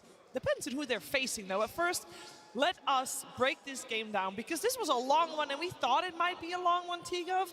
It was maybe a little bit different than we were expecting, because it was not very back and forth. It was mostly forth. I mean, it was just a beautiful game, right? Because P-Vision, they had their backs against the wall, they were stuck in their base, and then you have this epic moment where Satanic's hitting like these epic swift slashes, omni slashes, and wrong person there. No one on the Storm Spirit hitting these hits. Like, it is the perfect recipe for a beautiful game 3. But Falcons, the itemization, the team fight, they're helping each other out. Like, we're looking at the end game. You've got there's 3 E-Blades, 2 Ghost Scepters, 2 Lotus Orbs, not a single nullifier available for P-Vision, but just dragging out the game, kiting out the fights. You just couldn't ask for a better game 3. I'm still very impressed with what P-Vision were able to do in this game, because they were down so much. At minute 20, I was like, all right, pack it up. In 8 minutes, we're going to be on the panel talking about this game. But they were like, no. Like, they're so good at holding the map, playing these side lanes, trying to force Falcons back, and then making these clutch plays that we're talking about, where you're this far behind, but they know what they're playing for. But the problem is, it's Prime Falcons. Their early game is good. They got the heroes they want. And all these games that Snake King talked about, it's so much experience on what you want to build in the late game. What's your itemization? What do you need to do? Like, this team, so deserving of being in the grand finals. They really are. I mean, we heard it from Snake King. They leveled up from their group stage. They learned all these valuable lessons from their very long games. So they go into long games like this, and you see that discipline come out of them. Mostly towards the end of the game, it was just about kiting those Omni Slashes, waiting for those Lotuses. You know, those Outworld staffs really came in clutch at some point, but they didn't falter when it looked like P-Vision hit this really strong timing. They got that pick off on Phoenix when he dove in with no buyback, instant Abyssal Blade, and they sealed the deal there. And when they took the Aegis, right, for Skidder to die and when no one died, Skidder didn't like rush buybacks, he didn't panic over this Roshan. The game breathed, the game developed, and they identified the next move, and it is great to see the emotion. And you know, I fully echo what Nathan was saying, you know, how important the international is and how much it means. You know, you could see that in the game. Falcons, they made sure that every move they made was so that they could punch their ticket into the grand final. You have to be so happy for them. Like, first of all, Crit hasn't made it to a TI Grand Finals before. You have Malrine and Amar who've played together for so long. Yeah, they've won LANs, they've won other events, but this is something absolutely different. So the fact that, you know, of course they need to celebrate. They're also playing out of their minds. Their itemization, what they're doing. Yeah, I can only sing praises for this team. Yeah, Malrine in particular really stepped up these last 2 games. That game in his Pango was excellent. This one in his Sand King, he got his bread and butter. Their idea of camping mid with the Oracle and the Storm Spirit did not work out. He hit his timings and he was a menace on that map. You pair him up with Amar on his Pango and they were like causing chaos in this mid game. It was so hard for P-Vision to take these fights. They were constantly on the hunt. Amar also playing on the edge so many times. He was just going in. It looked like he may die a couple of times in that mid game, but he got away, clutching the mid game again for them. Yeah, it helps that they also have this like double abyssal. So when you do enter this kind of like nail-biting part of the end game, between the two of them, top-level communication, they can just always lock down the Juggernaut or a Phoenix or any hero, delaying their entry to the fight. And again, I just wish I could just rewatch the end fights. Like. They are always very special and very spectacular. I think the Lotus or Omni Slash with Gyro and the obviously Juggernaut Omni slashing each other, as in not, then it's just beautiful to watch. You want to have moments like these on the main stage. They don't always happen because I do think that there might be mistakes in mind because you don't want to Omni Slash a Lotus Orb target. Let that be a lesson. Now, you also don't want games to go that long. Why did it go this long? Because you said it might be over in 18 minutes, and it wasn't. Yeah, I think that P-Vision are just really good at like delaying the game, like in terms of telling, like, okay, we're behind, and sure, like maybe this is happening. But we also need to like talk a little bit about like why did Falcons even have such a big lead in the start? And their lane swap is so genius. Putting Snap against Clock. First of all, Snap beats up the Clockwork, and you can free yourself out of cogs. But at the same time, Enchi in the offlane, you're gonna help your Pango so much. This lane can't really kill you. You outrange an Oracle as well. So I just want to highlight here, like, such a big reason why they have this early game lead are these things. And not only that, if you want to pull waves, you would rather do it against an Inch with some random creep and, oh cool, I'm slowing you, than this guy. Like, Crit goes for the cookie with the little shredder, and you just get this absolute free kill. And then later, it's not just those, like, they just added up on what happened this game. They're up 3k gold, they've taken the enemy mid tower, they've taken the enemy safe lane tower, they've taken the enemy offlane tower, and now what? They park snaking in the safe lane. Where do you go from here if you're Party Vision? That's why I feel it's even more impressive that Yeah, and to answer your question, Chiefs, about why it took so long for Falcons to close it out, it was Оно не обновилось-то, ёптель налево. Там же было ФБ. Him and Ducalis, they Там не может быть positioned меньше themselves in the map очков. such that he was always ready to take smokes for him, ulti him if he ever got caught. They farmed the edges of the map for as long as they could. And Satanic really showed discipline with his Omni Slashes too. He didn't join any bad early game fights. He didn't Omni Slash when it looked potentially good. For example, near their triangle when Pango rolled in, he was like, nope, I'm out of here. And he waited for his opportunity until the very end where he got that really cool Omni Slash with the Vortex. Unfortunately, it just wasn't enough, but it was awesome to see. It was great to see. Obviously, on the other side, you got carried Gyrocopter by Skeeter, and I think T-Gov, he deserves some flowers too. Yeah, he does. He also has some good RNG on his tier 4 neutral. We already mentioned it earlier because we're talking about itemization, but of course the outward stuff comes in. Да, но если бы там Фальконов оставил, а победителей Фальконов, если там были Фальконы, был бы шанс на 9 прогнозов. Их только 7. We wouldn't have this game on our hands. You know, what Effie's mentioning about Satanic, he was having one of the best games that you could ask for at a TI, you know, top 3 position, looking for the grand finals. And Чем я поменял в последний момент? Nullifier, these little things, they hurt a lot. So не знаю, мне казалось, что not having their own items didn't really help their comeback potential. Yeah, the Outworld stuff. I know you just glanced over it a little bit, and I know we talked about it a lot, or rather the commentary duo did. Первая кровь, ну, блядь, но все равно мало, 29. It's literally countering your ultimate. You're not playing for the tier 4 RNG of the... But there were 3. Statistically speaking, there will always be at least 1. 29, блядь, ну They also killed ёбаный the Gyro нахуй, up to 100 when he had it because they had the stuns, the teamfight, the execution. So they knew how to play into it. It was just... Makes it so difficult for yourself, though. It does. Yeah. It's one of the downfalls of the hero, and it's also what Falcons like abuse in the later stage of the game. They have the double visibility that you mentioned. They have what, a double Lotus Orb as well. You have multiple E-Blades to like try and save the targets so they get omnied. And even then, Satanic did so much I would Тут say that пока to me, не they still обновилось, impress me a но я lot 'cause I could see предвкушаю, that что they're там not дохуя. like crumbling under the pressure of a Ну TI как stage. прям Yeah, I дохуя, don't want не to дохуя, criticize that pick at all дохуя, because а he did incredibly with it. It was his call, was what we heard прилично from Asini backstage. He прибавилось. kind of wanted to play the hero. He saw Не, ну something in that, неприлично, you блядь, know, Gyro 29. versus Juggernaut matchup. Unfortunately, there was a really critical error in the end when Phoenix Тут я не dove знаю, in сколько without могло buyback and got прибавиться, Abyssal. там же Had that еще not happened, титул we may have seen a longer game. We сработал. may have seen P-Vision take it even. Could have, would have, should have. Didn't happen this time around, Титул unfortunately for сработал, P-Vision, of но course. он Fortunately for сработал Falcons, who are our first grand finalists. This только game in на одну particular, though, катку, had а them в be одной on катке the было... front foot the whole game long. They were ahead. Isn't that right, Purge? That's right, Shiver. Yeah, the early game for Falcons was Ну, their bread and game butter, 2. something they've been doing consistently throughout the road to the international Runes. leading up to this, and that's the Sand King mid and its ability to pressure towers. I did a segment on this during Marlin, during that 14 road, and when you рун, attack towers with this 14 facet, рун, you're giving miss 7 chance of килл. 50% to the Ну, tower. должно So that быть. means anything that is tanking the tower is doubling its HP. Any regen that's going on, if you get a second neutral creep using your Helm of the Dominator or whatever else, it just makes your pushing so much better. In this case, they always pair, not always, but when they can, pair it with the Enchantress because that's going to make it easier for them to supply this tower pressure at such an early point in the game. And then Mallory Могло instantly быть shifts to 8 the bot lane прогнозов, because пацаны. his opponents had reacted decently with the defense, and they do the same thing here. This one creep wave, they basically traded a tower for a single melee creep, which is insane, but very, very valuable. ну, And у меня then when скилл Mallory может does быть is he goes 8 back to the mid прогнозов, lane, но so he says, I need to play for this такое. rune, and watch what Nine Class does. Does a great job Если with his даже будет cogs 8 here to cause some прогнозов, disruption, то and this one especially, he's going to shoot this cog это right особо over the ничего rune the не exact даст. same time that it spawns. So that even when Mallory Burrow strikes in, he gets stunned, and they pick up the haste rune, which is great. But again, if Mallory just attacks them, 50% miss chance, and Storm is definitely a huge part right-clicking at this point, so he basically cleans that up no problem, and then they walk mid with the brunt of their energy, including the gyrocopter, and they get both towers killed at 10 minutes and 30 seconds, which is a huge early point of the game. They go on to Ну, у defend людей their не safe lane, обновилось еще, have a как я nice big gold понимаю. advantage, and that is why the game got so hard for P-Vision, because they could Но not сам slow факт, down что this tower pressure. удалось не скрести 96. Falcons had an absolute dominant early game. Absolute cinema, some people might say. Or, if you're speaking a different language, Kino. And speaking of Kino, that's going to be the name of the next short film contest that we have right here. Kino. Чуть больше. Же было 32, стало 35, да? Ну, короче, было... Короче, 2К прибавилось. Как я понял. Прогнозы еще не обновлялись.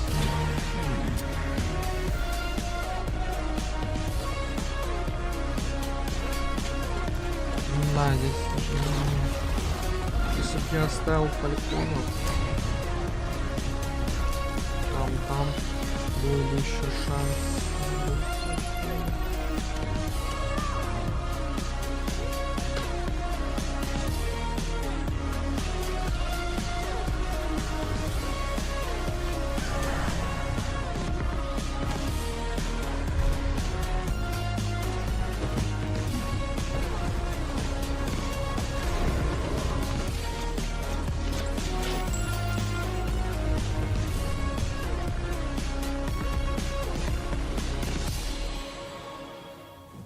Could you name all the references of that one? There were so many in there. That was fantastic to see. And something that is going to be fantastic to see is our upcoming series. We had our upper bracket finals.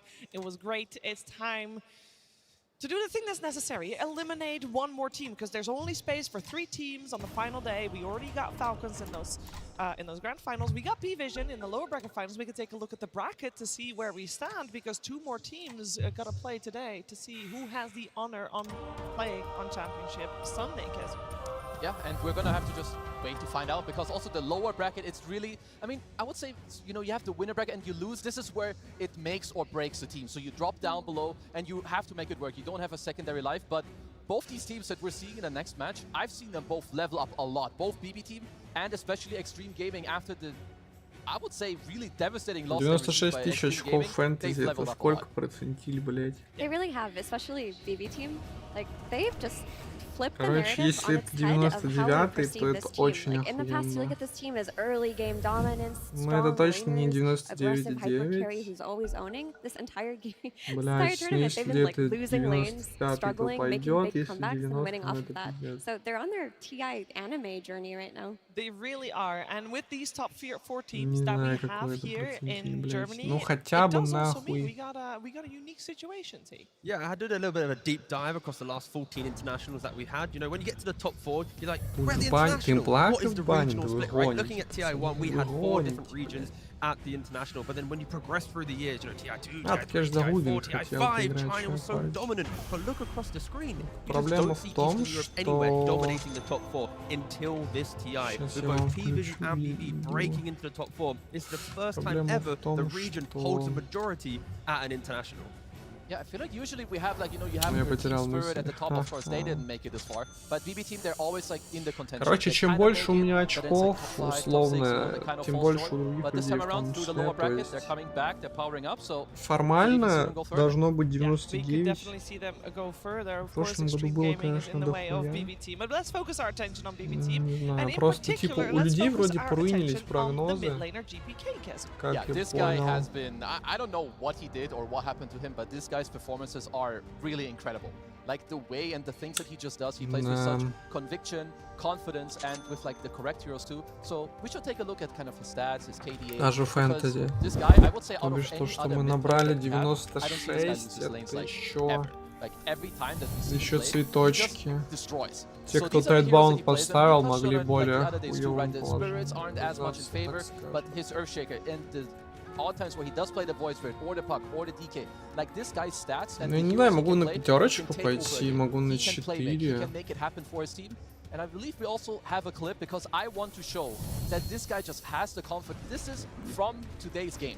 You are down, like your aim is that enemy team's rushing. You 96 just тысяч respawn, очков. double Возможно, step кстати, into это the pit like предел. a freak, and he steals the Первой Aegis. This крови, was just да. after Heroic bought back Yuma himself to kill them to now take the Aegis. The moment that GPK goes for Да, this play прогнозы. and Ну, steals по the прогнозам Aegis, могло the game быть все actually лучше, just но, ended. блядь. He's been playing out of his mind. Like, we talk about all of these comebacks that BB Team showed, but Фэнтези, the core of these comebacks фэнтези. Не, were ну, один GPK and аккаунт Sage. может еще He has been проскочить. so stable throughout this Среди entire tournament, прочих. and without his top performances, В BB Team would not принципе, have made если it this хотя far. бы один аккаунт At any войдет point, Pure fixes his laning phase, this team can 1500, level up even это further. The fact that they're not all operating at 100% is scary. The fact Но that я бы top хотел, 4, чтобы based on хотя бы Miro один or аккаунт Save or GPK, just dominating the, you know, these mid portions of the game, it is just a scary Чел prospect. чел Any в minute, сотке when they сидит, fully как я wake up, понял, но then they can make фэнтези this, очень you know, хуёвое. a true run to the finals. Yeah, and I will say, we heard earlier from Snaking on stage that they learned a lot by having a really long road in the group stage and playing all these long games. I feel like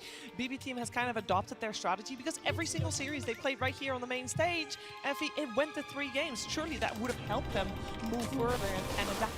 It did. I mean, it's not the 3-game series we're used to seeing from them. Like I mentioned, they've had to make so many Ама- comebacks, but I think the really cool thing about their long journey Блядь, он is сломал that деревья he и... has learned a lot of humility. Like he's gotten his ass handed Пиздец. to him in a lot of these lanes. Я сам And виноват, я today, остановился with his здесь вот. gyrocopter in that game 3 versus Heroic, it felt like despite all of the negative emotions, he was able to pull through and clutch for his team.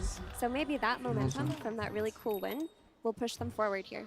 Yeah, and speaking of pulling through, Extreme Gaming А, on the голды-то main нету. stage as well. They did have a rough time in that upper bracket, but since getting dropped Ну, я down мог не this отдавать morning, ФБ, я мог даже because забрать we looked ФБ, very если бы Yeah, no, like просто... they look absolutely Enigma different, I срубил would say, this дерево, morning, and и here, I моя believe, пассивка не was some сработала fix. на Yeah, just to show us what the уклонение от individual атаки, heroes we've плюс been я seeing coming out остановился. of Extreme Gaming, because we talk about P-Vision being the spicy team, but Extreme Gaming has been a little bit То есть, spicy если бы он не for рубил themselves. дерево, у меня Today we был saw бы Carry шанс CK come out of выжить. Ame, the sniper, that was an XM staple coming out. There's even been a Carry Omni Knight at some point. They also run a couple of supports that other teams don't. They run the ET from the 5. They also run the Mirana.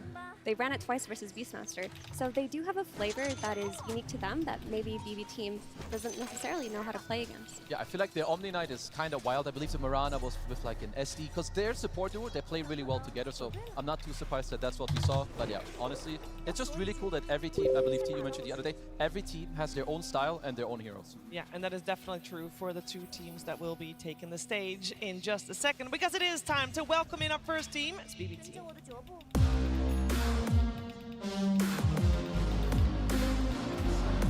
And we're back.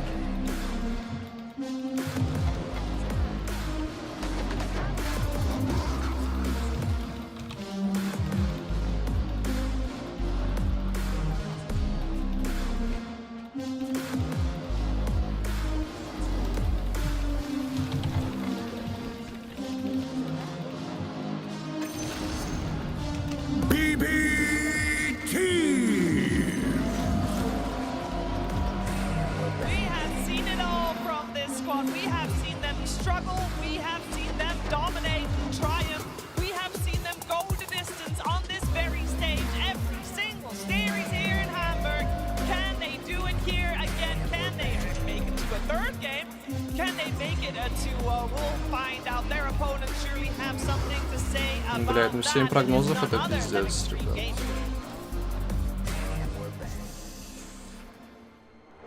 Ну с учетом, что другие набрали, тоже мало. Но, с другой стороны, у кого-то может сработать. Фэнтези 96. Choose wisely and crush those responsible. Ну, короче, надежда есть на Амиш, что он башни поломает еще раз в более долгой игре и действительно сыграет. Extreme Gaming!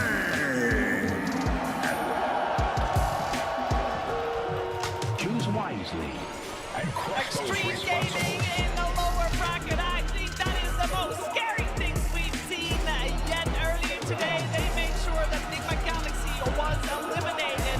Can they continue their lower bracket run to reach the grand finals? But so many people were expecting them to be in already. We are about to find out, because previous time, Extreme Gaming faced a team from Eastern Europe and P-Vision. They got O2, and it looked rough, Kez. No, it looked real bad. I'm not gonna lie. But since then, of course, some time has passed, and I heard that they thought some of the item builds weren't as good. They got a little bit exploited when it comes to the map play. So this is absolutely a team that I can see. You know, they take a beating and they level it up. You have Xiaowei as your coach. Ну, короче, если я... Если Бэдбума побеждают, то у всех прогнозы руинятся, скорее всего. Поэтому будем болеть за Бэдбум, получается. Но, с другой стороны, Ами у меня фэнтези стоит.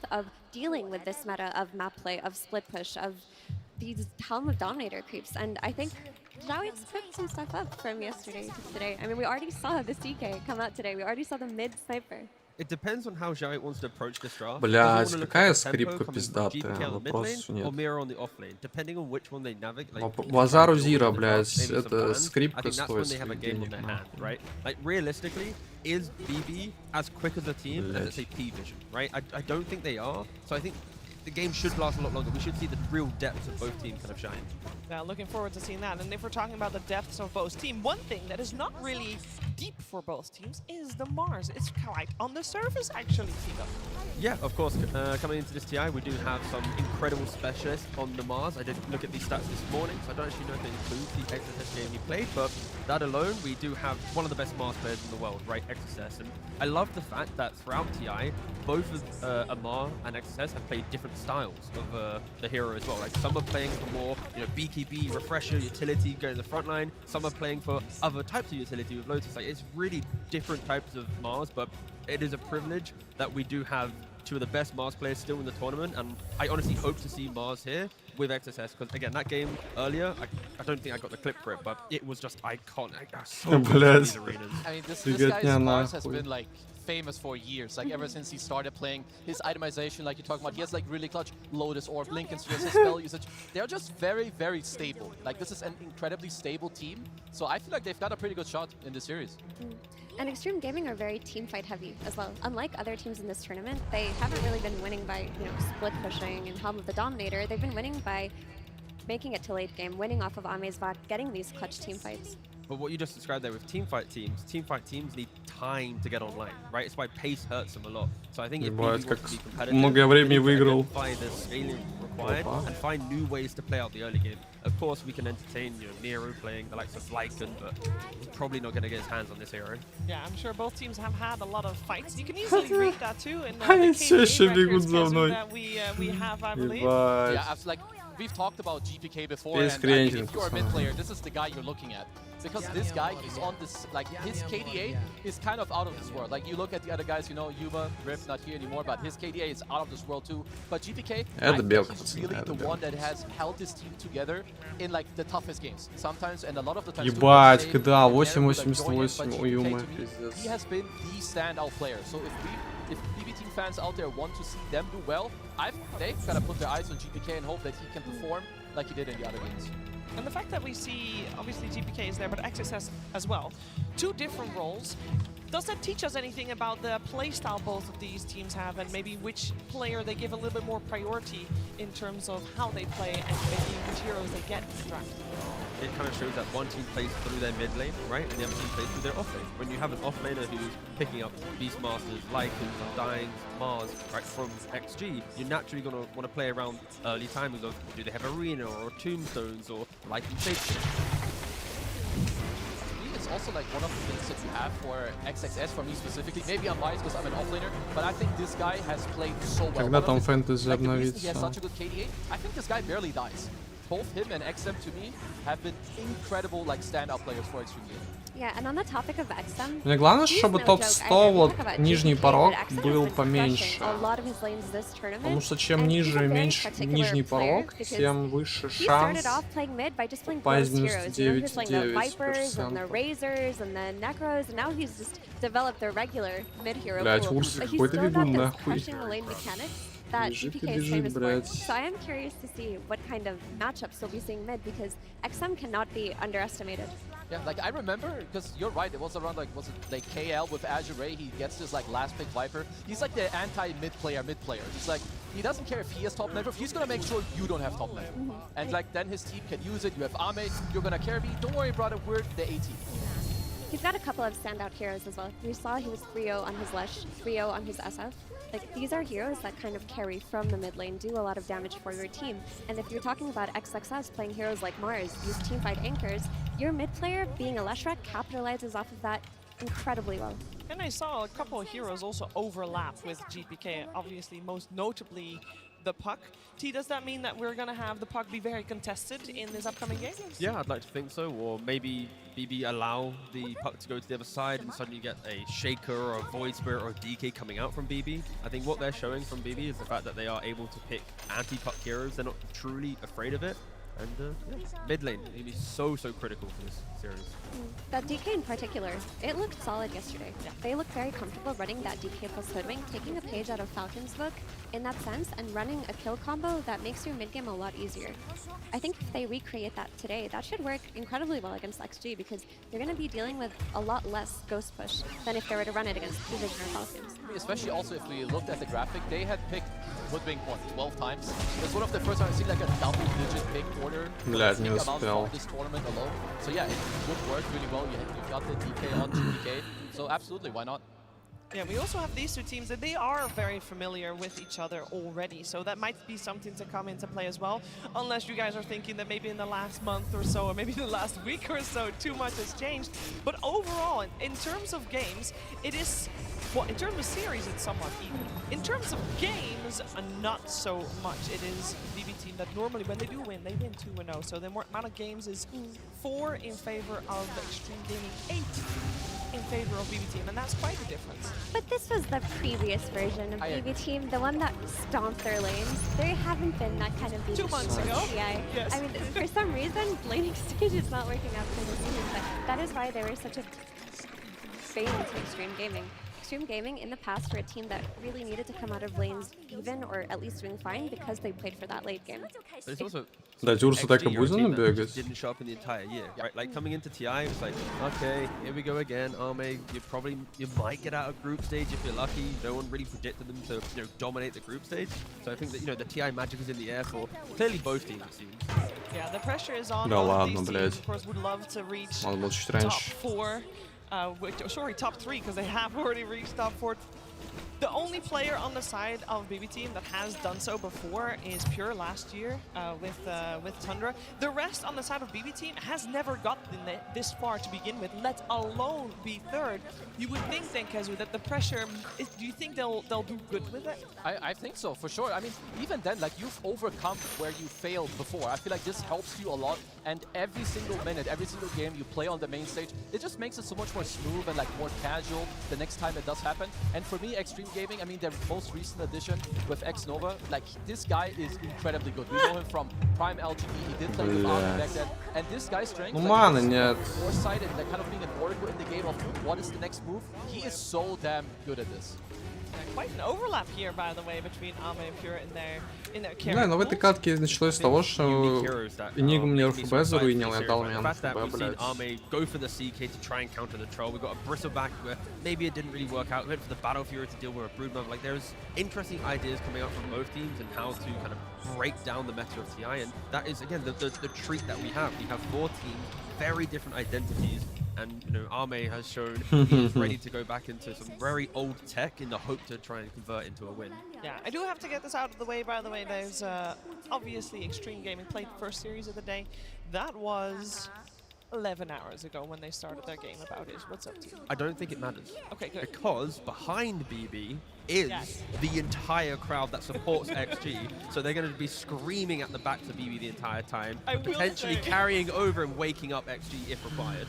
I will say there was quite the difference in cheers. Oh yeah, like a lot. Yes, there's a lot of Extreme Gaming fans in Да, the ебать, она arena, фуловая. and that will amp anyone up. I will say that because when we saw BB team face the previous crowd favorite, Enigma Galaxy, they were able to pull through as well. So potentially it might level BB team up as well. We'll see how that goes, but it is indeed good to know that a fatigue will not play a part. If you played loads of Dota games every single day, you're gonna make sure you're. I mean, if they you're play in like time. 17 hours a day at home, like who cares? Like it's gonna be 12 hours here on stage. It's fine. The adrenaline is here. It's your friend. Quick confession. I played like 27 pubs once in a day before. Have you ever played more than 20 games of Dota in a day? Yeah. Yeah, on like if you're doing like some 24-hour Armor Legion, I don't go to bed. Yeah, you. But follow-up question: is it in ranked? Did you start the day losing and then you had to keep playing? Like, why did we play 20-odd games? А почему такой плохой разворот Wasn't был? there a crazy stat from Seb that he played 36 games in 24 hours? Yeah, right. But that's just Seb for you, bro. That is a unique player, that is for sure, I'm sure these players are going to be just fine with that. And I do want to touch a little bit more on the offlaners. I know we talked about XSS, but I do want to also focus on Miero, who is actually, in terms of TI plays on the side of BB Team, the least experienced player. He came top 8 in 2024 last year.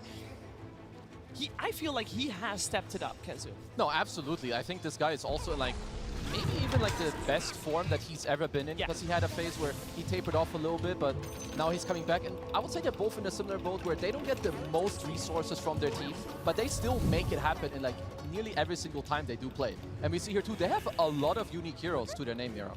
Yeah, and a lot of these unique heroes that they have carried their teams to victory, right? Like we've seen Miro, when he gets his hands on the Lycan, for example, or XXS, the game changes entirely. But Miro, he's gone 3-0. Is it 3-1 now?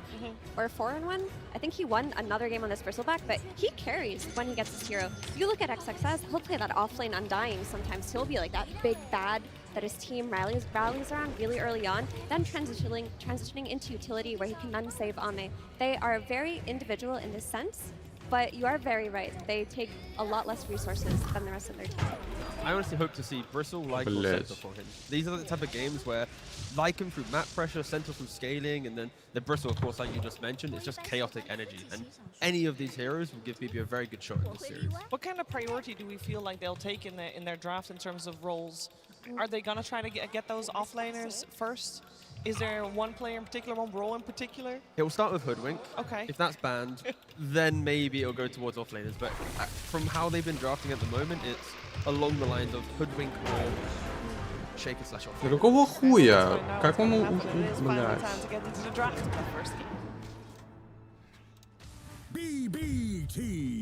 Ну я вот это не попал, как долбоёб.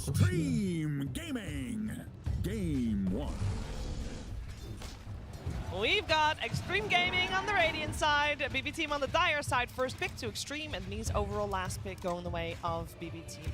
We'll see how that will go. A couple of usual suspects already eliminated in the sense that the Lycan is there, the Naga's there. The Mars continues on from previous series as well. First phase ban, Beastmaster, Shadow Fiend. I will say, I feel like, you know, we see that Marcy on the banning side of Extreme, and we basically have not seen Marcy over the last few series. I feel it's been kind of ignored, but they're putting it back on the map. Yeah, we've not seen it too much. Same with this The Shadow Fiend ban, I don't know if there's much more that I should be looking into, because sure, you only have one ban in the second phase. Generally speaking, SF is good against like offlaners that lack armor, you know, like your Bristlebacks, or if you really want to rely on Aegis. So I don't know if there's something that I missed the last couple of days in pods, or if they're really just trying to protect something for later.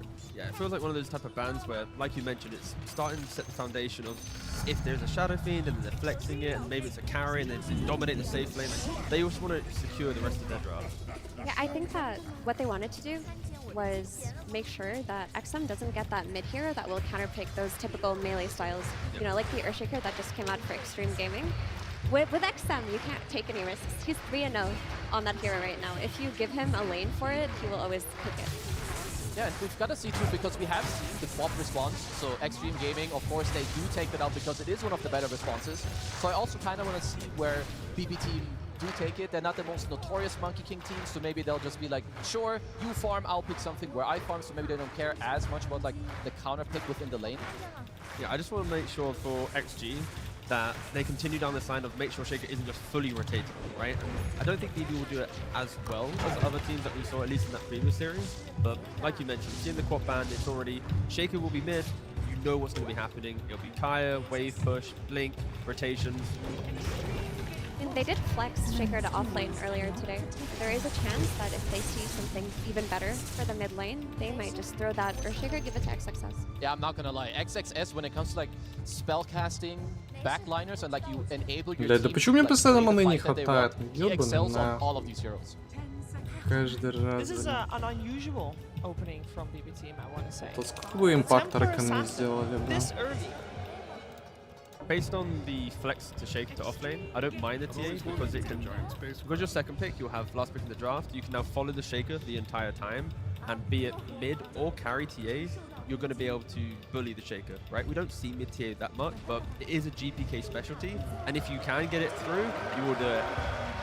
Yeah, the flex is always open there, but I wonder if there's an element of, let's just make our safe lane have an easier time than it has been having. Let's just pick a very stable laner for Pure, one of his signatures, and make sure that he doesn't get his heroes banned out later on. That is a step in a very helpful direction for Pure, at least. I mean, I like the safe lane TA a little bit more than mid, because I do think like when you, sure, it's a very good hero, it farms a lot, it does very well in those lanes, but you don't help your team very much. And I think BB Team, they rely on GPK to open up the map, or at least be able to help you defend the areas that you need to play in. The only time that you could put the TA mid is your carry becomes very sacrificial. Like, the only, realistically, you need like a Skidder style carry. Который раз нахуй маны не хватает? Well, no surprise in the safe Hoodwink. I'm sure that XG knew this was coming. BB Team are very happy that they do get their hands on it as well. Now you just need your Hoodwink kill combos, right? You know, your Centaurs, your DKs from mid, anything that can set up to take advantage of this hero's early game impact.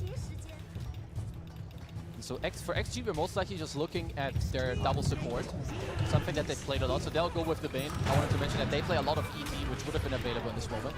But you get the Bane Snap, two heroes that honestly can do quite a lot on the map, whether it is set up to be your 1+1 or the follow-up damage into the Shaker, and two different saves. And when you want to look at like the regional differences from our top teams that we have left, XG always wants stuns. They always want ways to take fights. And like you just mentioned, that layering, you've got the Cookie for a save, you've got Nightmare for a save, you then have Cookie for a stun, you have Grip, you have Slam. There's so many ways for them to save, kite, and prolong engagement. Да ёбаный нахуй. Misexecute TA can be quite a volatile here when you blink in. If you don't have the pike and ways to disengage, if you're getting locked down, you can just get 100-0. Yeah, Pre-BKB, of course. By including Bane so early in your draft, you're making it an anti-carry draft as well. You're making sure that this TA that goes picked first does not go unpunished. I would say it's kind of a crazy silencer game, if that's something that BB Team would want to look for. You're good against both the subs, you combo break Earthshaker. But then if you do want to put your TA safe lane, I would say it's fine, like it's pretty good.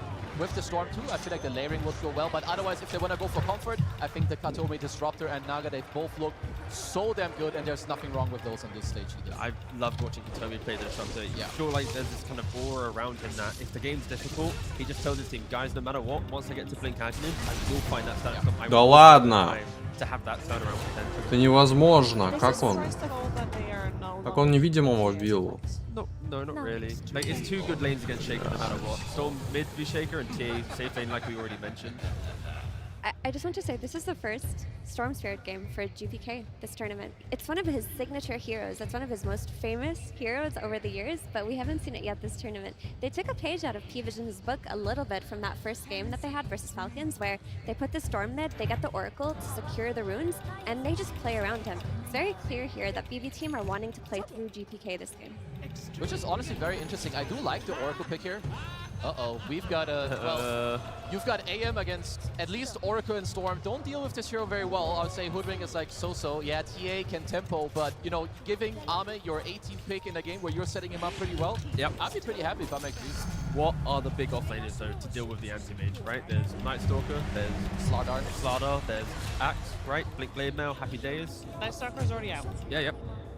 LC, Huskar if you're Falcons. That's Falcons, yeah. We'll see. On the other side, we are, of course, looking for the bans. The BB Надо team было will do ультить. Может, mostly забрал also бы for кого-то. XXS, assuming that the Shaker's going mid. Do you still want to place the Shaker mid with the Storm there? Or you want to rotate him? А чё вы его не хотите убить? You definitely can. I think there's not a real issue with doing it. I mean, the good thing is you have the choice. I'm trying to think. So you know that the TA is safe lane. I think a different hero would pressure the TA more. Ну что, бесконечный ультаж, что ли? I think for XG, Shaker goes mid, find the offlaner, right? Create tempo, like you're saying, pressure that TA. Shaker will go 50-50 with Storm. It's whatever, right? Storm will hit some creep, you play for Rune, you know, life goes on. But I think if you shut down the TA, if you bring life, and also it's an independent offlaner around minute 4-5, if things are to be tri-laning into Angemade, take some fight there, you can free up your support. So I think a sturdy offlaner is critical for XG.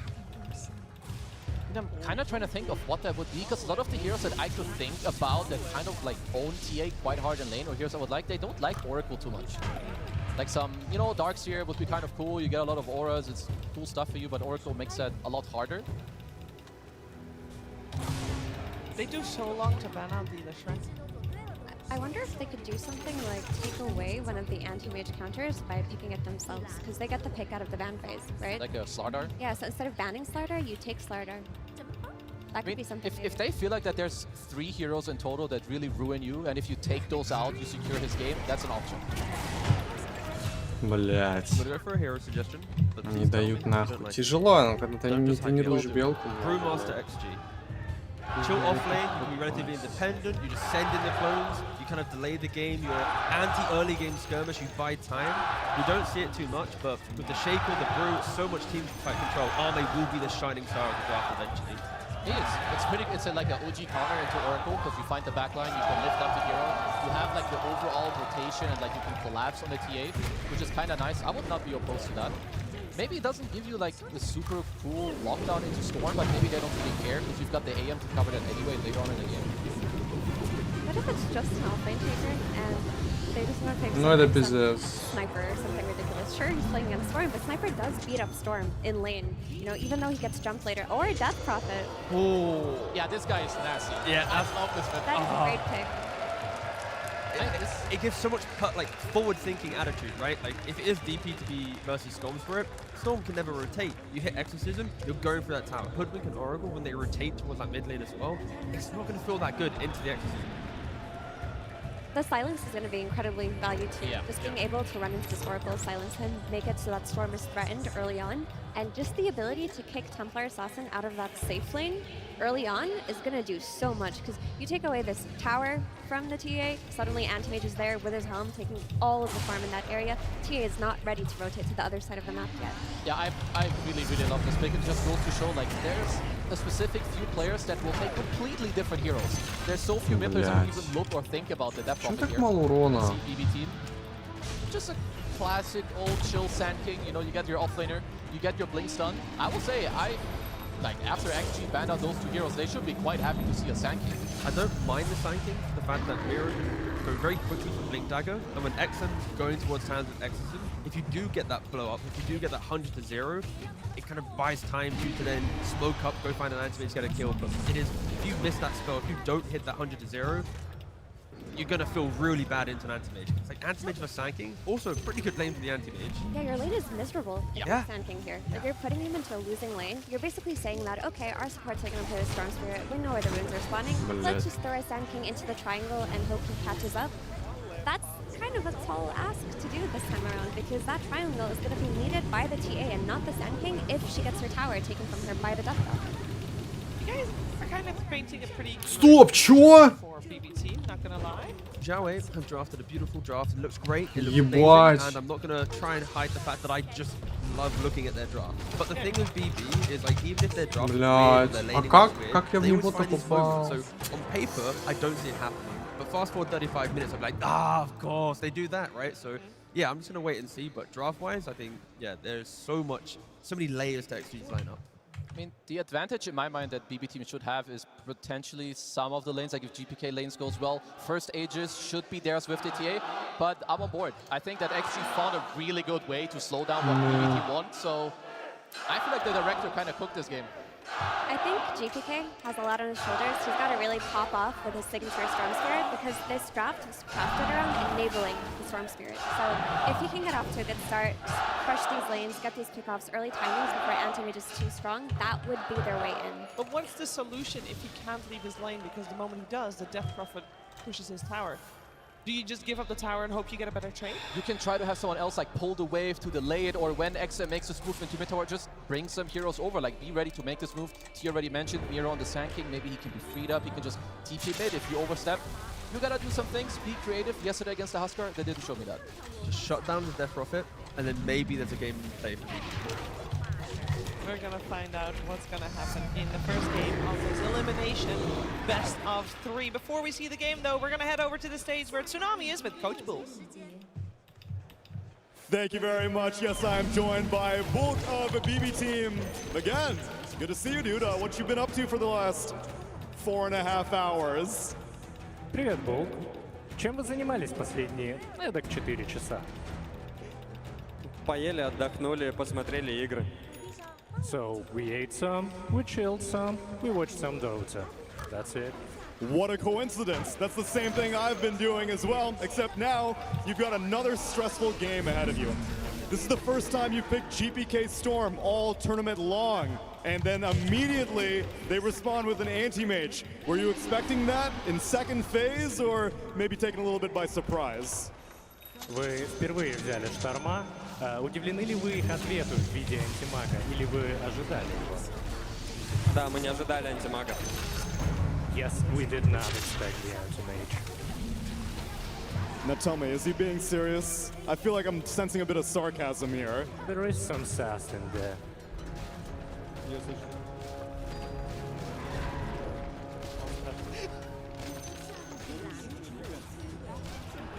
Вопрос в том, насколько серьезен был твой ответ. Полностью серьезно. Мы не ждали антимага.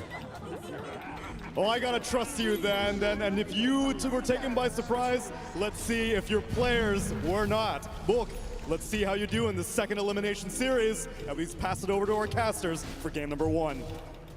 Thank you so much, Tsunami, and of course the lovely translations. Love to hear it. Yes, I cannot freaking wait for this series. It's top 4, man. We're here. Yeah, we've been waiting. We got some game 3s. It's been a great day so far. I would like some more. Can we get another game 3, please? Keep doing it. Yeah, let's just do that. I think that this is also one of the times when I'm watching these games and I'm out there and I think about, man, these guys have been here for a while. Like, we just did the interview, obviously, with Bulk. They were sitting and staying. But the other thing that I heard was that XG, throughout the entire duration of this time that they were hanging out here, after their series, they didn't leave. So they've just been waiting all day to see who their opponent's going to be. Yeah, keep an eye on the game, see how everyone's doing, and you know, there were definitely some questions heading into some of those games. For quite a while there, I wasn't sure who they were going to be facing either. Oh no.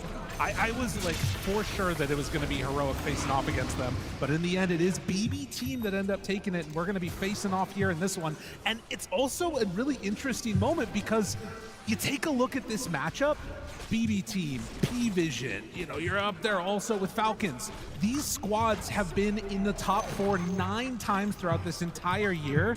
For XG, it's only their second time in top 4. They're trying to upset the narrative. Yeah, and so far already doing that very successfully, considering many of you out there, and maybe myself also, didn't even have them getting out of the road to the International, let alone putting on such an amazing performance earlier in this tournament, and thus making it this far. Well, it does mean that we're going to be treated to an absolute banger here, I am sure. as already a Death Prophet coming in mid. I was that wondering. hurts. That hurts. Yeah, that was a nice little uphill miss there. I was wondering if we were going to end up seeing the Shaker bit pushed over towards mid, but deciding to put it on XM, a hero he is somewhat known for playing it on. And an XXS is going to be the big money maker on the Earthshaker this time around. Yeah, XM is bringing out a few of the hits today. You know, we got the Sniper coming out here. Maybe the Viper later, perhaps. Oh. You know, if we really want some dirty XM. But speaking of the hits, speaking of signature heroes, I always say, if you're in trouble and GBK's on your team, you break that glass in case of emergency and you pick up the Storm Spirit. He really is just a phenom on this one, and so far already taken a few hits from the Death Prophet, but you can see sitting pretty in the laning stage. Of course, the big question mark is going to be how do they deal with the elephant in the room? We haven't been talking about it yet. Ame on anti-mage in full anime mode here in top 4. Yeah. Well, there'll be plenty of time to talk about him this game, I'm sure. One way or another, you know, either winning or losing the game often comes down to a lot of conversations about what is anti-mage doing? As you are pinning a lot of your hopes on this hero, but it is certainly a favorite for Ame, so not too shocked to see him play it here and getting it in this matchup that the hero does love, as he gets pressured under his tower right now by a Sand King. Getting some good early harassment in there and making things a little bit uncomfortable. Can see Save just throws out a few of these little buckshots at him and forces back. And actually even gonna glyph the wave here. This is over towards mid happening. Ame is somebody that's a little bit vulnerable on that anti-mage here in the early levels. Big CGPK getting in a little bit of trouble there with the Siphon coming out, but head the distance. And yeah, I mean, Death Prophet, like you said, a hero that XM certainly has played before, but not a hero we've seen a lot this tournament. Definitely, I think the first time we've been casting it, so it'll be interesting to see just, you know, the classic is just how much are you getting out of each Exorcism. And that was a big one. Pure's Courier goes down. Was a very tough situation there. Or was that Ame? No, Ame's is coming on out to him. He's going to be fine. I think for me, speaking of someone else we haven't talked about this game, one of the best individual performances of today was Zinq on Snapfire earlier this morning. I feel like he absolutely dominated in one of those matches, so I'm sure he's feeling very good being back on this. And likewise, I mean, it was XXS as well, right, when he was playing on the Shaker. So they've already kind of warmed this up and are feeling very good about this. Right. Well, and that's going to be the other thing to watch for is obviously when, you know, XG was playing before, they had that tough series against P-Vision and able to come together and put some solid results in this morning. But BB Team, a very different type of opponent to be playing up against. And want to see if they can sort of push this to the more late game scenarios. Obviously going to have really strong team fight around this Sand King too if Mihiro can get off to a hot start. And already you can see across the lanes, they're eking out just a little bit of an advantage. Yeah, I think this morning XXS had a 10-minute blink. It was like right around the 10-minute mark. He busted it on off lane, which is just crazy. You can't really assume that you're going to get that again. Zinq also just had an insane amount of kills that game, so not off to such an explosive start on this one. Still 0-0 at 5 minutes. And not a whole ton of roaming around. You got a freaking Oracle support here. The benefit, of course, is it does mean that more likely to be able to set up your Storm Spirit for good runes with that prognosticate. Yes, very important thing to point out there. That innate is just crazy good on Storm Spirit. We're always talking about how runes run the Spirit heroes, and I would say that Storm Spirit is the most susceptible to losing runes and having a really bad early game. But here it is, the first Exorcism forcing down this tower. They've got supports on each side. Save's trying to pull this off here, but GBK's in the jungle doing stacks. He now returns, but this is my God, a lot of damage. I mean, it's a siege wave, and yeah, 6 minutes, and Zinq making that move over to get the little shredder debuff on the minus armor, and look at that, a 6-minute mid tower gone. Really, the only good news is that it was a shield rune that they couldn't contest during the Exorcism, so GBK can take a slight Pyrrhic victory in that at the very least. Мне 7, чуваков типа 8, 9. That is going to really open up the map. And I think the biggest thing also that this Death Prophet is going to give you as we see those camps blocked out is this sort of countdown easy timer to take buildings consistently, right? Every single time that ulti's up, going to be trying to make some moves with it. Yeah, and one of the more important things too, as you heard the panel mention, was this idea of the Sand King relying on stacks this game. Already you can see not having an incredible lane, obviously, versus the Anti-Mage. It's hard to really bully a whole lot. You're doing okay, but you know, you're not just dominating Sand King. You're hoping to get these Katomi. stacks there. You might contest with exorcisms. Does have boots on Zinq and making his way over. Is he going to be able to get there in time? Oh, just barely. And Katomi going to be shut down from that one as he will be eventually brought down. There it is. The first blood drawn by XXS. Oh, man. If that body block had have worked, that would have been awesome. Oh, yeah. Not quite able to do it there. Dude, this crowd right now chomping at the bit to just get going. Honestly, I feel like they are prepared for this game to go wild in the field. They're very organized. They have tools over there already, as you were mentioning. I know, I saw that. Yeah. It's like a little brass plate they were hitting. Getting the chanting organized here. Well, there is no agreement this time for 0 helms or anything, obviously, as it is finished up here for Ame. Our go-to build on this anti-mage this tournament.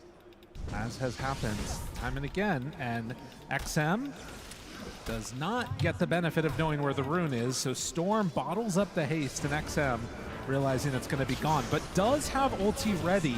Want to see what XM decides to do with this. Is he going to play for a more farming-oriented gameplay, or is he going to try and sort of bully down these lanes? I mean, it would be nice to just move towards your Shaker, I would think, you know? Try and take that top tower, make things a little bit more difficult up there for Pure. On the other hand, you could just say, hey, the lanes are going well. You're already just kind of chilling on the wave right now as a success. Could wait to respond instead and just keep controlling mid. Блять. But the Ghost is starting to meander a little bit towards the north. X-Nova's coming through the Twin Gate. All right, we got a plan forming here, perhaps. But this is the other thing, that you do have to be concerned about. A haste rune with the Storm Spirit could turn stuff south pretty quickly. And Yeah. X-Nova XM actually just goes straight back. He's like, there's waves coming in. That's not full commit, and X-Nova just goes right back through the gate. I mean, they have this trap on there, which is really nice, of course, to keep an eye on these support rotations. Burrow strike the helm, tries to do some damage. Nice. Was not able to get there in time to take over another one, so the gold is handed over. And while this is happening, while the Ancients were blocked, GPK was able to take out 2 triple stacks over in the jungle. So he is building up his own net worth to try and contend right now with that Death Prophet. Yeah, unfortunately, though, you know, trying to get your Galvanized going. Those do come from kills alongside levels, and not able to get one with the haste rune is a little painful. Nero is calling for a defense here. And thinking Да, about блядь, it, ну this все мои is a центры dangerous поломал. move to make with Шлюха. level 6 there. The Cookie They got Oracle gets the save. stun, but it is going to be Bane in trouble. Now the turn on to Nero, but the save is there. Oh, False Promise doing some work, but XM does have the ulti ready and just has to TP out with 1. Now Ame gonna chase down Katomi, find that finish, and will move immediately into the tower. Yeah, not what they're really hoping for. You don't get a good initiation there. You get the save from the Oracle, very nicely done, at least to get Miro out, but there's no conversion there from GPK. They still get the tower knocked down, and now that's the mid-tier 1, the bottom tier 1 gone, and the classic Ame getting so much space. Yeah, and on a hero that will make good use of it as well. Only 1 point up right now in that counterspell and ready to start working his way through the bottom of the map farming, and this is what you want to see for XXS. Will manage to do a nice little chunk of damage there, and does have his Blink Dagger now done. Man, this guy is crushing it on Shaker today. Actually ridiculous how fast he's getting these. Блять, какая же ты, сука, ломает So at the варды. very least, because he's farming up with the Echo Slam, of course, there's not going to be this like immediate movement. But when it's back up, I mean, you know, you got 4 points Aftershock. You're very happy to start making maneuvers across this map, and you've got to imagine Pure is the prime target. Or I guess ending GPK's life would also be great here to try and start working on these galvanized charges, as he is going to get smoked up now by Save. Only has an illusion rune to work with this time. Scan does connect though. Oh, but they know that to what Ame is end? here. You know? And I guess if Miro's here too. Okay. Gonna try and make something happen. Sees Miro. Now Ame realizes that the jig is up. Yeah, the spidey senses are tingling. Did he really get caught? No. Blinks away. Ame, never in doubt. Does he lose the other creep though? He might just. XXS finishes off that camp and is going to head back home before getting ready for a smoke play, most likely. Minute mark as we hear the crowd picking up again, trying to instill some hope. The team they're hoping is going to come away with the victory in this. Again, another rune secured thanks to Oracle's passive. Or innate, rather, I should say. And maybe looking for another go here onto Ame, but he's already backed away. Heading off to the other side, leaves his creep behind. I mean, they're just, this is what I love about Death Prophet. I always love this hero because it just gives you such clear direction for your team. Oh, yeah. Like, the enemy team knows what you're going to do, sure, but it's so powerful that they have to be ready at the exact moment. And they are not ready at all. Pure, in a world of hurt, will get saved for the moment with the false promise. And Katomi able to get there in time. Are they going to try and translate this into anything else, though?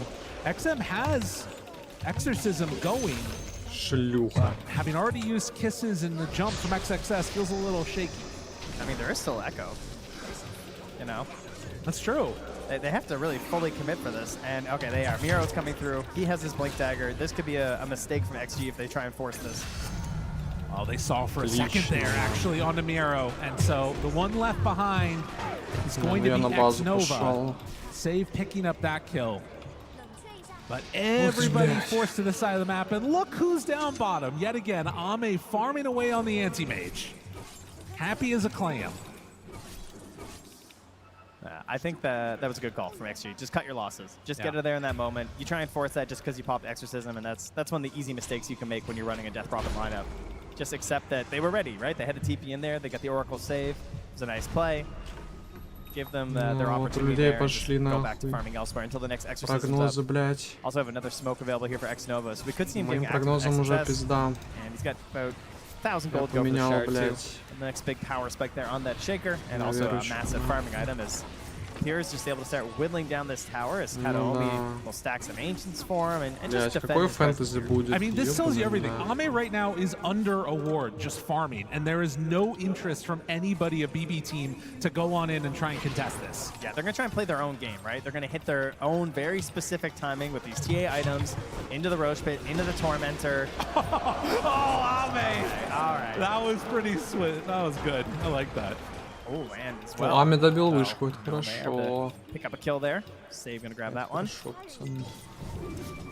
So X-Nova brought down again, just like before, in the top side of the map.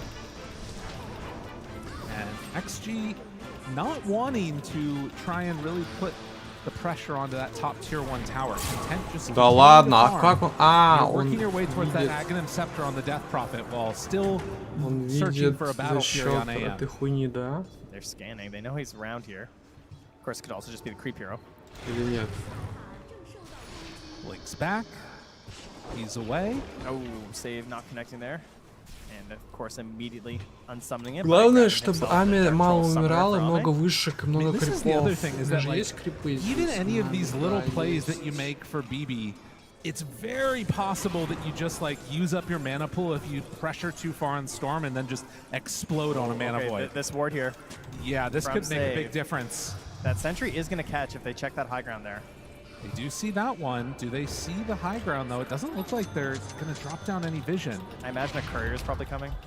Ame, do they want to try and go onto him? From forward, Burrow Strike, Bushwhack, is it enough? Yes! BBT managed to find the kill onto Ame. Yeah, great vision. That's what it comes down to. Now? Okay, I mean, I wonder where the rune is. XM. They set up. XXS doesn't manage to quite find it. Oh, he gets the regen stolen away. Yeah, XXS steals it right under his nose. Barely able to survive there. Kataomi, of course, ready with the ulti, but hoping to not have to use it. Ame's still dead from there. 5 seconds here. And that's another Exorcism that is not progressing the state of the game in a positive way for you as we get closer and closer to this timing the BB team are trying to hit. It'll be the Deso, maybe waiting for the Shard a little bit there, but mostly just like Deso into Tormentor, into TA Shard, into Roche, use the Aegis as your defensive tool, go forward, right? You know, talk about Death Prophet giving you direction in terms of being kind of a laid-out plan for how the team's going to play. You can argue that a TA lineup is very similar in that regard. And they're just living down here. This BB team lineup have full vision in this area. X-Nova is going to throw his body at him, spot, save, and they just back away.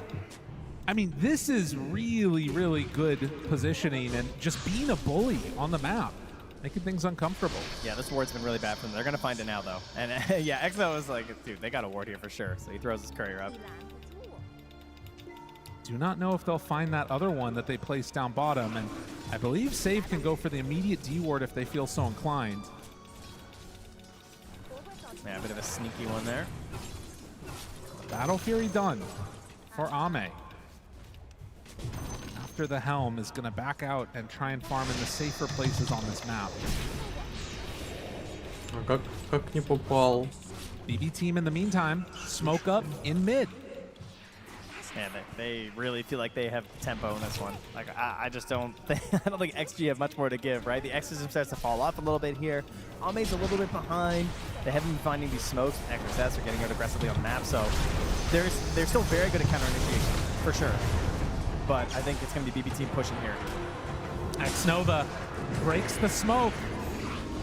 And so every time one of these jumps happens, they end up getting punished. As they find Miero in trouble, just going to get gripped after the fact. Sometimes it's better to play defense than offense. That's what it seems to be here. I think they were just sacrificing Miero because they knew the room was bottom. GBK's just sending them in, but trust me, it'll be worth it, man. I'll get an Arcane Rune, it's going to be awesome. So how much is this like a scary AM game if he can hit his timings? Because obviously we know the TA timings of the Deso and everything else. What about Ame in this game? Oh yeah, he's going to show up eventually. If it happens, it's going to be great for XG. There's a reason they're going for the Anti-Mage, right? It just makes it such a hard game for GPK. He's played a very specific way. He does have his BKB finish, so he is respecting the very possible facts that can happen in this one versus the Anti-Mage. He knows he kind of needs it. And he also knows his role, right? Sometimes a Storm, you got to carry a little bit. He's got a TA. Yeah. So she's got that mobility to jump in with you. You just need to make sure that you're getting the grabs and you're able to get multiple moves through the fight to give this good vision for the TA to perform the task that she's trying to do. Well, Tier 1 tower goes down in the top lane as Pure come and invades that Ancients area. But, are they going to try and get mid before they get Tormentor? Looks like it might be happening. Yeah. All right. I mean, they feel pretty confident right now.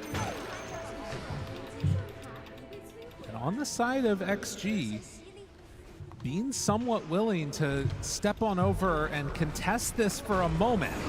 The fissure connects. Pure will stick around and get the last hit on the tower. All right. Any smokes? Who's got the smoke? All right, Xinq's got one. So, are they going to smoke up and immediately run to the Tormentor? That's the question for me. Да ладно, блядь. Because you've got great team fight, right? You have Exorcism up. You have the Eggs on Death Prophet. This is your fight, right? This is before the BKB. This is before the Aegis. Не дано мне попадать чуть Ame is underneath a ward here, so if he goes to connect, then they'll know that he's coming through, but the rest of the squad can start out that fight. All right, Ame's not showing Don't worry, Ame's not coming. That guy is farming. I mean, they're making their way here. This is a big dedicated maneuver, but it's a TA. It is gone. It happens so quickly. The kisses? The kisses trying to find a snipe now on the save, hiding over to the side. Katomi gonna get initiated upon and almost enough damage. Yes, he's gone. Can they do anything more after the fact? Epicenter out, but the big Echo Slam lands. Да, блядь. He's out of here. XXS will fall to the follow-up Aftershocks. Pure still sticking into it. Trying to do what he can, but Xnova is there. He manages to blink away just before a grip comes out. The slow is there. Bushwhack at the ready, needs to dodge away. Not gonna happen. Xingqiu also gonna be going into the graveyard. I mean, it looked all right for a moment there, didn't it? You know, you get this kill to Miero, you're like, okay, this was kind of worth it. They also did get the buyback there on Kanomi, so something there. It is a net worth gain technically for them, but of course, you know, the Tormentor goes the way of Save, and they're still in a good position to make their way towards the Roche here pretty soon. And that's a full Hurricane Pike as well, finished for Pure. So that's going to really be quite annoying for this DP in these fights. It is very much a Ame PvE for the moment, and then throw bodies to try and slow things down as much as possible. You know the way that XG are trying to go.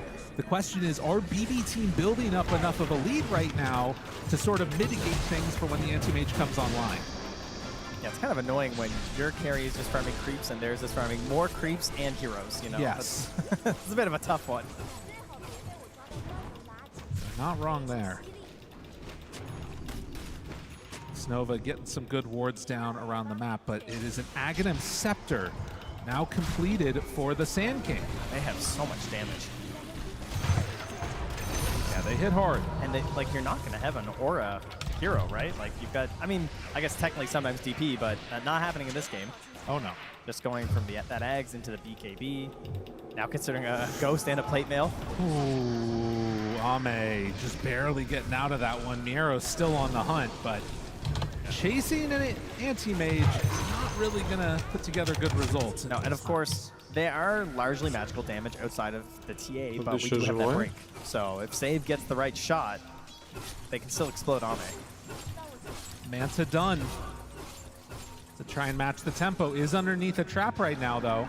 Sees the silence now onto the Hoodwink, who backs away under the Glimmer Cape. XXS scouting things out. Pure is there. Fissure not going to connect. BKB out from GPK. X-Nova trying to stay alive. XM, low HP. Pure now getting hit by the kisses. And Ame right on top of him with the save at the last second. Will it be enough, though, with the Echo Slam to combo it out? They use so much damage, and Pure is able to survive through it. But the cookie to back away, and XXS chased after by GPK with just the smallest amount of mana in the world, but the hits, they come out from Pure as he managed to find the Hurricane Pike and not quickly enough able to dodge in the fog. Oh my god, that's so tough for the GP to deal with. Has a Plate Mail to try and sustain, but at this point in the game, like, you're just trying to, like, stay in these fights and use your ulti, use this Aghanim Scepter, and it just doesn't feel great. We saw right there at the end, too, the Mana Void just not able to hit in time as right on point was the Oracle there. Katomi, nicely played. Ame's going to try and find his own answers here. Try and just keep moving up the charts here. He's currently considering a butterfly, perhaps, but to no surprise at all, they make their way into the Roach Pit here. So much knowledge with this lineup, you know? Oh, yeah. It's the new Tide TA. It's just Oracle TA. It gives you everything. You know where runes are, you know where Roach is. When it's popping up, it's very good. Look at this. Next up, GPK is also queuing a Lincoln Sphere. So having more answers there for the Mana Void. Yeah, the Mana Void. Also, I mean, just a grip, right? Like, yeah. It's super good. If you're going for this BKB, immediately X-Nova says, okay, well, Storm needs to jump in and initiate. I'll just target the Storm, and now BKB and Lincoln's. You got yourselves a problem. And again, it just comes back to the freedom that you're getting on this Storm because you have this TA. Like, you are just a playmaker on this Storm. Miro, does he decide to go in there? XM, they find him. Rest of the team a little ways away. The punches, the damage from the Aghanim Scepter is enough. Katomi just a little bit late on that one. So Miero giving up a very important kill there. This is your sort of timing push, and if they smoke up and try and fight right now, oh, there's an opportunity. Yeah, they have Echo Slam here too. I mean, if they could just bring Ame as well. Trying to make his way, but there's so much vision here too, right? It's and Ame, does he show on this creep wave? Understanding the danger, he will back out. He sends in one illusion, he's baiting a bit here, but they don't fall for it. But that death on Miero, I mean, this could have very easily been tier 2 towers gone. It's tactical, you know, it's just him and Katomi. They're the only ones dying. Right? Together, they are the 7 kills of XG. Everyone else is deathless. Bit of a tough one for the Sand King, who does still have that Blink Aghanim's done and is working towards that BKB. He's taunting, he's taking it in stride, you know? That's true. He's all right with it.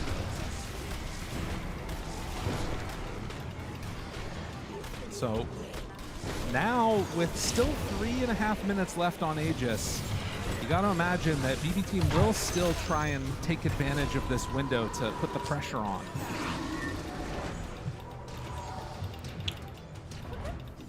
Success getting set up in the tier 2 tower on the top side. Just trying to delay things. I think this is their best chance at a fight because it's Ame right on top, Pure in trouble with the save. The bushwhack is there, and he's in trouble. Ame with a nightmare save. Can they keep him alive? Almost. Yes, he's out of there. Unreal. It took every single thing to keep him alive, but they did it. Ame survives through that, and now an attempt at Pure. They're going to go in with Miero, but I don't know, this fight already feels a little bit lost unless they can salvage this Burrow strike off the mark. And now Nightmare pulls him back in. The cookie is out. Oh no, Miro, not like this. The false promise is there, but he's already taking so much damage. They lose the Oracle. They're gonna lose the Sand King, maybe? No, wait for now. Oh, he's trying to get out of there. Miro glimmer caped. Ame's still on the hunt. They hide off to the side and, well, see the Sandstorm fissure out. Miro in trouble and gone. An off sentry, the spot you try to flee to. He does notice it thanks to his own sentry that's down, but it's not gonna help him now as he's certifiably dead. And what I was about to say, as they jumped in there, that was the best time to fight because he was just a couple hundred gold away from that Blink Dagger on Oracle. And if you have that Blink Dagger there, it breaks that whole initiation. Such a big moment in this game. You go from Aegis wanting to push tier 2 towers, Sand King dies mid, then you try and push top, they all die there too. And that's, I mean, it's such an important Aegis that it's supposed to be at least one tier 2, if not multiple, with that Aegis on this lineup. That is certainly the goal. But XG, they just spot a little weakness there, noticing that, you know, I don't think they're quite tight enough right now. I don't think they have the defense for this pure TA at the moment, and they just quickly jump on him. A great TPN from Ame to start that off. Working towards that butterfly. 28 minutes in, the Wisdoms are around. And for BB Team, I mean, you still have an incredibly farmed TA. She's top net worth by 3,000 over this anti-mage. You still have so much physical damage that, as we saw right before that, he can have trouble dealing with. But do you feel confident enough now to try and make some solid move? Look at this, damage is nothing on the AM. That's probably going to change soon. Yeah, he's certainly hoping so.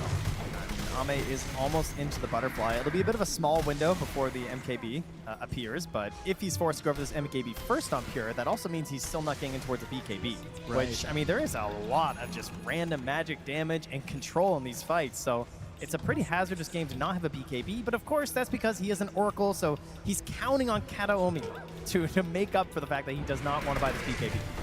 Kataomi going to be the one to watch for. And now with the Blink Dagger, like you mentioned, most fights, Pure is going to be able to be saved. Yeah, you got to turn into a bit of a tree and protector when you're an Oracle with the Blink, right? Just become one with the trees, okay?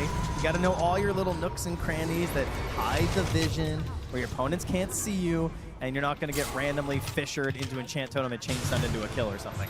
The one thing that is a little bit concerning, though, is that if you do manage to burn all of TA's mana, that's where you can run into some serious issues. That's true. She does rely on that for a lot of her shenanigans, doesn't she?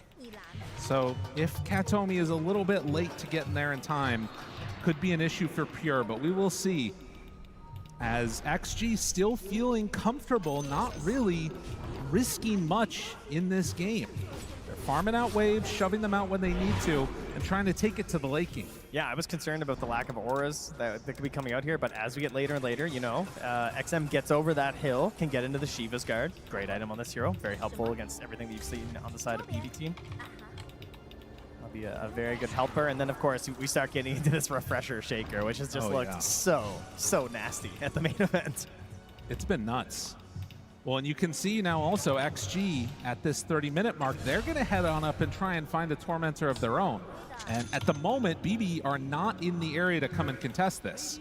So this one should be a freebie. Although, I wonder if they feel a little bit scared of taking it, not seeing anybody. No, they're just going to go right in. So Tormentor for X Nova. Yeah, they scan around them just to see if they're safe. Feeling all right.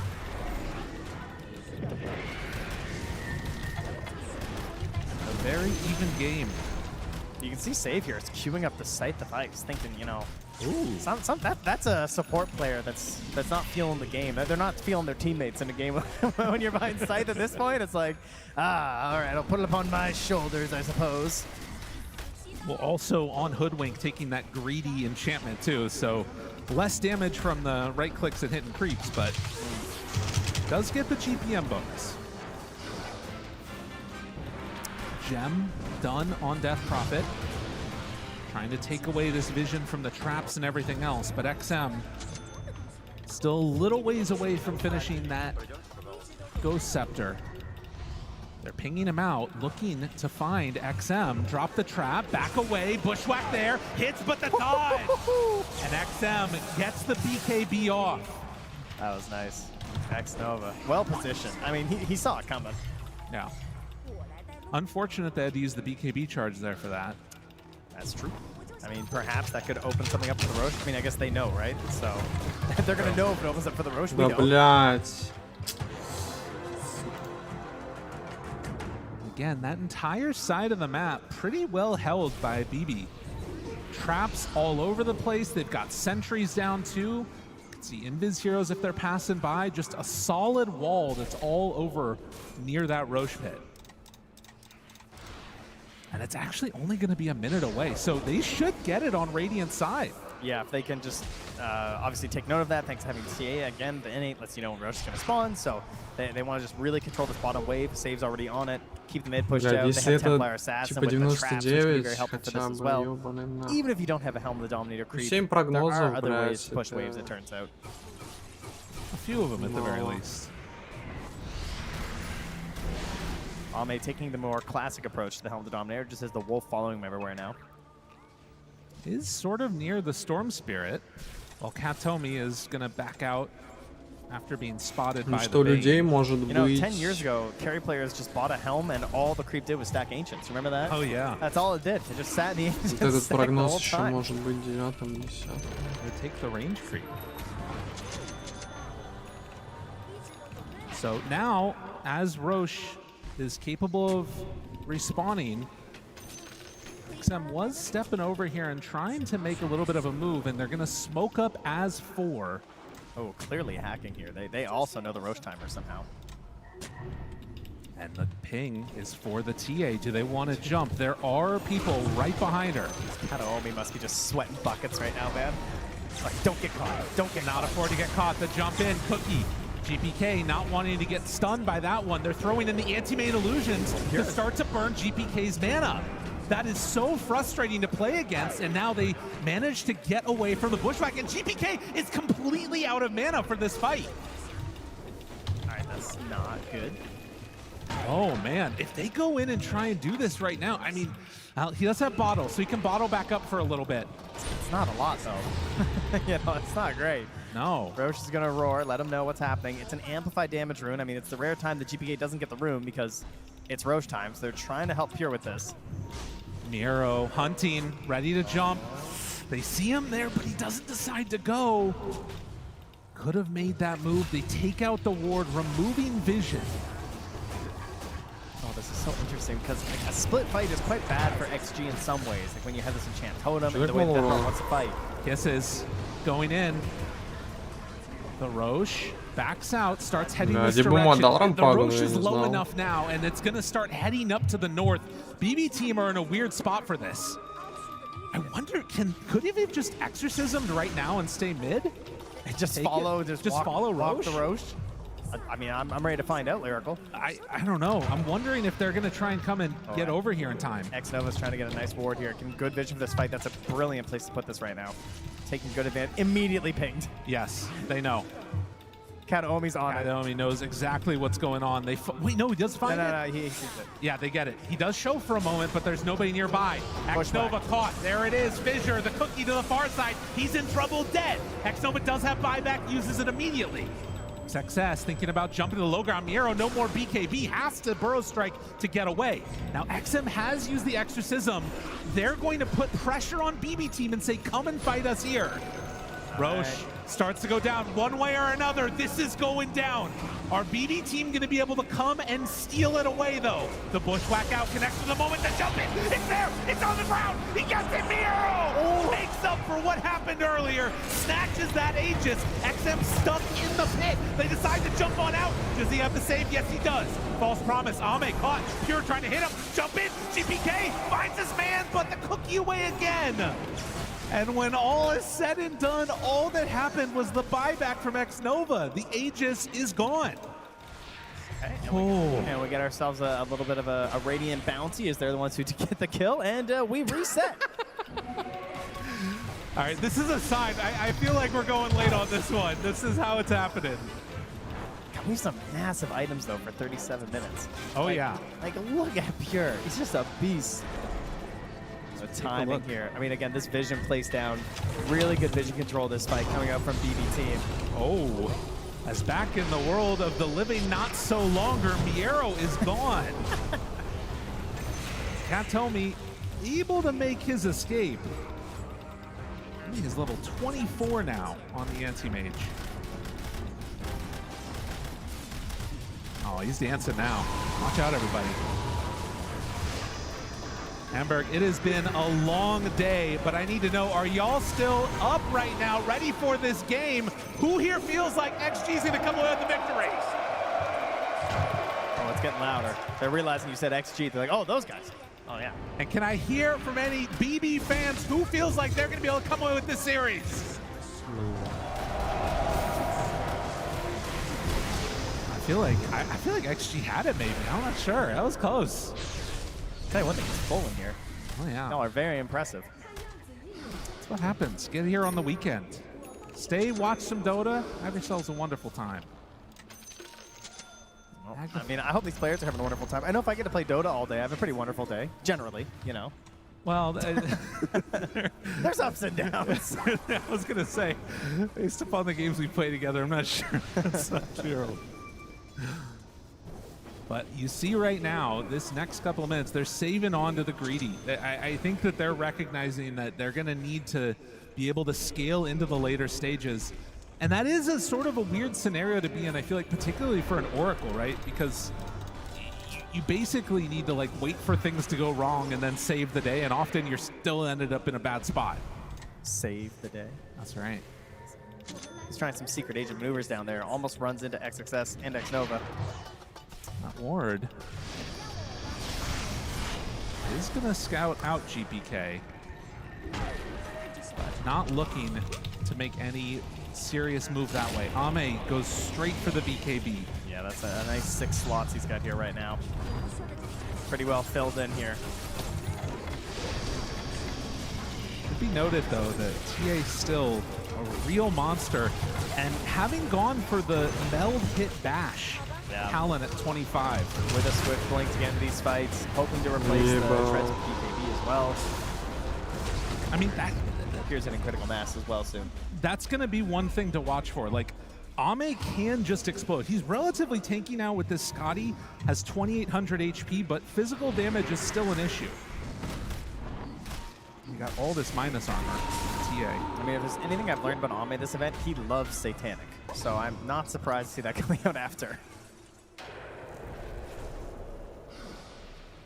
They're sending out wave after wave. And Ame farming down towards the bottom. They are getting into position to battle for this rune. It's going to be a regen. GPK ensures that he gets that one. And these later game scenarios can make all the difference in the world if you can find the right rune and be ready for a fight. But I'm just not sure what BB's like looking for really at this point either. I mean, what are you looking for with XG? Like, how do you start a good fight on the side of XG, you know? It feels like it really does come down to looking for the objectives that BB team are going to try and play around and then going into those. Like, trying to find them grouped up, having this refresher now, the Shaker is big, of course, but like, what does the first jump look like? They're so much stronger on counter initiation. For both teams. Yeah, maybe actually. You're not wrong, because like you have Oracle on one side. I mean, you just have this like ability for the Shaker to blow things up if you have a slightly poor initiation. I would really like to see the Agnums this game from ZinQ, but he doesn't seem to have it on the mind right now. But I feel like having a little bit of a save of their own would be really nice. And we've seen with these just like ridiculous cast ranges in the late game, how powerful that Agnums can be. I think also because all of the fights have sort of revolved around Roche and then Aegis basically expended and gone really quickly, we're in this weird situation where we're 41 minutes in and only one tier 2 tower has gone down. Yeah. Like, they're both kind of just chilling, waiting for them to get 6 slotted. Yeah, we've talked about this before with a lot of the teams, and we heard 3-3 mention in the interview, this idea of just like risk. Yeah. People don't like risk very much throughout a lot of this event. If they don't feel super safe doing something, they don't want to do it, and a lot of times that comes down to having the Aegis, having the cheese, having the refresher shard. And if you don't have those things, they don't want to really go for anything too aggressive. Well, and this also has been like a classic BB team scenario. I feel like at multiple TIs, we've had them get pretty far and, you know, look towards making it to the finals and just sort of push the game later and later and later and think they're going to be able to outskill their opponents. The question is, will they be able to do that here? And Pure, getting a little bit antsy, decides to step forward, hit the tier 2 tower, and make some moves, get objectives. Yeah, kind of out of position because they took the Tormentor, so they jump on that as a bit of an advantage there for BB team. And the Shard going to XM I think is great, just because, you know, he's getting tankier, it's going to become more relevant, BKB timers are getting lower and lower. If he had gotten it earlier in the game, it doesn't really feel like there would have been a great moment to actually make good use of the Fear, but the way these fights are going to start to break down now, I think it could actually have an impact. Right, I mean, he's got massive armor now. Yeah. And they've also, you know, started to pick up some of these other things of Pavis for the Bane. Going to be working probably eventually towards the Solar Crest. But all grouped together, they have it done now. It's a smoke up with 5, and we'll see if XG can find their correct targets as well. Should notice there too, a couple of greater healing Lotuses, have one on Xingqiu. Those are very important to keep an eye on. Either on being used by that hero or more importantly passed over to a core who's in trouble, right? A little bit of playing footsie here through the river. There is a ward which is going to be scouted, not taken out yet. Xingqiu decides to remove it and then immediately jumps away. Like that, if that doesn't tell you what's going on right now, I don't know what will. They're very afraid of each other. 40 seconds till Roche is capable of respawning. Yeah, there's another smoke down though. Yeah, this is definitely... And I mean, you just think about, like, if you step out of position just one little bit, for both of these teams wanting to make it to play on the final day of TI is everything that you've ever dreamed of. Chance to have your fate in your hands. And could all be taken away by just random positioning. Is that why we're losing our games? That's the only reason. Oh, okay. It's just, we could be a TI too. Yeah, it's all just random, it turns out. All right, cool, thank you. I'm glad we finally figured it out here. Another Arcane Rune for GPK. And with that smoke not succeeding, does kind of leave them in a bit of a weird spot now on XG. So I don't believe they have any more in hand. Could set us up for a weird Roche fight. Save is bringing one out. So they have an ability to make a jump if they want. They know Roche is back up in 30 seconds. And it's also going to be up on the north side. A lot of drawing on that mini-map.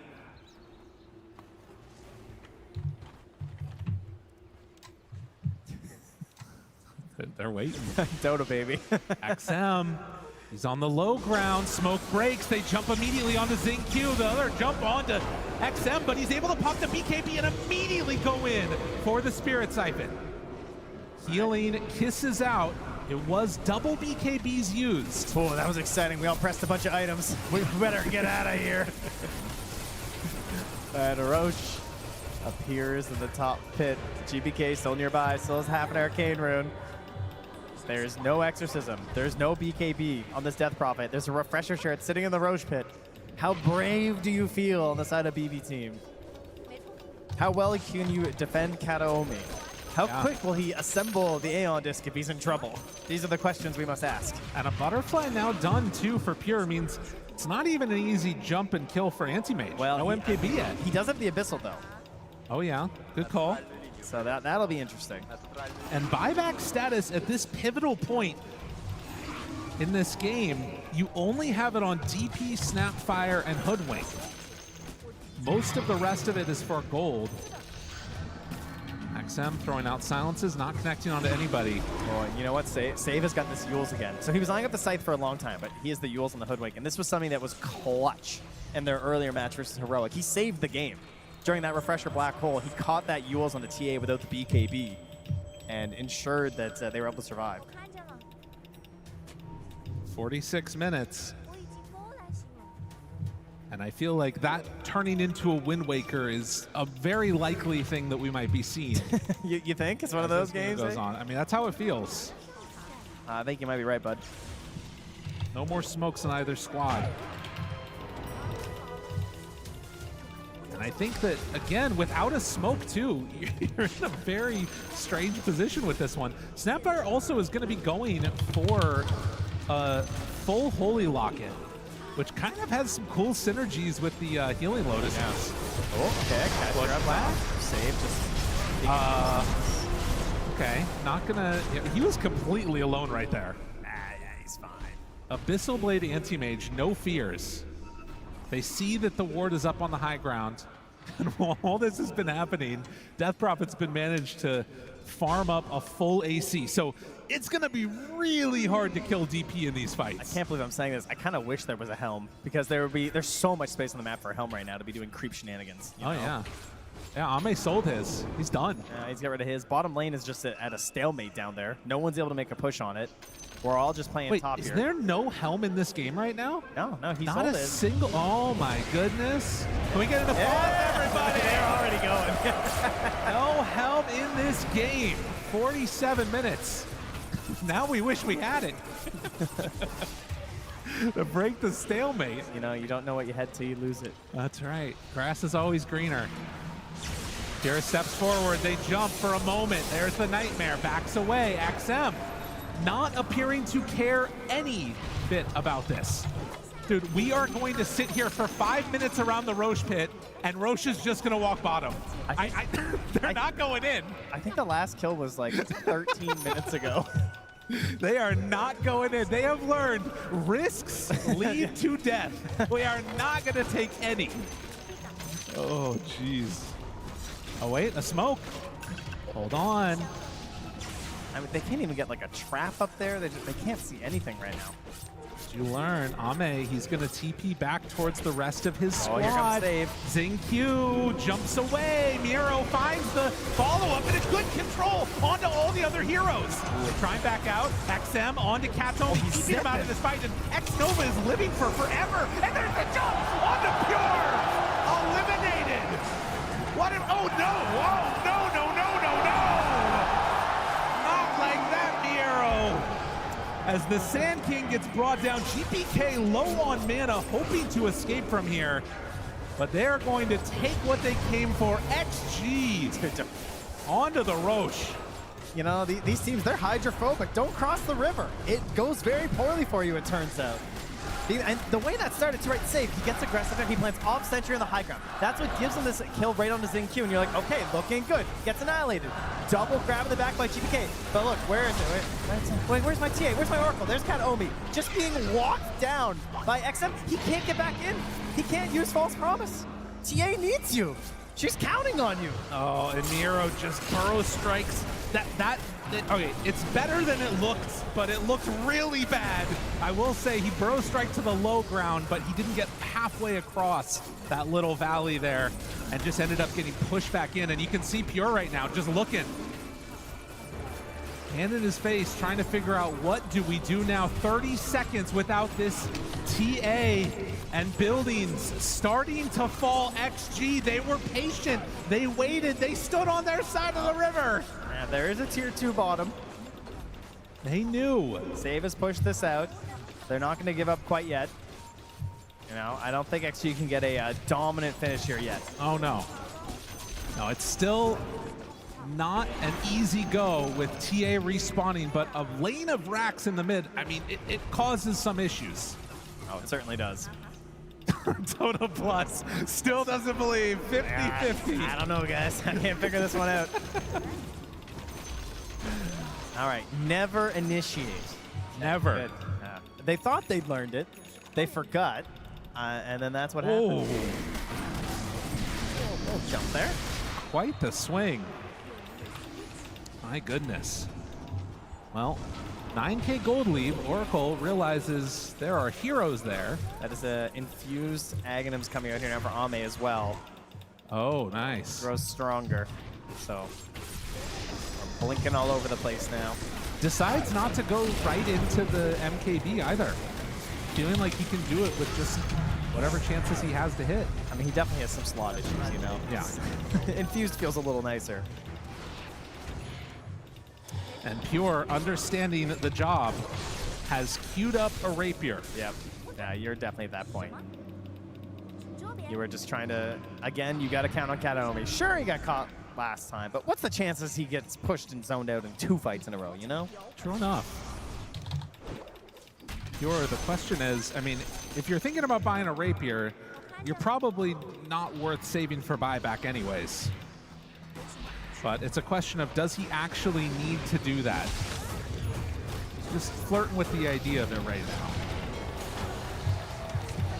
52 minutes in, and still very much comfortable on XG. Sitting back. They have 2 minutes left on Sage's Pure. They see him there. He jumps in. Echo Slam, refresher, combo. Ame's coming. Ame's coming. You're in trouble, Pure. That was 6 seconds of control. No chance to play the game. There is a reason that every year Earthshaker comes back when it's TI time.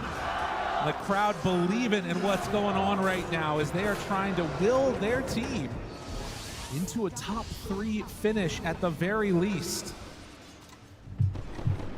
All right, now Lyrical, did they go? Is it time? Are we gonna send him in? Ame thinks so. They're thinking about it. The Bushwhack connects. There's the control. Miro out, trying to bring him down low dead. Okay, that's a good Can start. you do it again? Ame, not dissuaded, steps forward, takes the buildings. Even popping that Manta. He has his BKB if he needs it. Steps away, creeps, moving into the mid lane. They have another lane of racks. And BB team saying, we don't want to buy back on the TA. No. They don't feel like they can take into that fight, even though there's no Echo Slam. So, you know, that could be one factor, but it's just the idea of, hey, we still have the tier 2. Let's play for that. We'll wait for the respawn of TA. I'd rather have a Rapier TA than a buying back TA right now. Yeah. Can she get it in time, though? And does Pure want to fully commit for it? That's the other question. I mean, you think about what just happened right there. You're just passing over the Rapier at that point.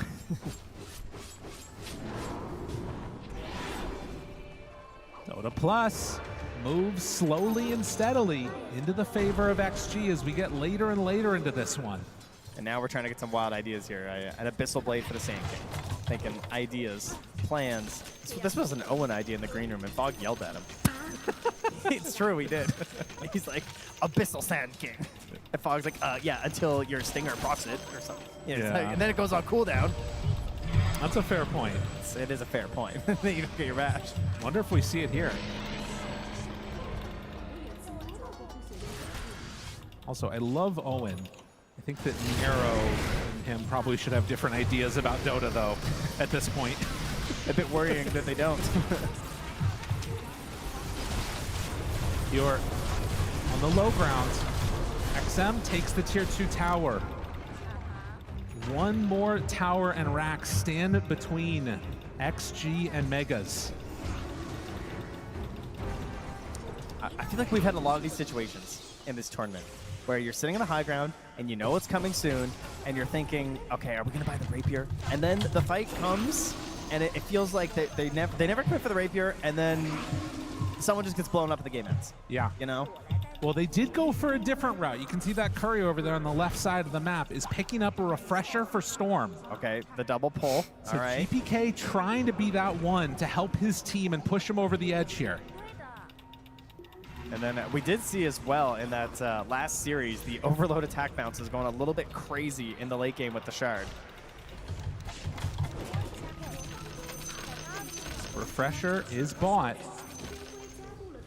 And I mean, the other thing to keep in mind, XG got here by playing it safe, by dodging away from fights. Are they really now going to try and take that move up to high ground when Roche is capable of respawning in just a minute and a half? It feels like they're just sort of trying to block BB team in their base while everybody else farms whatever they can, build up more of a lead. I mean, Ame's almost level 30. You might as well, right? That's like, true. Come on. Moonshard in there too. He can start passing some around. They do see him on a trap. Does that signal it's time to go with Ame very far away from the rest of his squad? I mean, they have a smoke. This is a surprising maneuver with no smoke if they're going any further than the Wisdom. They at least feel like they can go for the Wisdom. Pure steps out a bit, hits the creep wave. Okay, there's the smoke. Pure backs out again. Yeah, a little bit of a strange one here, trying to make this move. They're maybe hoping to catch Ame up top. They're trying to fake that they're like going bottom or something, I think, and hoping to catch someone farming up here under the assumption that they're not moving on this part of the map. The creep wave is going to move into the base, though. Oh, they don't just go for it. I thought he might just jump X success right there. Not opted to. There's creeps in the tier 4s. You've got to know this. They're moving in. They're going to find X Nova here to the side. Oh, the blink. He gets away. And now that was a pure greed blink to go for the wisdom, by the way. You know. X Nova gets it. Bushwhack not going to connect. X Nova is found. This is deep. This is not where you want to be. GPK might just need to run. They want to find something, anything here, but it's not going to happen. And so BB have to back away. They will lose save. Abort, abort. And XG find themselves another pickoff. Yeah, GPK actually has no TP right now. He's grabbing these Lotuses, chomping them down. Got to get back home somehow. And in the meantime, a Roche, a quick spawn. It goes into their favor. Maxed out anti-mage now. Fully 6-slotted. Okay, so we already have a shard on the DP.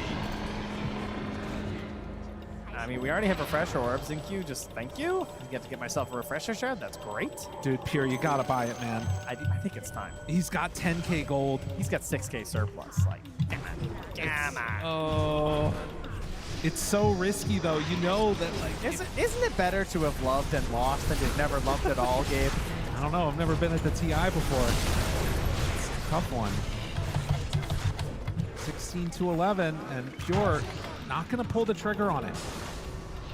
I mean, to be fair, it's really hard to run into that area now. You can't do it. No, it's true. And is going to be sending the Oracle Courier up along the north side of the map.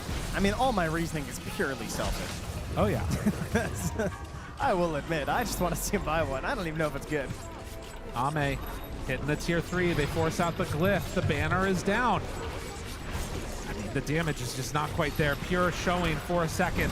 Starts to hit away. The jump in. The Abyssal is there. But the Yules save. Nicely done with that Wind Waker. Pure completely out of mana. Save, but can he really do the damage that's needed? The Mana Void is out. The Grip is still there.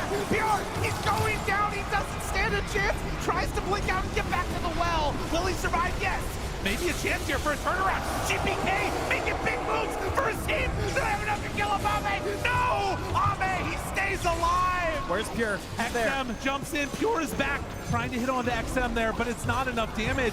They take down the racks. They find their targets. Mega Creeps! Pure, you're out of here! Get gone, sir! As they find him there. A buyback, though. They need everything and a bit more. At this moment, they will find 2 kills, but you gotta get more than that. BB team hoping to get the chase down onto Ame, but he's not quite there. Off to the side. They know which way he went. The silence is there. The jump from GPK, but he can't go. Mana Void is back up. He's out of juice. He can't keep going. Now Pure's going to buy the Rapier. He's decided it's time. Oh, they've got to do it now. I mean, it's way too much to deal with here, but they do have a Rapier on the TA, but it is Megas. 60 minutes as well, so they can take this time now to grab some neutrals. They have not had a lot of opportunities over the past while, being locked in their base.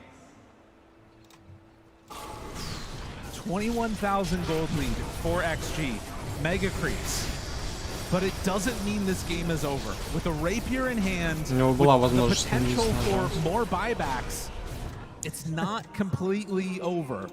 Because you still have buybacks on Storm, on Sand King, and on Hoodwink.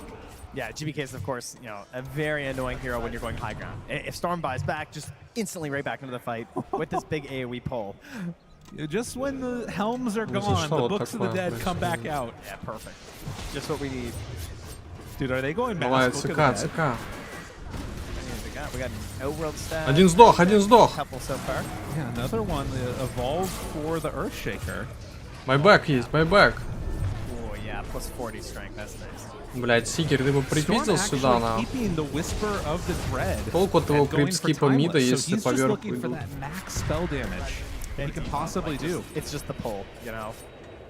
Ну, блять, позор не Okay, yeah. Типа все, Trying to что open up, нужно было, obviously, the это slot with закончить.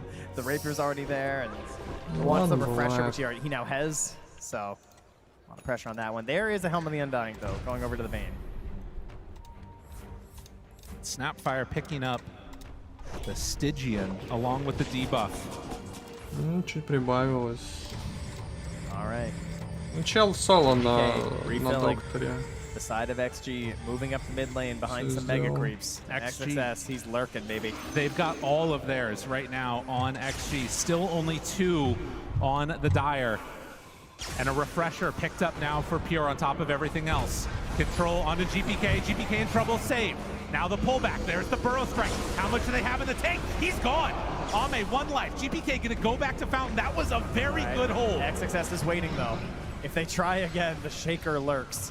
Save, picking up a Divine Regalia, so he's actually going to have some damage now, potentially. Ну да, надо было на саппорта мне Extreme Gaming ставить. Is it enough to save their towers, though? They're going down quick. Yeah, they need to come back in. The Books of the Dead, Miero, very, very low as he killed off those creeps. They find him now on a Zinc but there's the jump. GPK able to back away. Roach low, but Pure. Oh, XXS! He did it to him! GG is called. They have had enough. XG.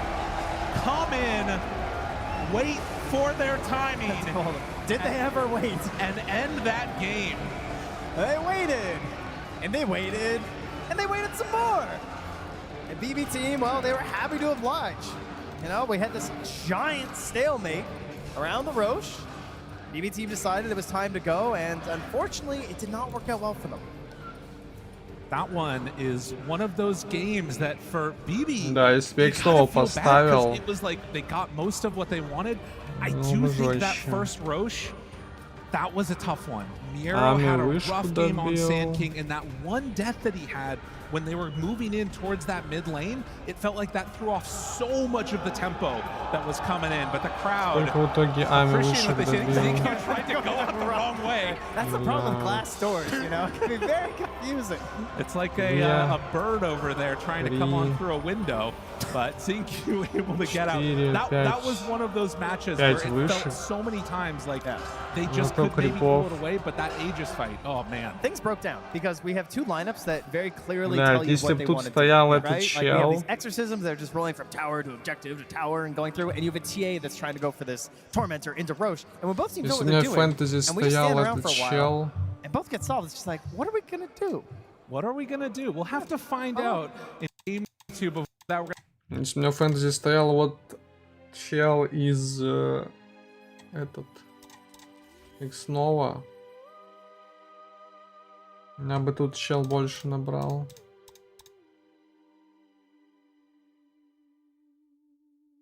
Да.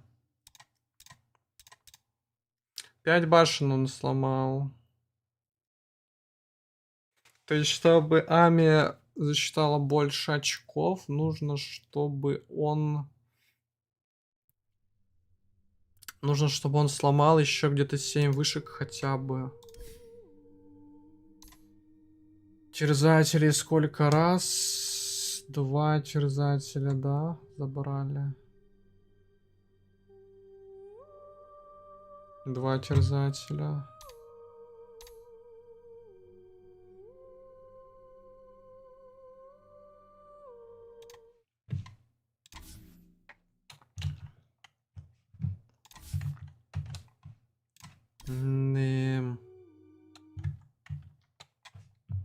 Were to be aggressive on the map, concede some additional space, then BB would just flood the game and just take over absolutely everything. So I think that's why they slowed it down. This was the 3rd worst game in regards to kills per minute, by the way. Like, this was like one of the slowest games that we've seen so far at this international. But yeah, for XG, I do respect the fact that I think they self-identified these errors, and then, you know what, we'll put them on a timer, we'll make them come to us. I mean, you can tell that there is a lot of stress and like, yeah, not frustration, but yeah, there's a lot of nerves and like stress going on right in these games, because you can tell there's a lot. The players are being quite timid when it comes to the Roche. Can we commit? Do we need to stay back? But one thing that XG showed me over and over that they do so well is their team fighting and their spell casting. How they enable each other. Who's gonna go in for me? You're gonna help me get a good team fight. I'm gonna save you, and now you have a good team fight. So this is one thing to take away for the next game that BB team, they kind of need to look at a little bit more. the saves, I do want to talk about that because there were fights where there wasn't anybody dying. Why was that? Was that just with the large amount of saves, or were people that careful? No, I mean, there were a lot of saves or a lot of clutch things coming out. You know, Ghost Scepter's Nightmares onto the Anti-Mage is almost dead. XXS with his Echo Slams. I believe I have a couple of highlights to show you later on, but I need to get this off my chest. I have to praise this Earthshaker. XXS played incredibly. He put this game on his back. He was so clutch. I forgot how clutch this player could be because we haven't seen him on LAN in a while, but this is someone who, when he won ESL Bangkok with Azure Reg, he was like putting his whole team on his shoulders, on his Enigmas. When his entire team seemed to be choking, he was finding the good plays. In this game, he said, leave Pure to me. Every single Echo Slam in the late game, he found him. He found him with his refreshers. In every single fight, he had one job, and that was to catch the top player assassin, and he nailed it. That's the beautiful thing with these slow games, right? They have all this time to think about how they actually want to take the fight. So when the fight does present itself, they execute it perfectly. Like XXS, like you said, on the Shaker, but again, the support, there's so many things you can praise about because we didn't have many team fights. So the team fights we did get to see, it was just magical for the side of XG. Yeah, like to me, XM and XXS have been the standout players. I know, people like to talk about Ame, the Uncron King, the support. Of course, they're all very important, but when it counts, I feel like XXS, he comes in so clutch. Like his spell casting, what he does, where he is, it's just so flawless and beautiful. It was a flawless and beautiful, and I'm sure that Sand King might be on the banning side of things in the next game. But before we get there was another hero that we don't see too frequently, Tigov. We saw the Death Prophet in action. Yeah, and unfortunately with Death Prophet, you can kind of know what's going to happen. Towers will be falling, and I feel like the reason why this game was so kind of slow in regards to getting kills because XG focused first mid tower at the 6-minute mark, but after the mid tower, they moved to the bottom side of the map. I was expecting them in the draft to move to the top tower, pressure Pure, make him overlap his farm with the Storm Spirit, but they wait for the third Exo to go to top. And when they do move to top, they jump Pure, Katomi's in a beautiful position, they keep him alive, they kind of keep this tower, and then when you fast forward throughout the game, this tier 1 tower survives for so long. It's why Pure was able to have such an exceptional game with his farm, with his economy. If that Exorcism, that second Exo was top, this game could be very different. They could have snowballed the game, they could have built up this lead.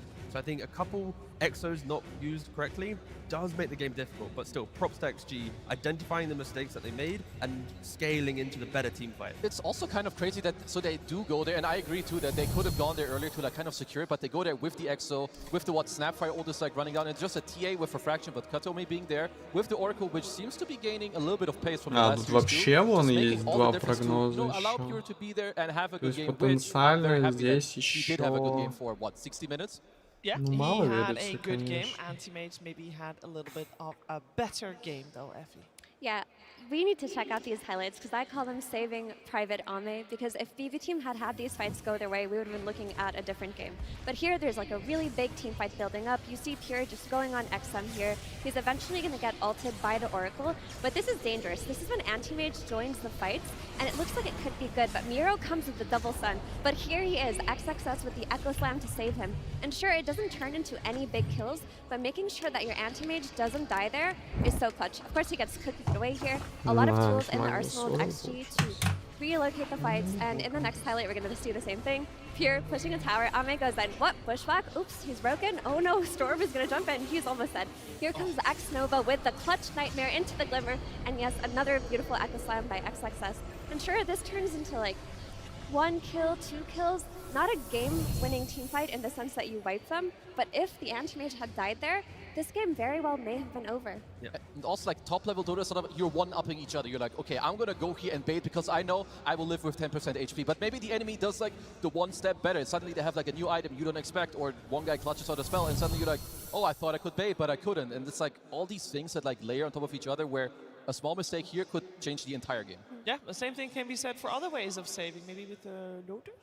I think so. I'm a big Lotus enjoyer, as people who have been listening should know by now. But these items are very important, especially in kind of a snoozer game like this, where you can go to the side lane, you pick up some Lotuses, because not only the Lotuses, but also look at their neutral items. All they want is cast range. X-Nova, he has 3 different slots of healing Lotuses. Same with Jinkyu. You have the Monocle, they also took the enchantment with even more cast range, because all they need, they're not going to get gone on first. They're going to save each other, or even when they did get gone on for the one time, there's Greaves, there's Lotuses to each other, and all of a sudden you bait in your team further. We saw it in the triangle fight. Now they get to turn the fight around because suddenly BBT they get dragged in. And yeah, it's all from small things leading up to this. That's why their cores play with so much confidence. Like, the amount of times we saw X7 Death Prophet walk up into a high ground, it's like, what are you doing? And then suddenly out of nowhere, it's like, eat the loaders and go! And then they're crushing the fights. It's just, I love watching that game. I feel like that was a great animation. Like, eat this now. Yeah, exactly. Oh, man, just like, God, I'm sorry. It was full faith the whole time. Yep. And again, XXS on that Earthshaker, like we forget how good he was when he won that ESL Malaysia with Azure Ray, but he was just clutching it the entire time. I mean, this Shaker, it's got to go up in priority for heroes that you look at when you're drafting against XG. Now, it's a hero that could go mid, but you could also just give it to XG's offlaner and he could win the game. Yeah, we're going to see what's going to happen in that second game of the series. But before we do so, we are going to hear from Purge because he checked out the other team fights. That's right. There were so many good fights that I just had to look at more of them. Here's the Tormentor fight at the 20-minute mark. Part of the reason this game was so close is because both teams did such a good job avoiding deaths. And as a result, there wasn't that much of a gold advantage that was able to be attained from these fights, and it just kept the game close and close and close. So fun to watch. The Oracle does die at the start of this fight, though. He's going to buy back immediately and jump into this fight. Miero is going to get shredded. XXS almost survives. And watch this follow-up here, because Pierre's kind of sensing blood. He really wants to get this kill, and he's frankly got the damage. But watch for this like Fiend's Grip that could come. At the exact same time, Kataomi, who did buy back, starts running to the right. So a dangerous moment here. And the fact that Pierre uses his Blink Dagger to go into the trees here helps ensure that he is absolutely A-okay in this moment. He doesn't have to worry about getting ulted from the Oracle. Everyone else gets the semi-escape. Safe's going to grab the Hoodwink. He's going to grab the Snapfire on the left. So this was actually one of the most convincing fights that we had for a long part of the game. 35 minutes now, 15 minutes later, and they're actually just equal. Save uses his third skill, which does increase his cast range, just to plant a ward. Huge cast range for this, to put this here. They actually don't have a good frontline hero on their team. They're basically all squishy heroes. Makes their lineup very difficult to play, but they do have the Oracle to defend at least. But when they do get a good catch like this, they can kill the supports quite easily, but then they're going to resume kind of playing in a kite way, because they can't really find the good goes until they can clean up all of the backline. And in the meantime, the Aegis steal, they had Save just did like a random stun, ended up grabbing vision, and this allowed them to actually snatch the Aegis, which further elongated the game. Not too many kills happened as a result of this. Miero gets saved as well. Everyone disengages. They maybe could have pressured Ame in this exact moment, but XXS had this great fissure into Aftershock, which delayed the TA even getting there to that nice vacuum. So the teams are just backing themselves up in incredible ways. And here's the last fight that I'll show you guys here. 48 minutes or so, we're going to see the same thing from Save. He's going to scurry forward, plant wards, get really good vision, and they get lucky and find the Snapfire right away. And she should be dying here. The TA throws a couple attacks, doesn't want to press BKB because it's just a support kill. And there's the Lotuses that end up coming out. They end up healing the Snapfire quite a lot. The Bane gets healed a bunch as well. He gets a brain sap off, and he elongates this fight here. He even tries to Fiend's Grip, but it gets blocked by a Lincoln Sphere. So huge moment as well with this Echo Slam. Watch the body of the TA fly here.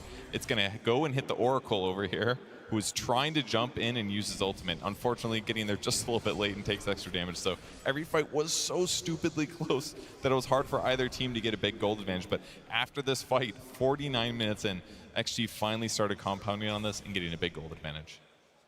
And with that gold advantage, they took the game eventually. BB Team definitely made a strong stand still from their base. Some might even say it was their last stand, which leads us to our final submission for the short film contest, aptly named Last Stand.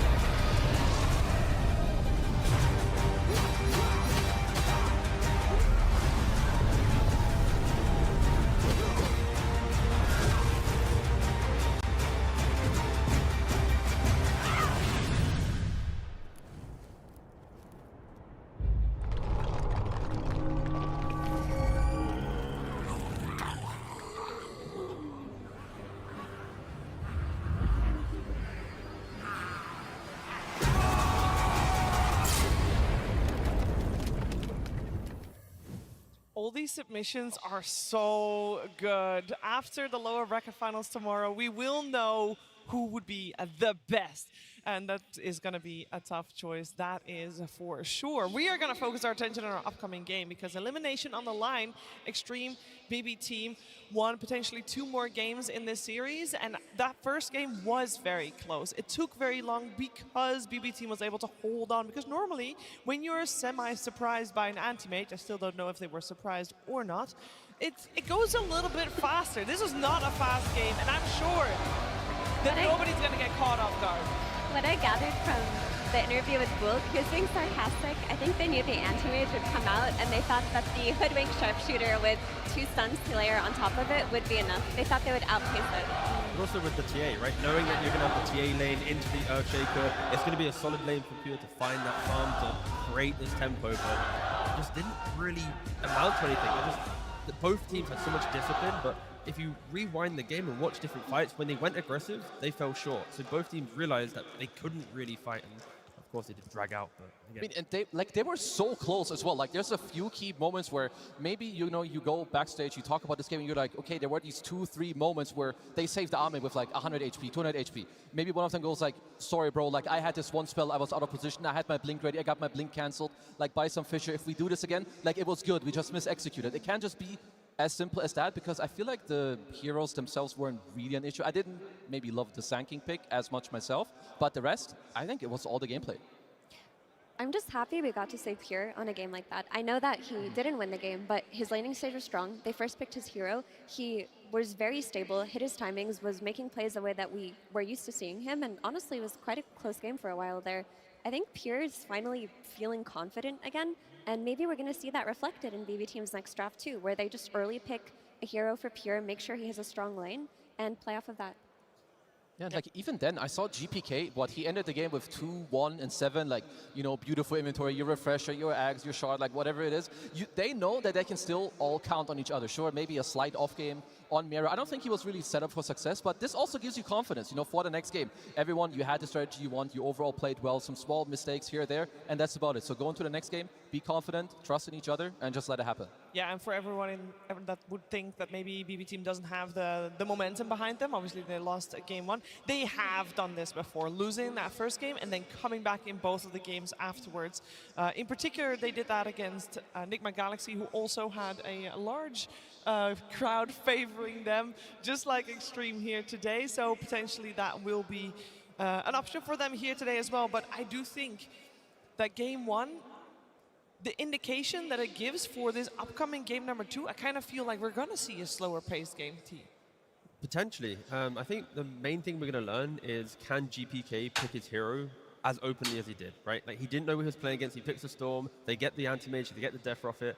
If he's going to do this again, XG probably have some of the counters in mind, because I think today we've seen XG counter extremely hard, right? There's a Troll Warlord in the series earlier, they go CK, get that jump, that explosive damage. You have a Storm Spirit, there's an anti-mage and a Death Prophet. So maybe BB's adjustment for this series is trying to hold a couple more cards closer to their chest, because Xiaowei is not afraid to just pick some of the big counters. I kind of like that, because also, like, not just that, like that they're open to doing it, but look at XM. If you expose yourself with whatever counter, like even if it's the most random hero that maybe no one else plays, he will play it. He's going to play Viper for like one of the first times on the main stage just to ruin your game. So maybe try to make it a little less hard for this guy to be as toxic as he is. We're going to find out what they have in store for each other, guys. It's time for game number 2.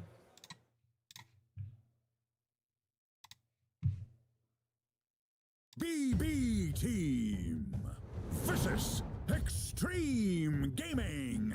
Game 2. Here we go, Extreme Gaming, Radiant side, BB Team, Dire side. First pick goes the way of BB Team. That means overall last pick for Extreme Gaming. Having that trump card at the end might prove important. And in terms of bans and change-ups, there are really not many, / any at this point. No, this is exactly the same.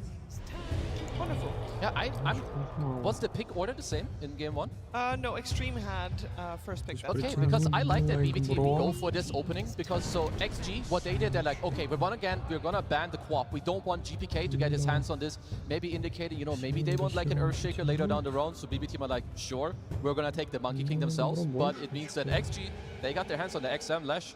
And it feels like the same recipe as the previous game, right? With the Death Prophet, every EXO you make a move. With Leshrac, you activate through the runes, and then as soon as it gets Blink Dagger, it's go, go, go. Find heroes who are by themselves in the jungle. Anyone who's trying to make a sweeping map play, Lesh will follow you, Edict, and kill you off. So the aggression I'm expecting to see from XG And he is sees through the roof. He sees he's a good matchup from the mid lane because outside of P-Vision, support Monkey King is not popular. Like you see this hero, you know it's picked for the mid laner, and they're comfortable enough to pick this now and build around it. Just get a stun or two from either a support or XXS plus a support, play with this Leshrac in the mid game, and go forward. Yeah, Sorry, say both Pure and GPK can play the Monkey King. So far at TI, it's only been carry. It's time to wake up, brother. Hey! He's back. Good morning. Yeah, I do wonder if Extreme Gaming want to try to corner BB team here with this Monkey King, because you are first pick. It is not that easy for you to flex this hero around and like try to hide where it goes. Lesh against Monkey is already Leshrac favored. Now, if you're gonna play it carry, there are a lot of options that you can put in the offlane that don't make it that nice for you either. And you've got Zhao 8. This guy knows what heroes want, what heroes don't want to see, and he's gonna make it happen.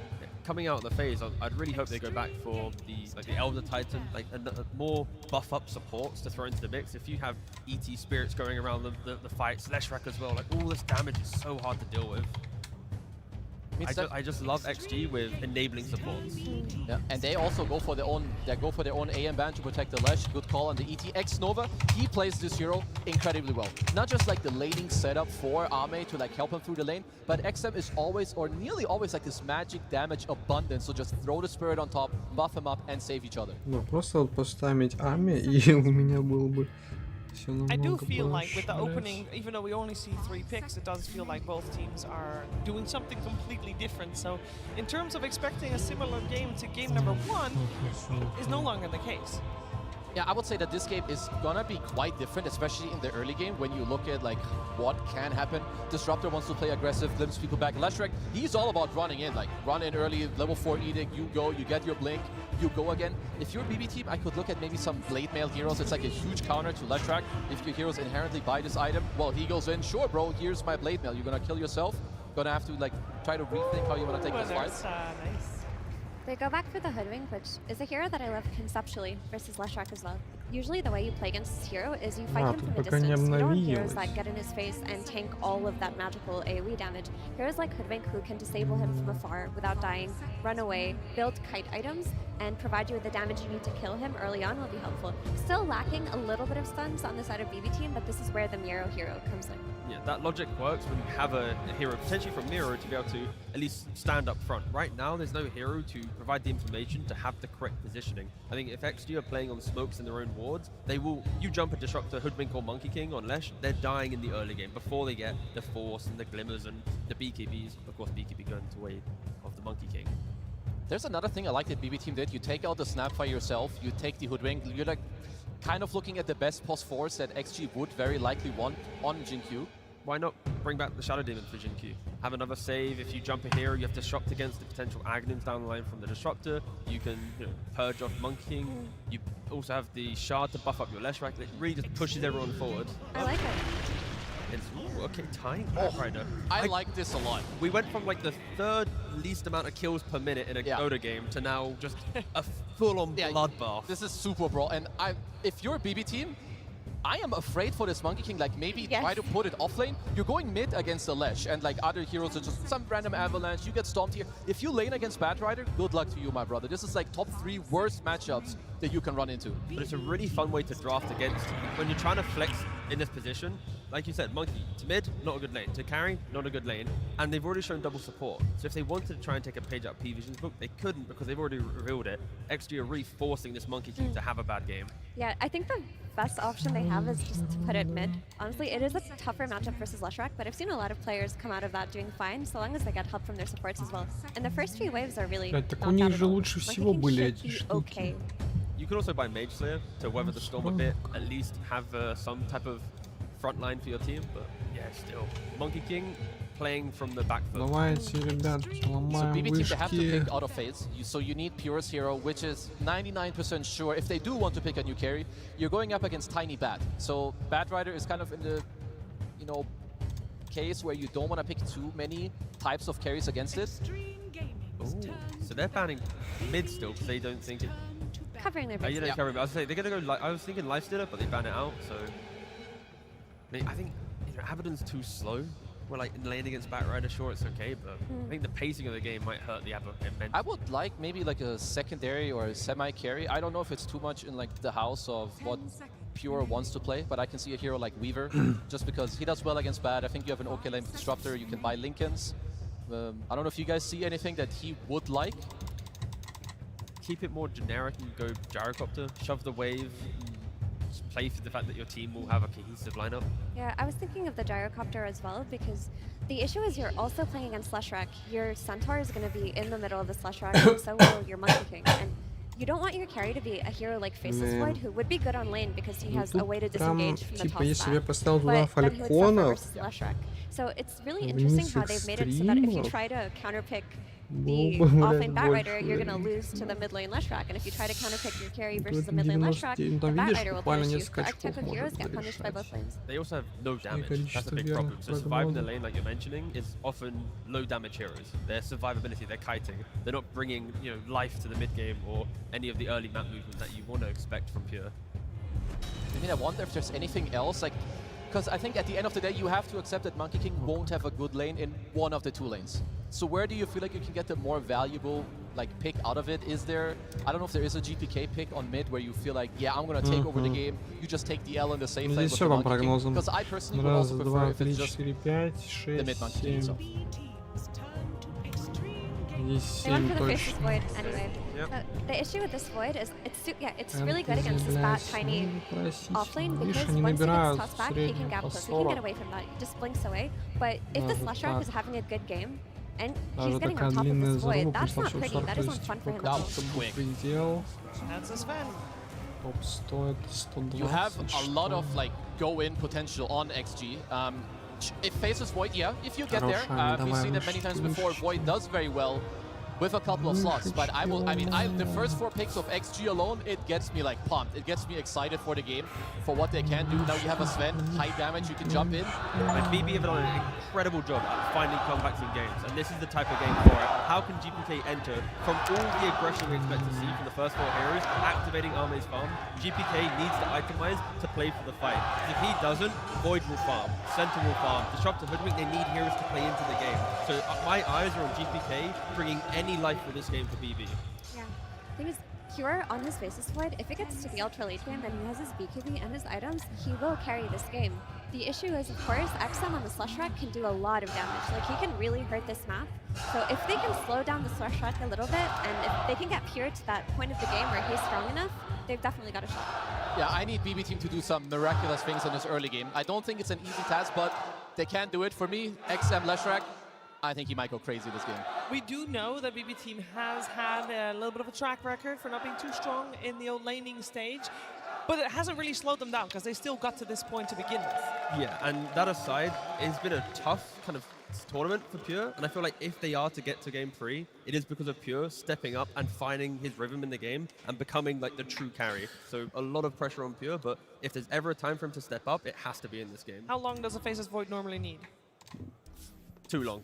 Oh. He needs, I would say before 25 minutes, he doesn't want to do too much. You join with some Chronosphere, but if they can weather through 25, 30 minutes with an okay net worth, they're going to be okay. I'm just afraid that early on, they're going to lose some map and it could get hard. Okay, it looks like Extreme Gaming has got a pretty good draft on their hands here. And I'm sure that Zawade does agree, and he's on stage right now with Tsunami. Thank you very much. Yes, I am joined by Zawade of Extreme as we prepare for the final game of the night. Now, I know BB Team have been your rivals all season long, but last month you finally beat them at Snow Rui. I have to know, what have you learned about them that you finally have the upper hand?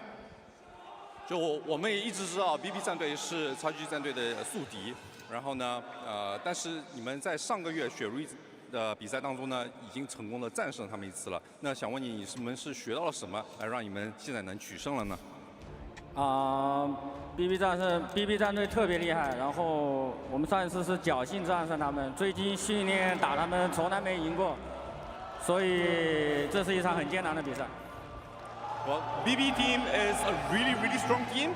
And honestly, in all our scrims, we have never beaten them. So it is pure luck that's going on right now. And I mean, this is going to be a very, very fierce match as well. And we are going to have to give it all we got.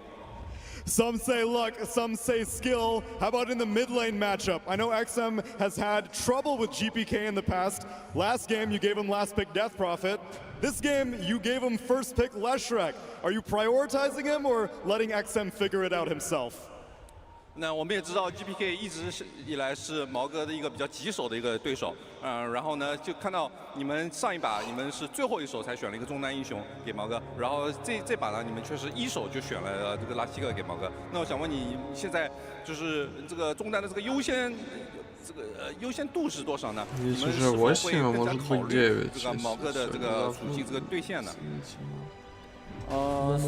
其实这2把。 毛哥应该是把 GPK 拿捏了，2把英雄都是被我们读到了，而且是都被我们选到我们最想要的英雄。I'm pretty confident that XM will be able to beat GPK for both these matches. Like last game, we predicted what they're going to pick for mid, and I think that our final pick countered them pretty well. And the same here as well. I think our Leshrac will do fairly well against the Monkey King. So I'm pretty confident that XM is going to shine in both games. Makes sense to me. And now, real quick, I can hear the crowds are awake over here, but it's 5 a.m. in China. You got anything you'd like to say to all the Chinese fans who may have fallen asleep after last game to wake them up? 现场观众呢，我们都能听到他们都醒了都在为你们欢呼。但是国内的观众呢，因为那边已经是凌晨5点钟了，可能有一些看你们前面一场太憋了，都已经睡着了。那有什么话来唤醒他们，来给你们来继续支持你们呢？我们会尽力冲上去的。 We will continue winning and going further. Let's see it happen in the game then, as we get into game number 2. Thank you so much, Neil Zhaowei. It's wonderful to hear that there is still a lot of life left in this arena. And I do have to mention as well, if you were looking there on the camera shots of the crowd, that entire section of Chinese fans are right behind the BB team play area. So a little bit of intimidation sitting in there behind them. Indeed, indeed. And intimidation here again with the XM Leshrac. Yes, a very frightening hero coming out in this one. And I don't know, like, the answers, I'm feeling kind of what the panel was putting down there. It's looking a little tough in the early game here for BB team. Well, luckily we don't have to worry about the early game because we're going to 60 minutes again, Charlie. Right, okay. Well, that would be good news, I would say, for BB team. I also do think that Ame on this Sven, it suits him really well with how the team has been playing, and he sort of has gone a little bit back and forth throughout this event in terms of being like full-on AFK, and then we had this morning when he played that Ursa game, he rotated the mid when it was really good to try and go on Sumail, to try and shut down that Shadow Fiend. So I think Sven's an excellent hero because he's great at AFKing, but when you have those moments when it's time to join in, having that stun can make such a big difference for you. Well, and certainly can help out a lot in the laning stage too. Save, hitting on a nice bushwhack there to get some separation, but Miero is going to be probably offering some pretty nice saves as this game goes on later and later. We've seen that cart just make like all the difference in the world if you can get to a good timing on the Ags.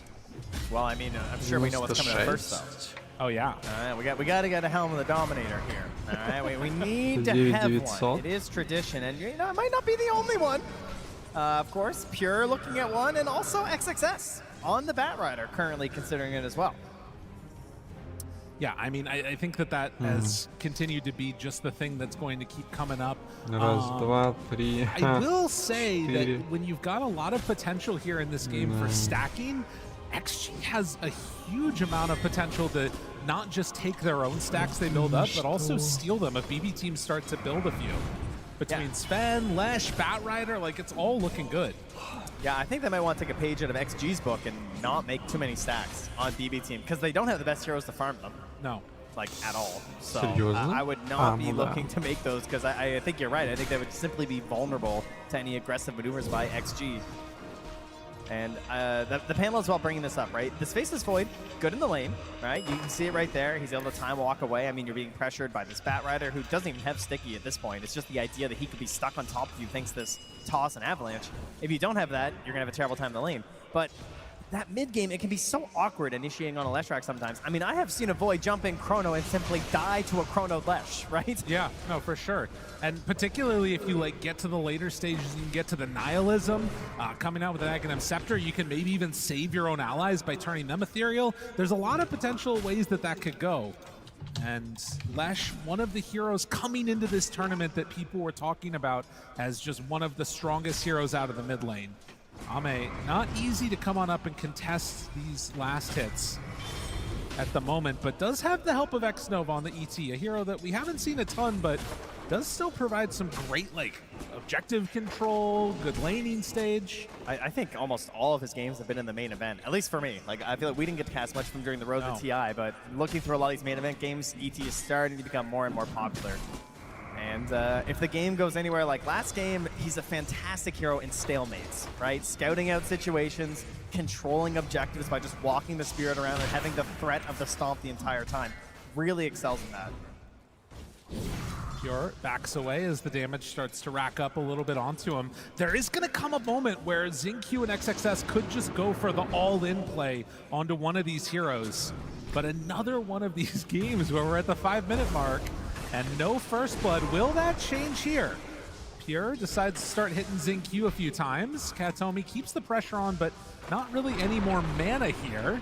An Avalanche, a toss back, XXS onto Katomi, but is going to get pushed away. And again, all that little action for nothing. Yeah, nothing doing up here. Mid lane going quite well for GPK. Of course, this is what you expect out of him, doing very well in his laning stage, but no threats of rotations with how busy these side lanes are. XingQ glimpsed back in, still standing fine, throws out the avalanche on the toss, good damage, forcing out the time walk from Pure. Yeah, he'll do a little walk here, but it's at a good time. I mean, the wave's already dead, Hiss is pushing into the tower, so there's plenty of time for him to run home right now. And XXS is actually still going to get the Lotus. XM. They are going to back out, and even dropping the Wukong's command, Xnova will retreat out of this. All that for a bottom rune as Save moves down to secure it now. Xnova not going to be able to make any serious play to stop this from happening. I guess you could go for a stomp here if you want, but no, the Katomi is just going to take the regen rune for himself. He needed a little bit more, you know, than GPK did.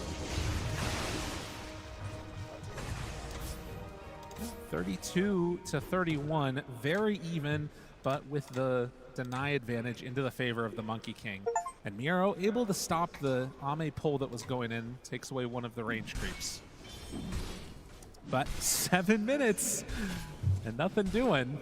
Yeah, but both teams just feeling the effects of last game, perhaps feeling the effects of the late night air here as we move past 11 o'clock, chilling their way through this game number 2. I will say, I don't think this game will be quite as chill. This looks a little bit more explosive in the mid game for me. I feel like there's better initiations. I don't think the counter initiation is quite as intense as the last game. I feel like there are some advantages to actually moving first this time because we don't have such powerful saves on either side. Right. Really, the best thing for disruption on the side of XG is probably the ET, and on the side of BB team, it's like what? Not too much, right? No. It's like an eventual cart, perhaps. Yeah, that's pretty much it. But if you jump a target on the side of XG, as long as there's not like some big chrono threat or something, you do have the opportunity to actually finish the play. Of course, for BB, going to be looking to see if GPK can make some solid moves around in this one and set himself up for success. I will say that for the Monkey King, this new facet, the changing of the guard, is super annoying to play against these melee cores. You think that you got the Monkey King caught, and suddenly he's just able to jump away. And you can see up here that it's XingQ on the lane. Well, that's because XXS was back using his helm. He clears out one of the camps and brings a Hellbear Smasher up here to help out. Save. Waiting for somebody to show up. The Lesh is there. This could be chance here. Has a Fairy Fire, a bottle, and spotting him out. They jump on in. Able to do some good damage, but XM living for the moment. Then the Avalanche, the jump away. GPK down low, but manages to draw that first blood. Now XXS wants to hunt, gets him there with the lasso. Is going to get glimpsed out, and the heal, is it going to be enough? No. GPK goes down to the combo, and a 1-for-1 there. Yeah, slight edge to the BB team, but very important that you come back and at least get some sort of a punish there. But man, I don't know, XXS, he's looking pretty solid. Like, he's gonna really start accelerating right now. He's stacking up both of these camps. He's got his helm creep. He's in a position to get very large on this Bat Rider, and he's going for that aggressive build on the drums. Unfortunately, he doesn't get the ancient stack, but still has quite a bit to go back for. Pure picking up the Lotus now, playing underneath the ward. We'll see where they end up going. Also, if there's any attempt at trying to like pressure down the towers, it's a strange thing for BB team. Like, you've got the double helm creep, so there is some options there of trying to play aggressive, but the way that BB have tended to play is just sort of trying to maximize farm instead. And Miero actually sending in his creep on the bottom side is playing near X Nova and the Lesh. I mean, I think that's the play. I think we're chilling, bud. You know, I will say, I was out in the arena, walking around. The chairs are comfortable. Oh, yeah. So that's great news for all of you fine folks out there. Because it's been a long day, and I don't think it's ending anytime soon. The way that things have gone so far, it doesn't seem to be. Haster claimed for the Lesh. And, of course, we'll use that time to run back and farm up some more creeps. Has the option to move in, but why do that when there's creeps to hit? Of course. I mean, creeps are worth a lot of gold. Absolutely. Right? That's something I've learned watching a couple thousand games of Dota. Well, that's kind of cool, though. Miero's just going to go straight for the Blade Mail. I mean, this is going to be an issue in this game. Like, if you get into that Blade Mail for the Centaur, the Lesh will just blow himself up. And XM is going more for the initiation type of build, taking that blink, as opposed to trying to stand tall in a fight. This is I need some Lotuses build. Yeah. I need a little bit of help. As God, I have to agree with Kezu. T-Gub's animation was fantastic. Oh yeah. That's exactly what it looks like when you're shoving. Like, that's how I envision it when I'm just shoving the Lotus down my core's throat. Like, live, damn it, live! You know? You can tell that T is it really hurt him going on that big air grind, you know? You can tell there's some trauma there. There's always some left over. The core just won't do what you want them to do. Absolutely. Gotta do it yourself. Блять, вот какого хуя? Просто вот здесь Ами поставить. Do you think that's why the core players are building И so уже many здесь helms? было бы под 40, It's like то a есть support that just listens to 94. you. It's like you can actually just control your support and tell them, go stack this. Oh, hey, could you go catch that wave? And you get all the gold. Okay, exactly. This all makes a lot of sense. Now I'm understanding the meta's true meaning. As soon as they saw that creep hero, they were like, okay, we got another hero. We're ready. Success taking full advantage. Lose a tower, don't care. E-farm Ancients. Yeah. Oh, yeah. Diffusal Blade done. XM might be in some trouble there. Drops the Chrono down. Pure kind of killing himself, but it's not going to be enough. Ame. Stun. The combo. The toss. No, he gets out just barely. Now Kanomi able to live. Ah! They take down XM. X-Nova is way deep right now. Unfortunately for him, will not be able to take down Katomi. Dude, not dropping, they're trying to kill me right there is criminal. Come on, buddy. I know you got him. They're ready. Man, I feel like this is now also what we were kind of hoping to see. Helm creeps running down lanes. Okay, do not say that. Oh, that's what we were hoping to see. Helm creeps running down lanes. Well, that's what I was hoping at least. It was either that or them farming, one or the other. Yeah, you're right. I guess we don't really have a great option here, do we? Ame unbothered, getting towards that echo. And you can see that ping down lane. It does feel like GPK wants to head on in and start hunting. Okay. I mean, he's got his Diffusal Blade. It's a good aggressive option here. Yeah, просто был бы Ами, был бы 94. Right? As you were pointing out before, he doesn't go for the tree dance facet, which has lost a lot of its luster with the nerfs. I guess with this combination and Static Storm up in a second, save Katomi could, you know, combo together to take down Ame, maybe even themselves.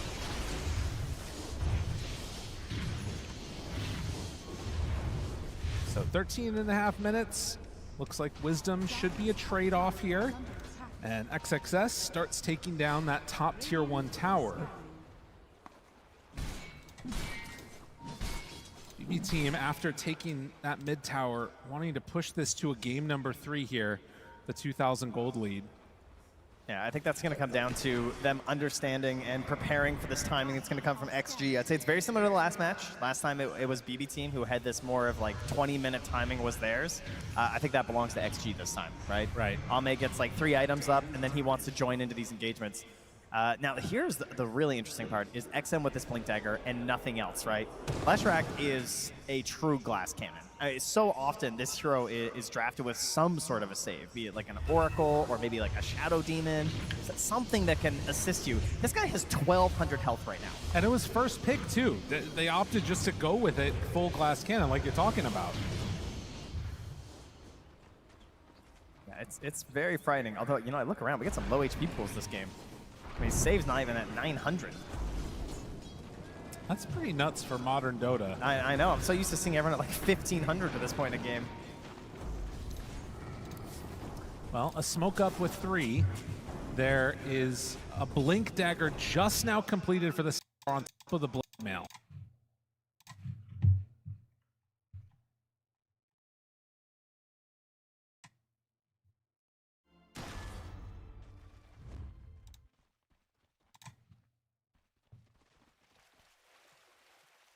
Now. And finding a kill on the XXS would be a really big boon for them there. I mean, they're looking for XM right now because Miro sees him here. Starting to look. But his smoke pops. Oh, Sing Q. Yeah. That is not the kill they wanted, but they will be happy getting something at the very least. And so. this is why he was standing here. Yeah. Right? He knew this was a possibility. A turnaround, Static Storm, XM onto Katomi, hits him, but gets glimpsed away. XXS still alive. Oh, Ame's coming in. Finds the Chronosphere, but XM looking for the stomp, forced to jump away from that one for the moment. Ame now hitting into Miero. Trying to back away, but the control is there. XXS, he lived through that. Wait, save. He's going in. Save, tries to find the snipe. It's not enough. Quite enough damage. XXS lives on 1 HP. Oh, just burning down with the stoked. He's fine. He's okay. Real. Just when you thought it was starting to keep going in the favor of BB team, they lose their heroes like that. I know, it looks a lot like last game. Just thinking that you can go in there and get something done. He did all that before the Maelstrom was finished. Now a jump, an avalanche to cover. XM still in trouble, but the Lotus, the heal, it's not enough. Nice. Так, подожди, сколько здесь может быть прогнозов верных? Taking damage from the Diabolic Edict, and well, now the Здесь может быть 9-10. It'll be enough to take that kill. Я скорее больше в 9 поверю, возможно. Getting the kill on XM, because that's going to put Ame into your tier 1 tower here. With 30 seconds to go until the lasso is back up. You're at this point now where you're actually quite tanky on XXS, right? I mean, you saw it in that chrono. He survives for so long that he eventually gets the lasso onto Pure, but he can just use this Boots of Barrier to just kind of force himself in alongside his Helm Creep and grab these lassos that you kind of expect a Blink to be needed for. Well, and if they keep up this type of momentum, I mean, Sven's going to be getting to a Blink Dagger and a BKB pretty soon. That can make all the difference in the world. Pure is still a long way away from having the damage that he's going to need. And they really don't have that much to throw into the chrono either. It's like you kind of need to get a Wukong's command down, and if you commit all that, you better have caught everybody. And again, we don't have this save. So what's going to happen is that you have a Blink Dagger now on top of Ame. He's going to blink in, he's going to stun his target. While they're stunned, you're going to have this Boots of Bearing XSS run in and lasso them. This continuous stun is going to be giving the Vanquisher bonus the whole time to the Sven. And during that, you can't really stop it, right? Unless a chrono comes out or something. It's not going to look good. You're just going to have to like throw your bodies in and pray that you then don't just get annihilated by the ET who can be covering them the whole time with Stomp and Spirit. And that was another one of those instances where in this game, BB team, they make the aggressive move. XG, they absorb that contact and then they counterattack. And that has been their formula for success. Yeah, initiations have not gone well. No. Across the board for both of these teams.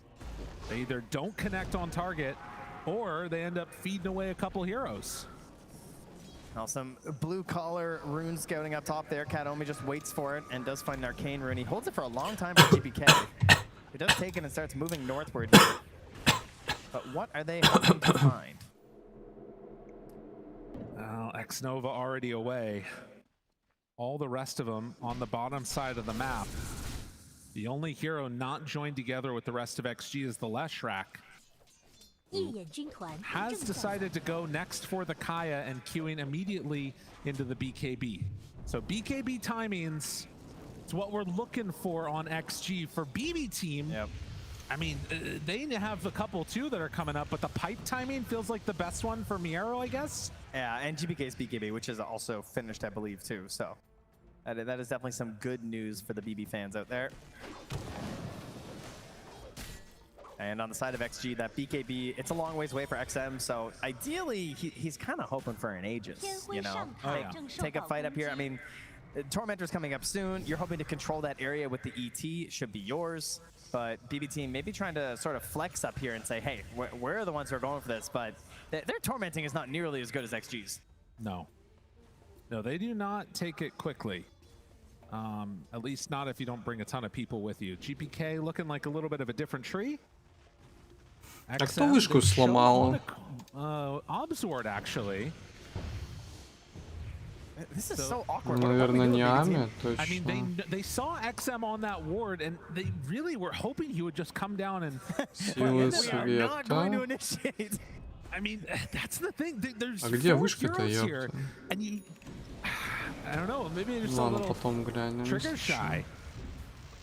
I mean, I don't blame them, for sure. I wouldn't want to jump in there. Maybe I'm underestimating this tormenting. I mean, I guess they're so far away, it's not really going to matter. Yeah, if they bring everybody pretty much, they can take it down. Okay, yeah, Pure is even coming through. Okay. Oh, okay. All right, we're smoking up here. I mean, there were so many of these last rounds where, okay, no, they smoke on a couple, but then... It was like, if they're here, we smoke. Yeah. You know, and then they're just throwing Kataomi at the wave. Okay. So Tormentor goes to Kataomi. Oh, he's feeling feisty. Is he going for this? He's thinking about it. Retreat.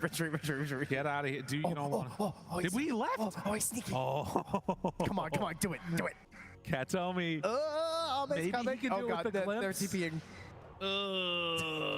He's like, I just got Tormentor. I'm good to feed.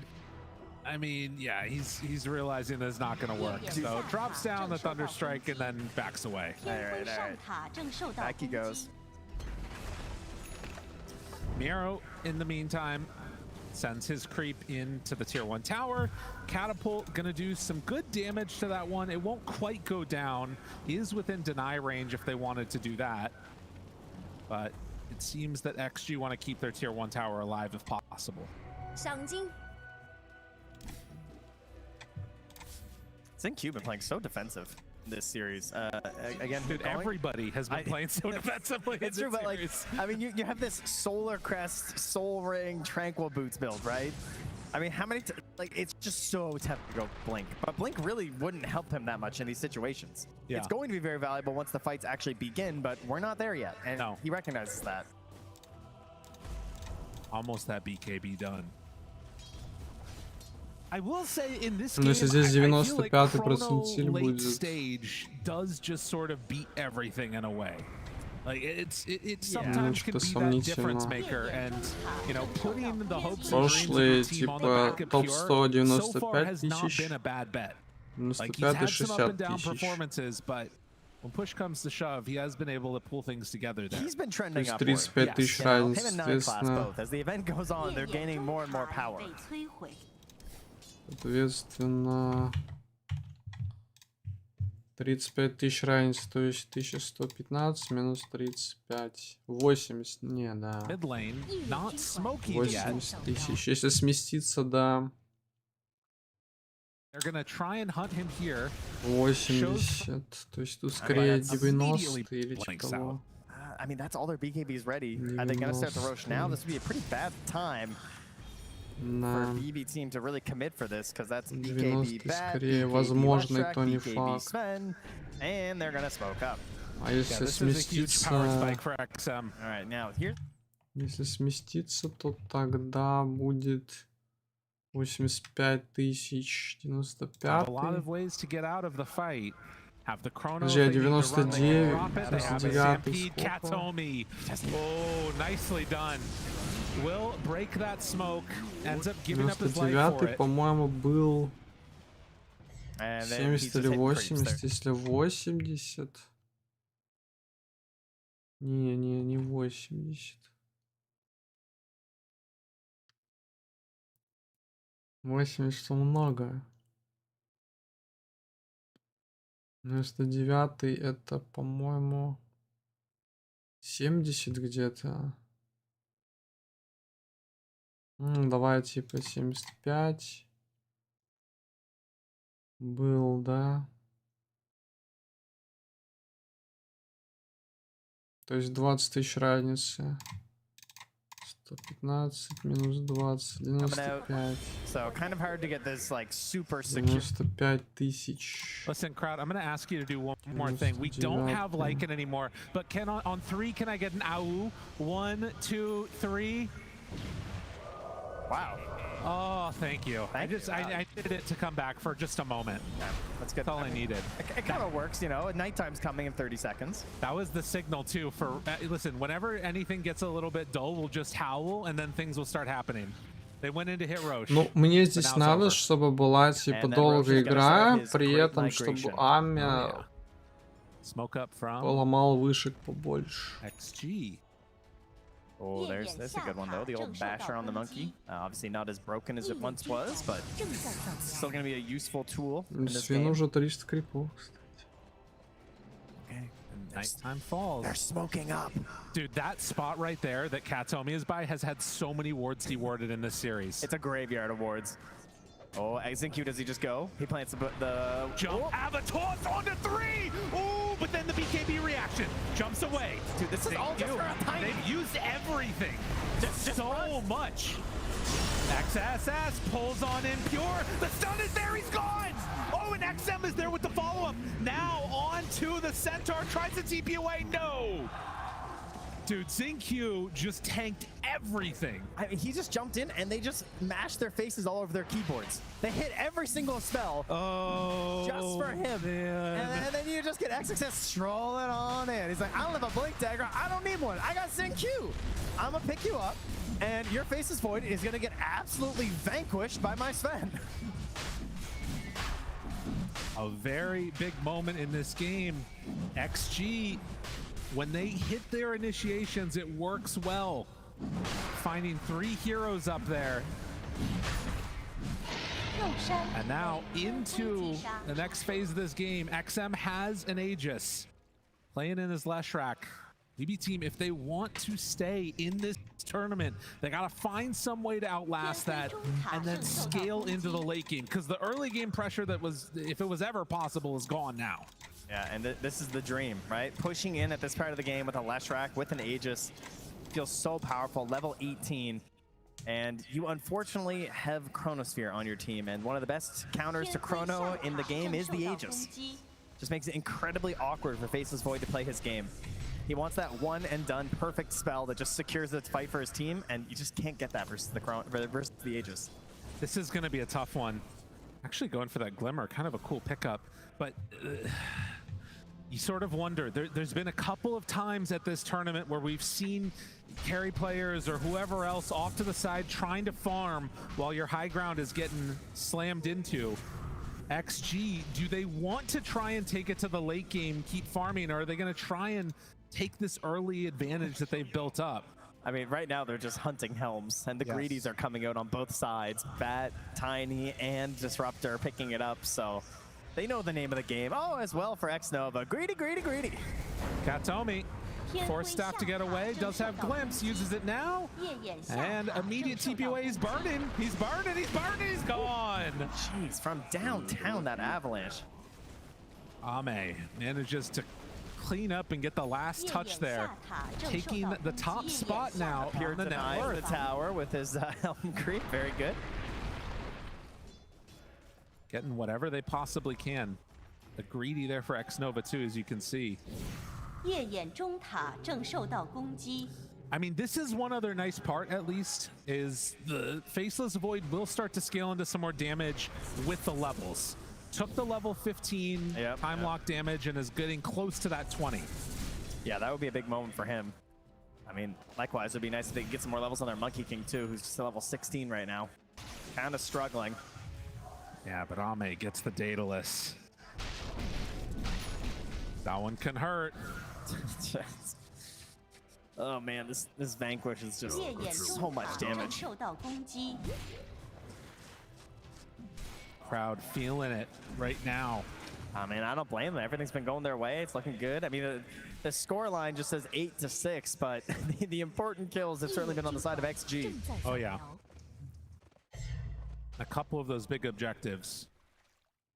I mean, it is not an enormous lead at this point, but the bigger problem is this Aegis and how much you're able to get around the map, trying to bully and push BB Team into areas where they don't want to be, where they don't want to farm. Credit to BB Team. They have spent a lot of time chasing these Helm creeps, and they have not gotten a tier 2 yet with this Aegis. Yeah. I think at some point we're just going to see them fully commit down mid or something. That might be coming soon, since there's only 2 minutes left on this Aegis. But you really want to secure a tier 2 with this if you're XG. And there it is, that level 20, man, those levels are coming quick on Pure. He's getting a lot of space right now.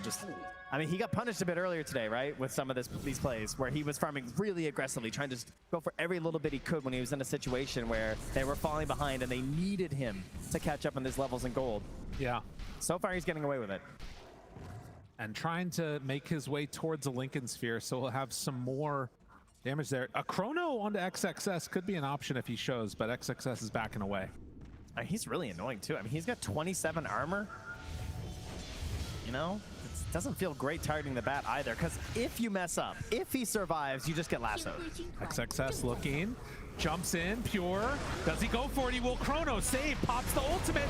Do they have enough damage? No, he is gonna go for the control. No, you see, like that. It looks like that. Oh, jeez. Thank you for the demonstration. I really appreciate it, XXS. Oh, wow. One stun, one hit, 1100 crit, and save is out of there. Oh, man. It's always so tough, the decision. Do you go in? Do you try and fight? Do you just run away? And that time, BB Team chose poorly. No, I mean, whoosh. Look at Zinq. He's just chucking the creep forward to hurry things up. You know? Oh, yeah. Let's go. 8,000 gold lead now. XG wanting to rewrite the script. How many times has it been BB Team, P-Vision, Falcons in the grand finals on the last day? XG, they've only made it 2 times. They want to make it to that last day themselves and give Ame another shot at the title. I see Kataomi. He's running around here with this shard. He's throwing down these Thunder Strikes. He's trying to get to that Eggs. That is certainly a massive turnaround item that he could go for here. He gets a glimpse back here on XM, who pops his BKB late. Yeah, all right. And gets out. Tormentor time here. XG takes this one down for themselves, and it's going to be X Nova that gets the shard. Okay. Oh, that actually is really scary with the Sven. Yeah.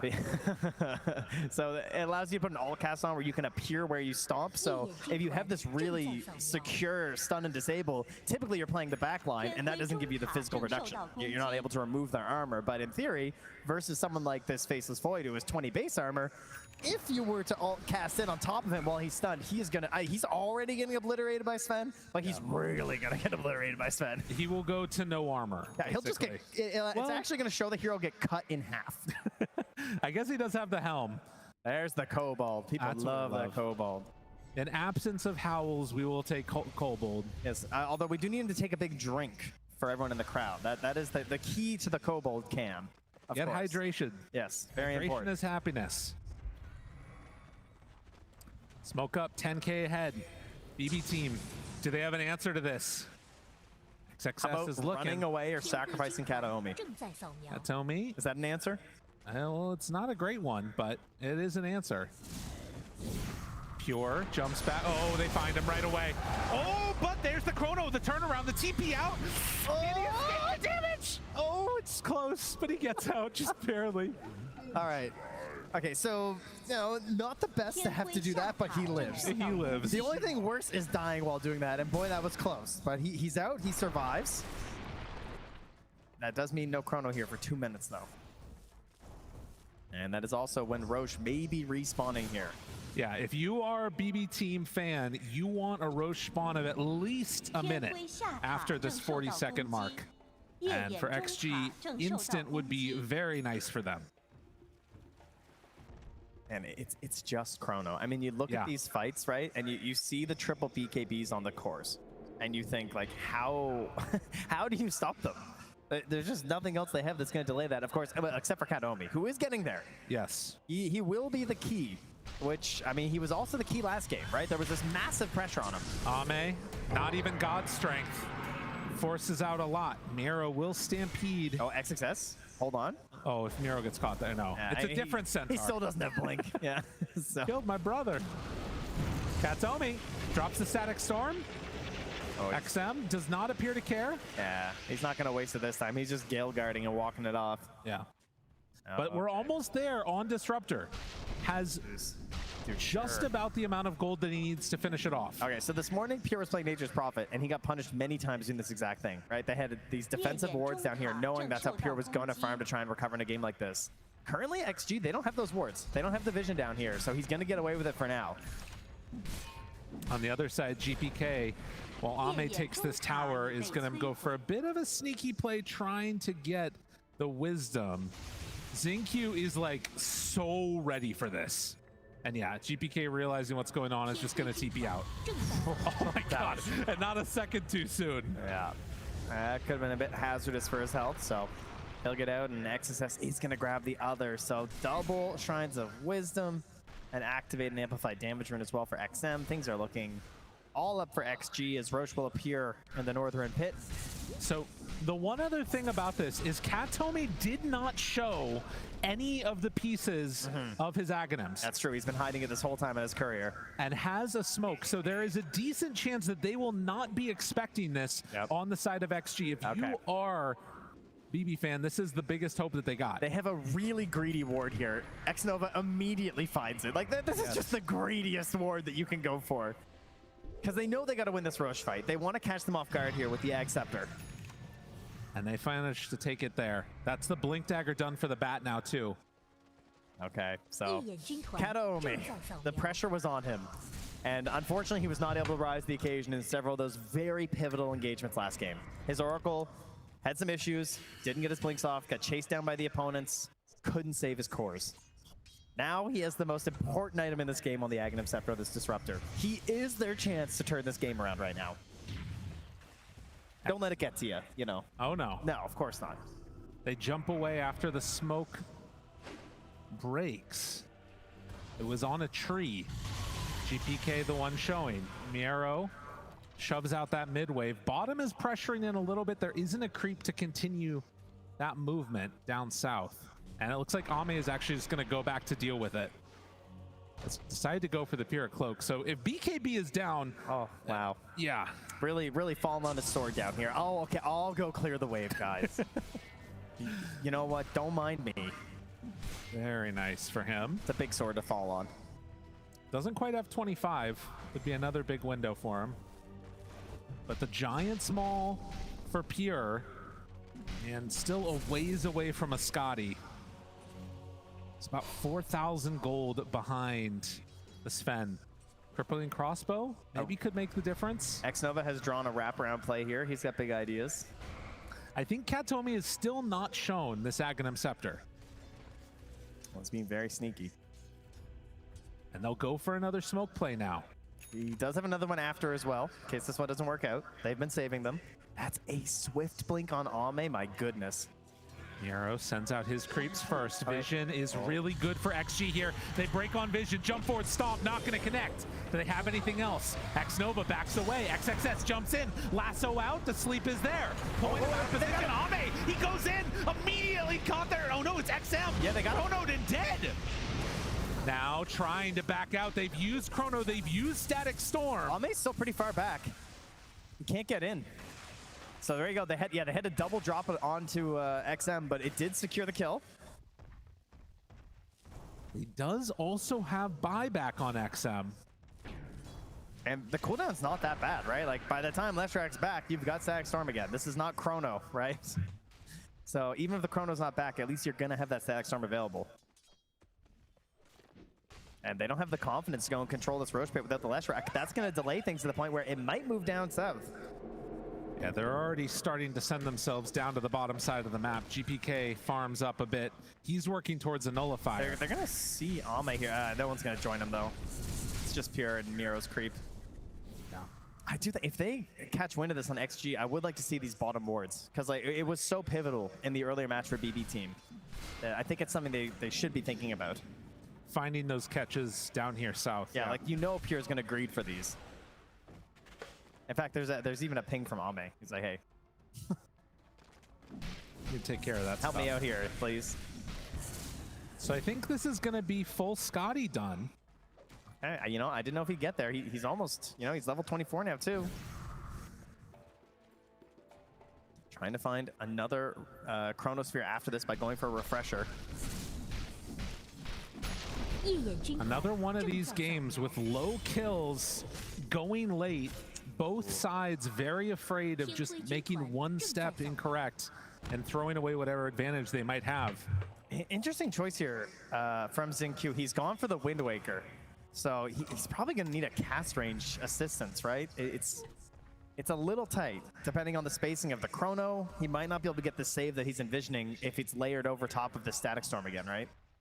Yeah, that is an issue. And then the other problem, I feel like we almost always see backtrack get taken for the Faceless Voids nowadays, but I wonder if there's any world where, because you've got like such weird positioning and save, that you take the bigger Chronosphere.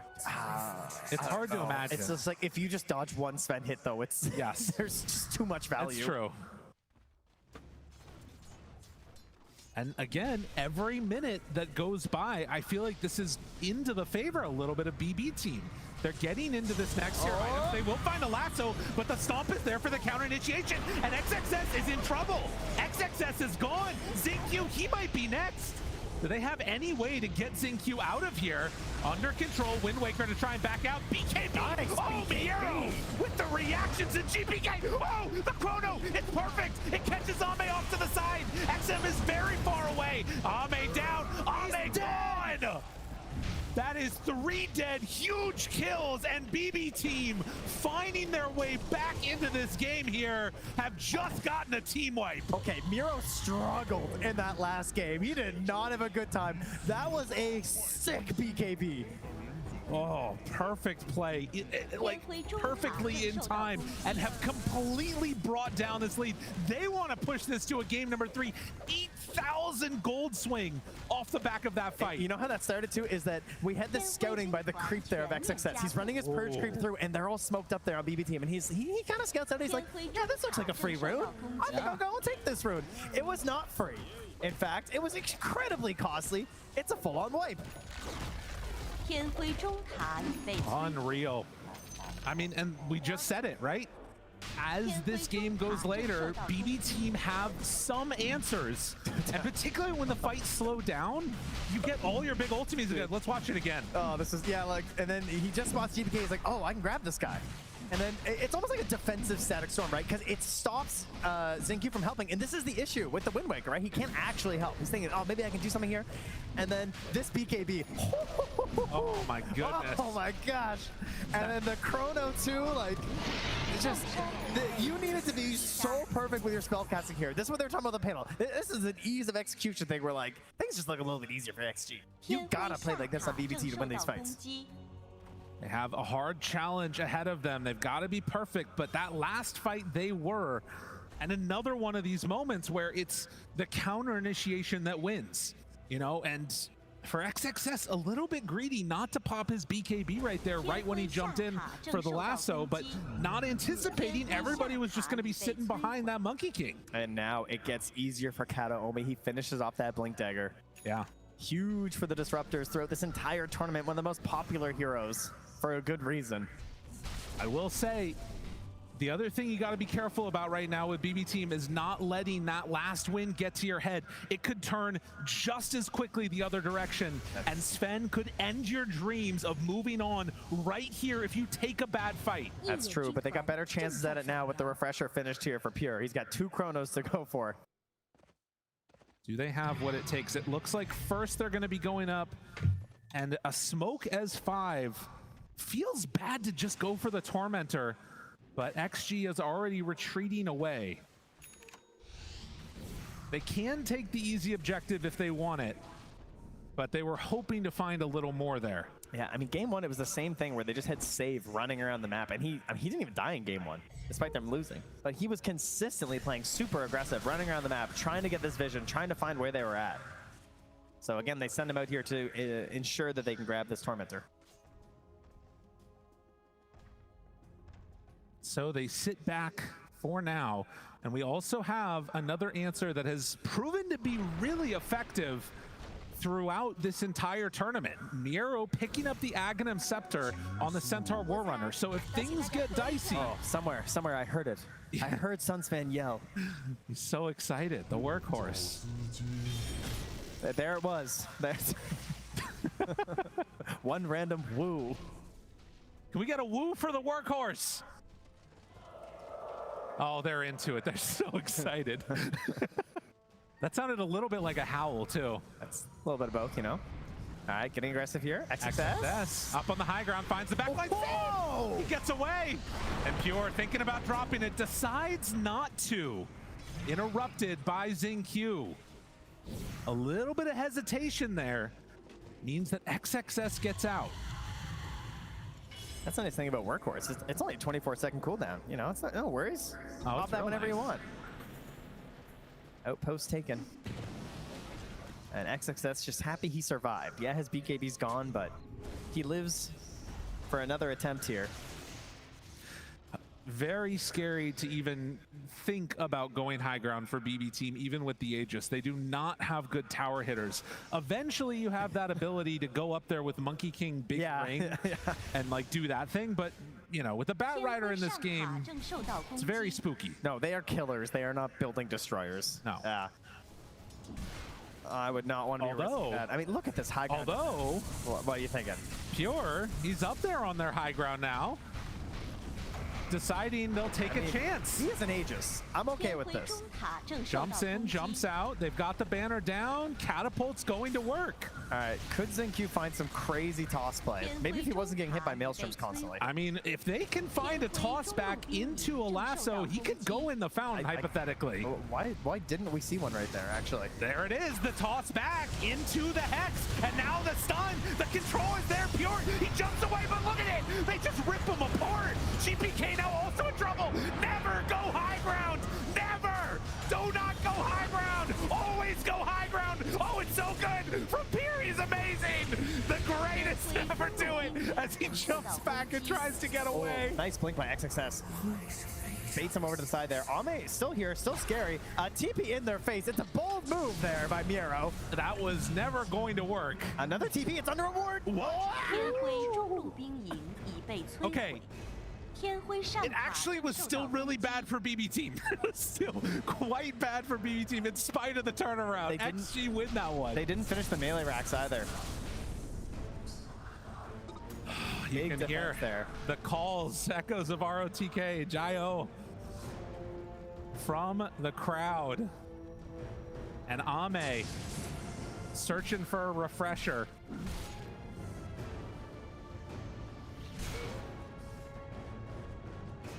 Ooh, and a lasso Aghanim too. Yeah, interesting, eh?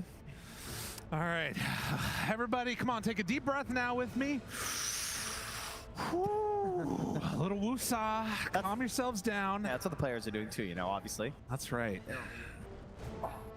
Need to stretch, get yourselves ready, because I have a feeling we're going to get a bit of a banger coming towards the end of this one. I mean, that is the beauty of giant team fight spells here. Oh, yeah. Yeah, Aghanim Scepter on the bat. Very interesting. I mean, there's so many items you can go for in the situation.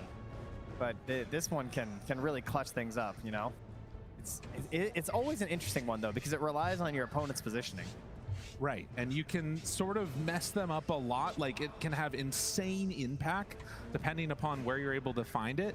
And if he does finish off a refresher, just lasso the whole damn team, can take them all out.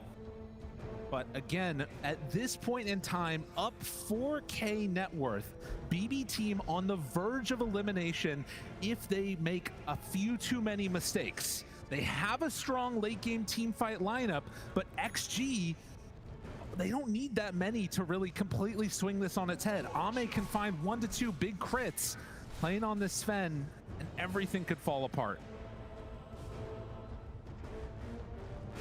13 to 13. And back and forth, the net worth graph swings.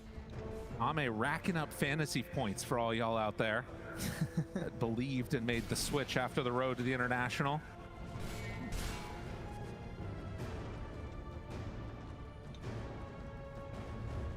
But a smoke up happens now. And they're hoping to push in this bottom lane and maybe find somebody who's playing a little bit over into that triangle. Actually can maybe even just steal that away if they want. There you go, XM. Get the party on. Yeah, just keep hitting all those buttons there. Did go for the backtrack on the Faceless Void. Was anticipated. Geez, that's a tough one to keep note of in these chaotic engagements, isn't it? I mean, I can't believe how long he lived there. I thought he was going to die. Yeah. As you said, he's dead. He's alive. Does have the additional ring. Also keep in mind, these teams have been here playing Dota all day. That is true. XG's first game was at 10 a.m. It is now approaching midnight. BB team also playing in the second series. They are putting on a hell of a show out here for all you in the arena and watching at home. Thankfully, Dota players are very used to this. You know? Oh yeah. They actually probably played less games than usual today. So just hey, one more game. Just last game before bed. Just one more game. Don't worry. It is feeling like those kind of games for sure. Both of these matches so far here. And of course, after going for an eggs on the bat, he's then taking for the refresher, a refresher on the Centaurs. But we're going to have a lot of refreshers this game. Everyone's just going refresher. Oh, I'm excited. This is going to be good. Things are going to be crazy. I do think the saves on GPK, if he gets the ring down, that could create some pretty intense havoc. Because you just, I mean, he's going to be dealing out tons of damage. It's also just like the Abyssal Blade on the Monkey versus the Sven. I feel like that's going to be really crucial. Right. As you got to slow Ame down during these BKBs. Because if he's just able to swing, it's over. I mean, he's got MKB. He's hitting for a gajillion damage. Smoke up BB team. Tree leading the way. This is into vision that actually have, and they see the spirit immediately. Okay, scan from the Dire. They know no one's up there. That's going to let them go up to the high ground. Roche. Here's feeling aggressive. Capable of spawning. He sees one up on the high ground. The jump. Miero wants to find him. Stun is there. GPK also controlled. Hex is out. Follow-up keeps him inside. Ame finds the backlines on the save, but there is the chrono down. Do they have enough damage? GPK is doing a lot. Ame in trouble. Ame gone. XXS soon to fall now too. And as Xingqiu has nowhere left to go, BB team, they are too strong. It's a big wraparound move there, coming up the high ground. They jump in aggressively. It looked a little dangerous. Pure jumps out, but Miero jumps in confidently there, and then the workhorse onto the Monkey King. That was pretty slick. They are not done yet. As they BB tip team, each other. They're ready to keep this moving. A team that in the past have been known to tip their opponents or tipping each other, finding some appreciation for what they're seeing. What a growth. That's so nice here, as they're going to start moving up this mid lane, maybe trying to put some damage on this Rax they missed out on last time. There's no Roche to claim right now. Oh, and he's feeling so sneaky on Kataomi. From the blink now, he's picking up the Shadow Blade. Oh, geez. Terrorizing pubs everywhere right now by picking this item up. Kataomi double gem.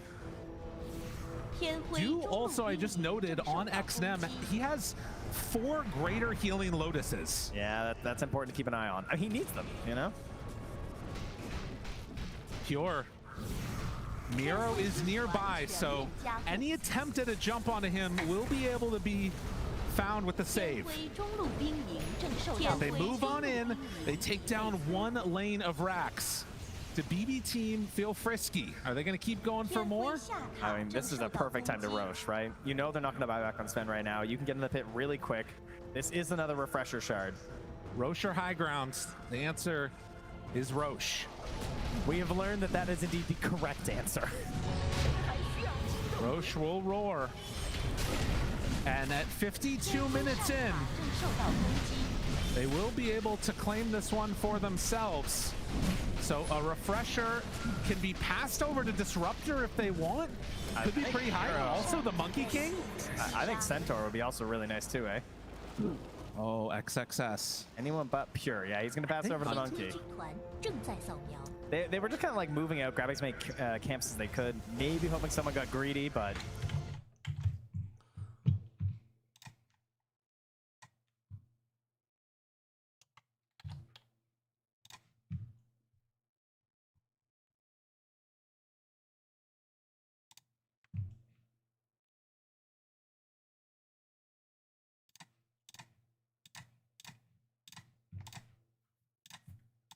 Well, it's kind of scary. Oh, absolutely. It has the in tow now too. I mean, this is a pretty damn good push now. You drop down the Wukong's command, you got the Savory Shield. He's almost level 30 on Void as well, so we could still even get to that big chrono that you were hoping for earlier. And did also go for the linked up Aghanims. So Pure now has that one ready for himself. Does not have buyback, notably. No, he does not. That is true. I mean, one kill he has it, surely here. Ame has not gotten to play the game here. All right, now this is a Bat Rider thing, right? If you're lazy setting up on this positioning, XXS will strike, and we saw it before, right? The toss back. Jumps, toss back, got him caught, stunned, controlled, in trouble, Pure gone. Oh, the current's too late. Oh, this is dangerous. This is really, really dangerous. The Static Storm is down. Pure in trouble. Slap. Oh, the sleep is there, but Ame in trouble. And Ame dead. Do they have enough damage? Miero low. Miero gets out. And the Chrono now. They find XM. Pure has him in their sights and looking for more. He's still going. They do both have buyback, though. Pure pops the refresher. PKB goes back again. Pure, he smells blood, but does he have enough to take him down? Oh, he's still in pretty far. And now ZinQ looking again for the tossback. They get the Hex now onto the Monkey King. Pure, no more Chronos ready. XM, he's doing a lot of damage. Isn't it enough with Ame there? Yes, it is. Ame, he ends his life. GPK has to run away. Ame trying to chase the Avalanche. The toss, the control. Oh, they got him. GPK is going down. XG somehow they hold. They didn't even get the freaking tower. They went for it all. They tried to end the game right there. That's what that play is, right? That's just, I'm done. I don't want to go late again. I'm finished this match. But XG, they say no. We will drag this on. You're coming with us, and we are going to get some 60-minute items whether you like it or not. It is also going to set up a win condition now. It's very much dieback from Lesh. Ame does not have buyback. But they burned through everything. The Scrumptious Shield is gone. Oh, that might be still around for another couple minutes. It comes back, don't worry. But no more refresher. The Aegis is out. It was this right here. Yes. Because he's like, I'm swag. Refresher BKB. And then suddenly, there's more heroes that you don't really want to deal with. Yeah. Oh, good play by GPK to catch XM over there, but it didn't end up mattering. All this damage from the last track too, just standing. And of course able to Pure dodge a bunch of it, but then Ame came in for the finish. And we're back sort of at a weird standstill in our actual game. Yeah, it's an idea now in terms of like how aggressive are you willing to be on the side of BB team? Because you've got to punish these buybacks, right? Surely. Surely. There are no buybacks on XG now. They are all gone. 56 minutes and 17K net worth lead for BB team. And we've got ourselves a refresher coming back in 40 seconds for Pure. That's really the only thing they're waiting for. He's got these giant chronospheres. I can imagine he's ready to end this game. You've just got to find a way to survive through the double chrono. And it's fine, right? Simply survive. They also need to find a way to actually let Ame swing and do some damage, right? Because the problem is he hasn't been able to do that. Like, he died immediately with his God Strength in that previous fight. So even though he did come back out and help get the stuns and stuff, he's not big spend. No. Hasn't been able to hit hard enough. I mean, there are a couple other things that could be interesting in there. Like, I saw the, Miero getting slept by the Elder Titan, which meant that he couldn't pull him into the cart. The first death for Pure has been pretty consistent, that, like, he goes down before there's any help that's able to come and save him to make sure his Aegis doesn't burn out. Yeah, they were really close to having a hitch a ride play to like try and save him, but it was just a little bit too late for Miero. He was just a bit too far back, unfortunately, for them. Savory Shield wearing out soon, but you can see how much it has swung into the favor of BB team. Gaben thinking that we're going to a game number 3, and that amplified damage certainly makes me feel similarly. Oh yeah, come on, you gotta. I mean, I can't imagine resisting this. They're going for the tier 2 top. They want to make sure they can end this game. Oh, save. Is he feeling feisty? Maybe with a scurry ward placement, perhaps? Oh, that's a sneaky one. That range is so insane. That's so sneaky. Yeah, if they catch somebody there. Also worth noting, though, that Tiny double toss charges. I mean, he's been very good with them. Xingqiu making the moves. Jumps in. Finds Pure. Big chrono. There it is, the Aeon disc for the moment. One chrono down, no chance for a kill. Double lasso! They got him! Oh, damn! GPK, you gone! Miero now not able to get in for the save. XXS wants the hunt. It's all falling apart. No, not like this. The stun, it's not enough. The comes him out of the court with a second salvo. Pure's gonna start to die to this, though. In the duration, is BKB wearing out. He finds the kill onto XM. Now turning to Ame. Pure, he's got to do so much, but the buybacks en masse. The Lotus stun, he is just stunning himself. Xingqiu has a stun. He's out. That is full power Ame. He's getting his chance to swing, and you are indeed decapitated.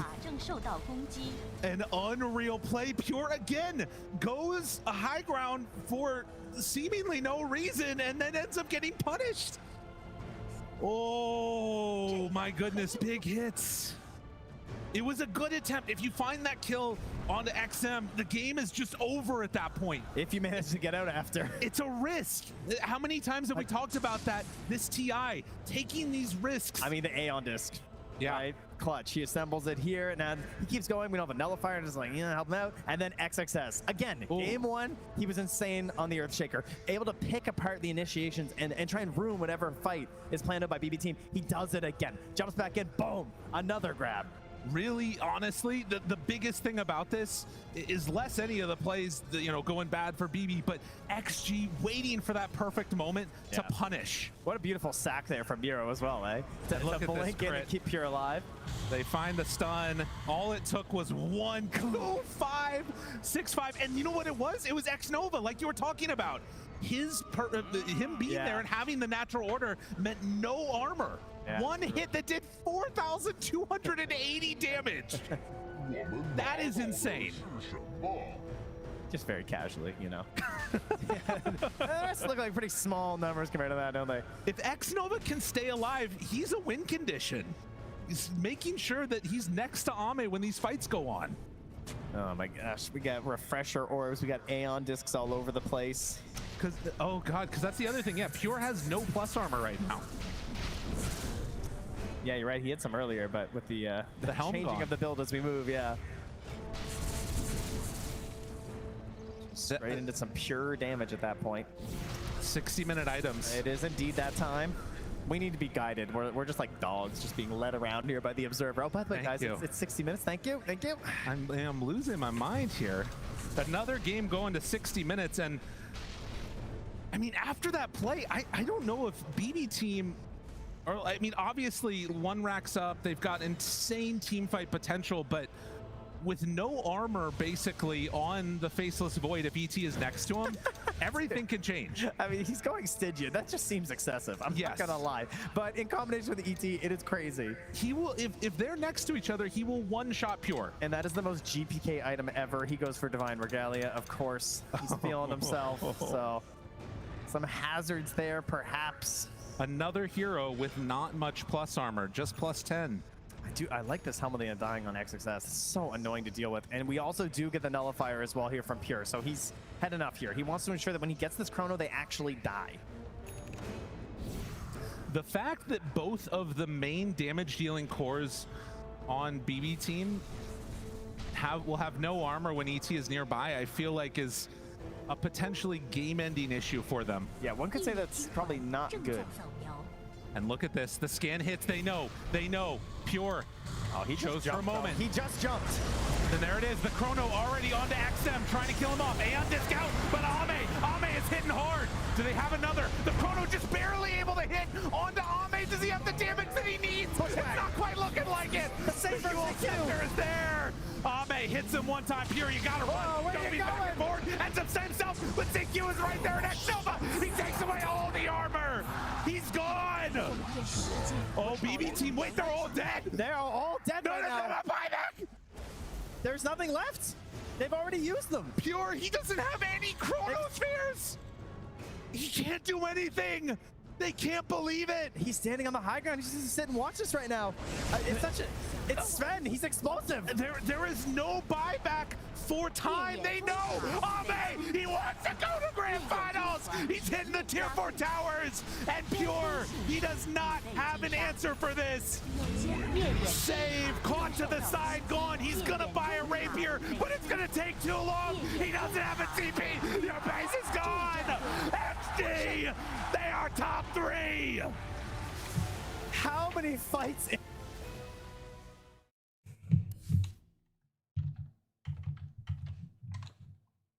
Let Ame play when he is not controlled in a chronosphere. He will end the game.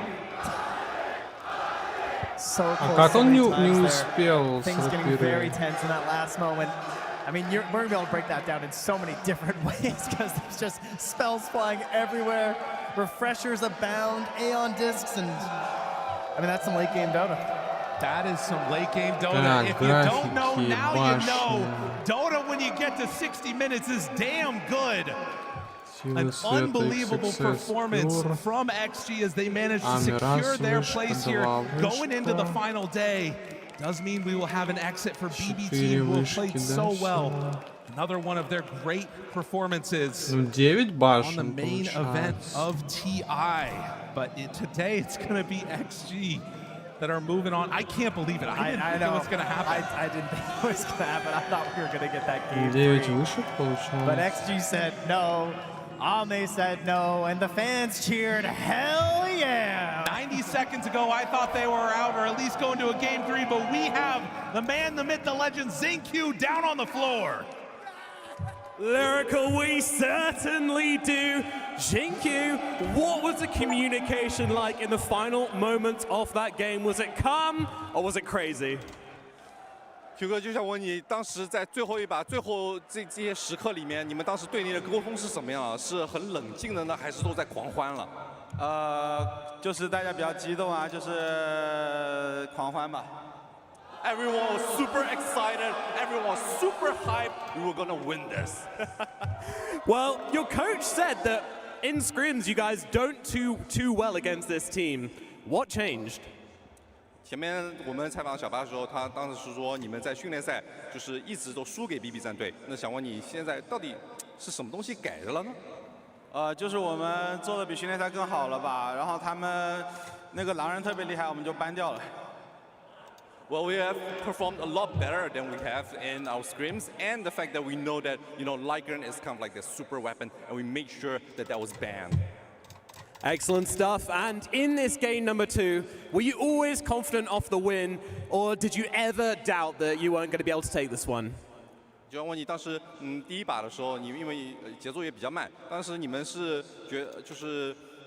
想就是是不是有点不敢犯错呢？还是说是你们觉得胜券在握，然后只要慢慢打到后期就完事了？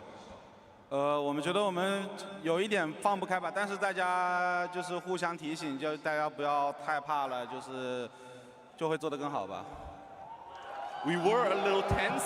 I think a lot of us were pretty anxious and afraid of making mistakes. But the communication within our team was really good. We kept on, reminding each other, stay calm, упал. don't be afraid to go for opportunities. And I think that was what got us the win in Game 1.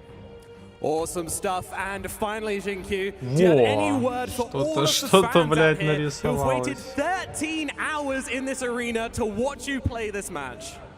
那现场有很多粉丝呢，他们等了13个小时，就从你们今天的第一场到现在最后一场，那有什么话想跟他们说的吗？ Ну, чё, подскочил на 144К, ебать. 有点激动吧，就有点词穷，就是给大家磕个头吧。 I'm at a loss for words. I don't really know what to say, so I'm just gonna take a bow to everyone. Thank you so much. Thank you very much. Congratulations, Jinkyu, and congratulations, Extreme Gaming, as they will make top 3 and the final day at the International.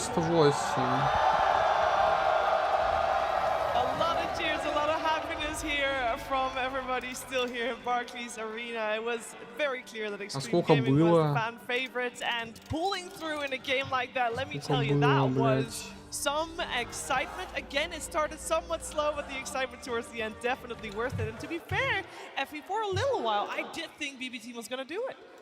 That was wild. Initially, it looked so Extreme Gaming favored, especially after that first Aegis. They're leading in net worth, everything's going so well, their spend is packing such a punch. Then BB Team bring it back with a couple of clutch chronos, some failed engagements from the side of XG, and it was looking really tough. I think the Dota buff odds were like 90 to 10 at some point, but XG just bring it back. That was ridiculous. The tossbacks from Zinkyu to defend in base, the double lassos from XXS at the very end there.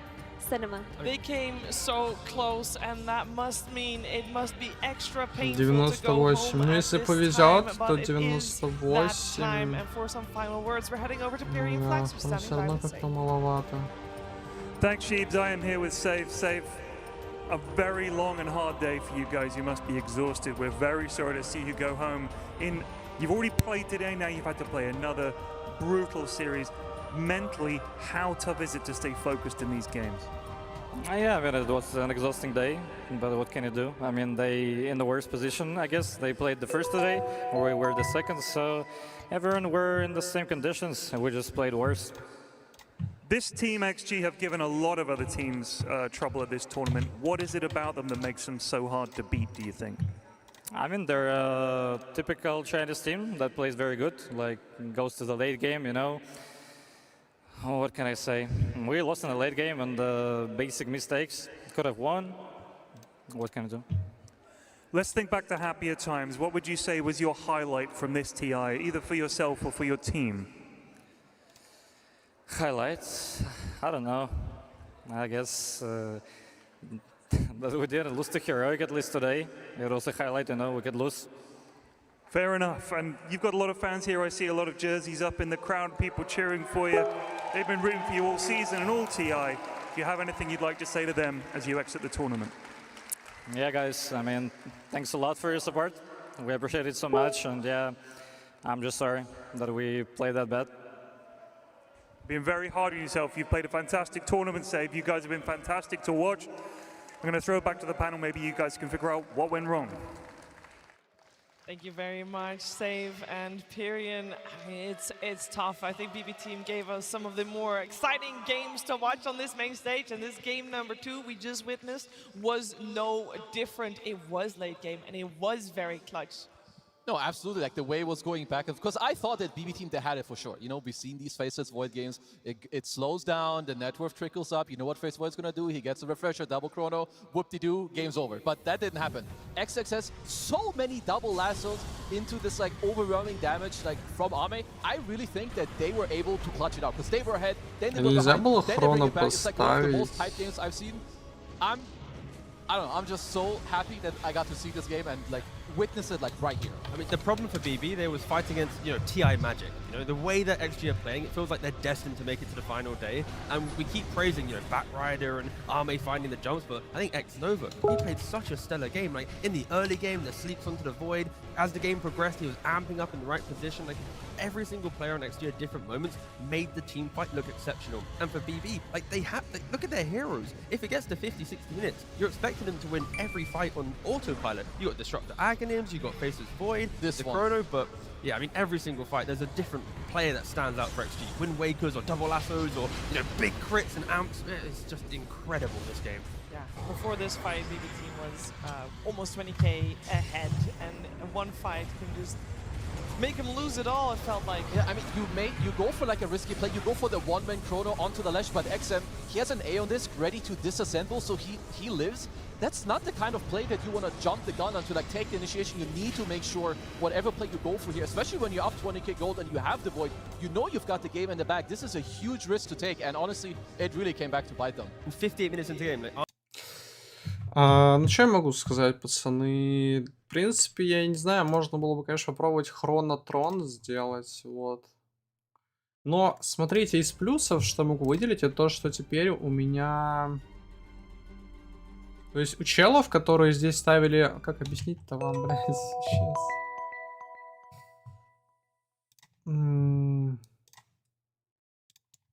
Короче, у челов, которые ставили Бэтбум, здесь вот, то есть там была сетка, где вот здесь Бэтбум выходит. У них получается... Вот здесь руина прогноза снова. И те, кто ставил на победителя Бэтбум, тоже руина. То есть, смотрите, мы сейчас имеем шансы на что, блядь, не знаю на что. Получается... Короче, вот у меня на другой сетке стоят здесь Экстрим, в финале Экстрим и в финале Экстрим. Соответственно, если Экстрим побеждает завтра пари, тогда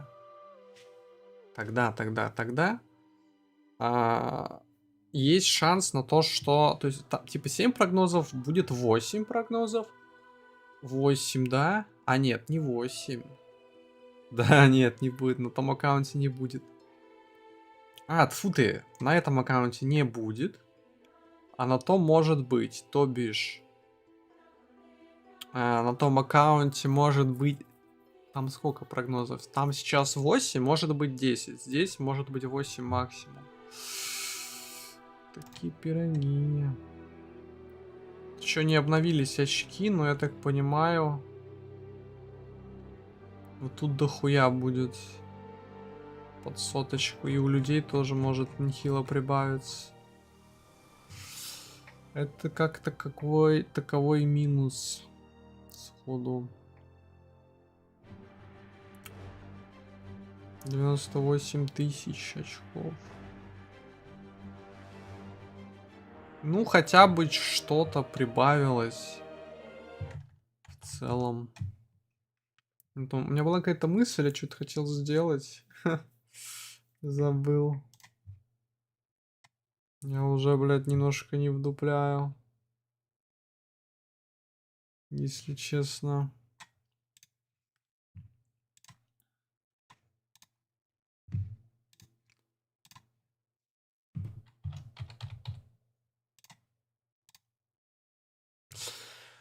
Немножко не вдупляю. Я что-то хотел сделать. Ну, в общем, спасибо за стрим, пацаны. Да.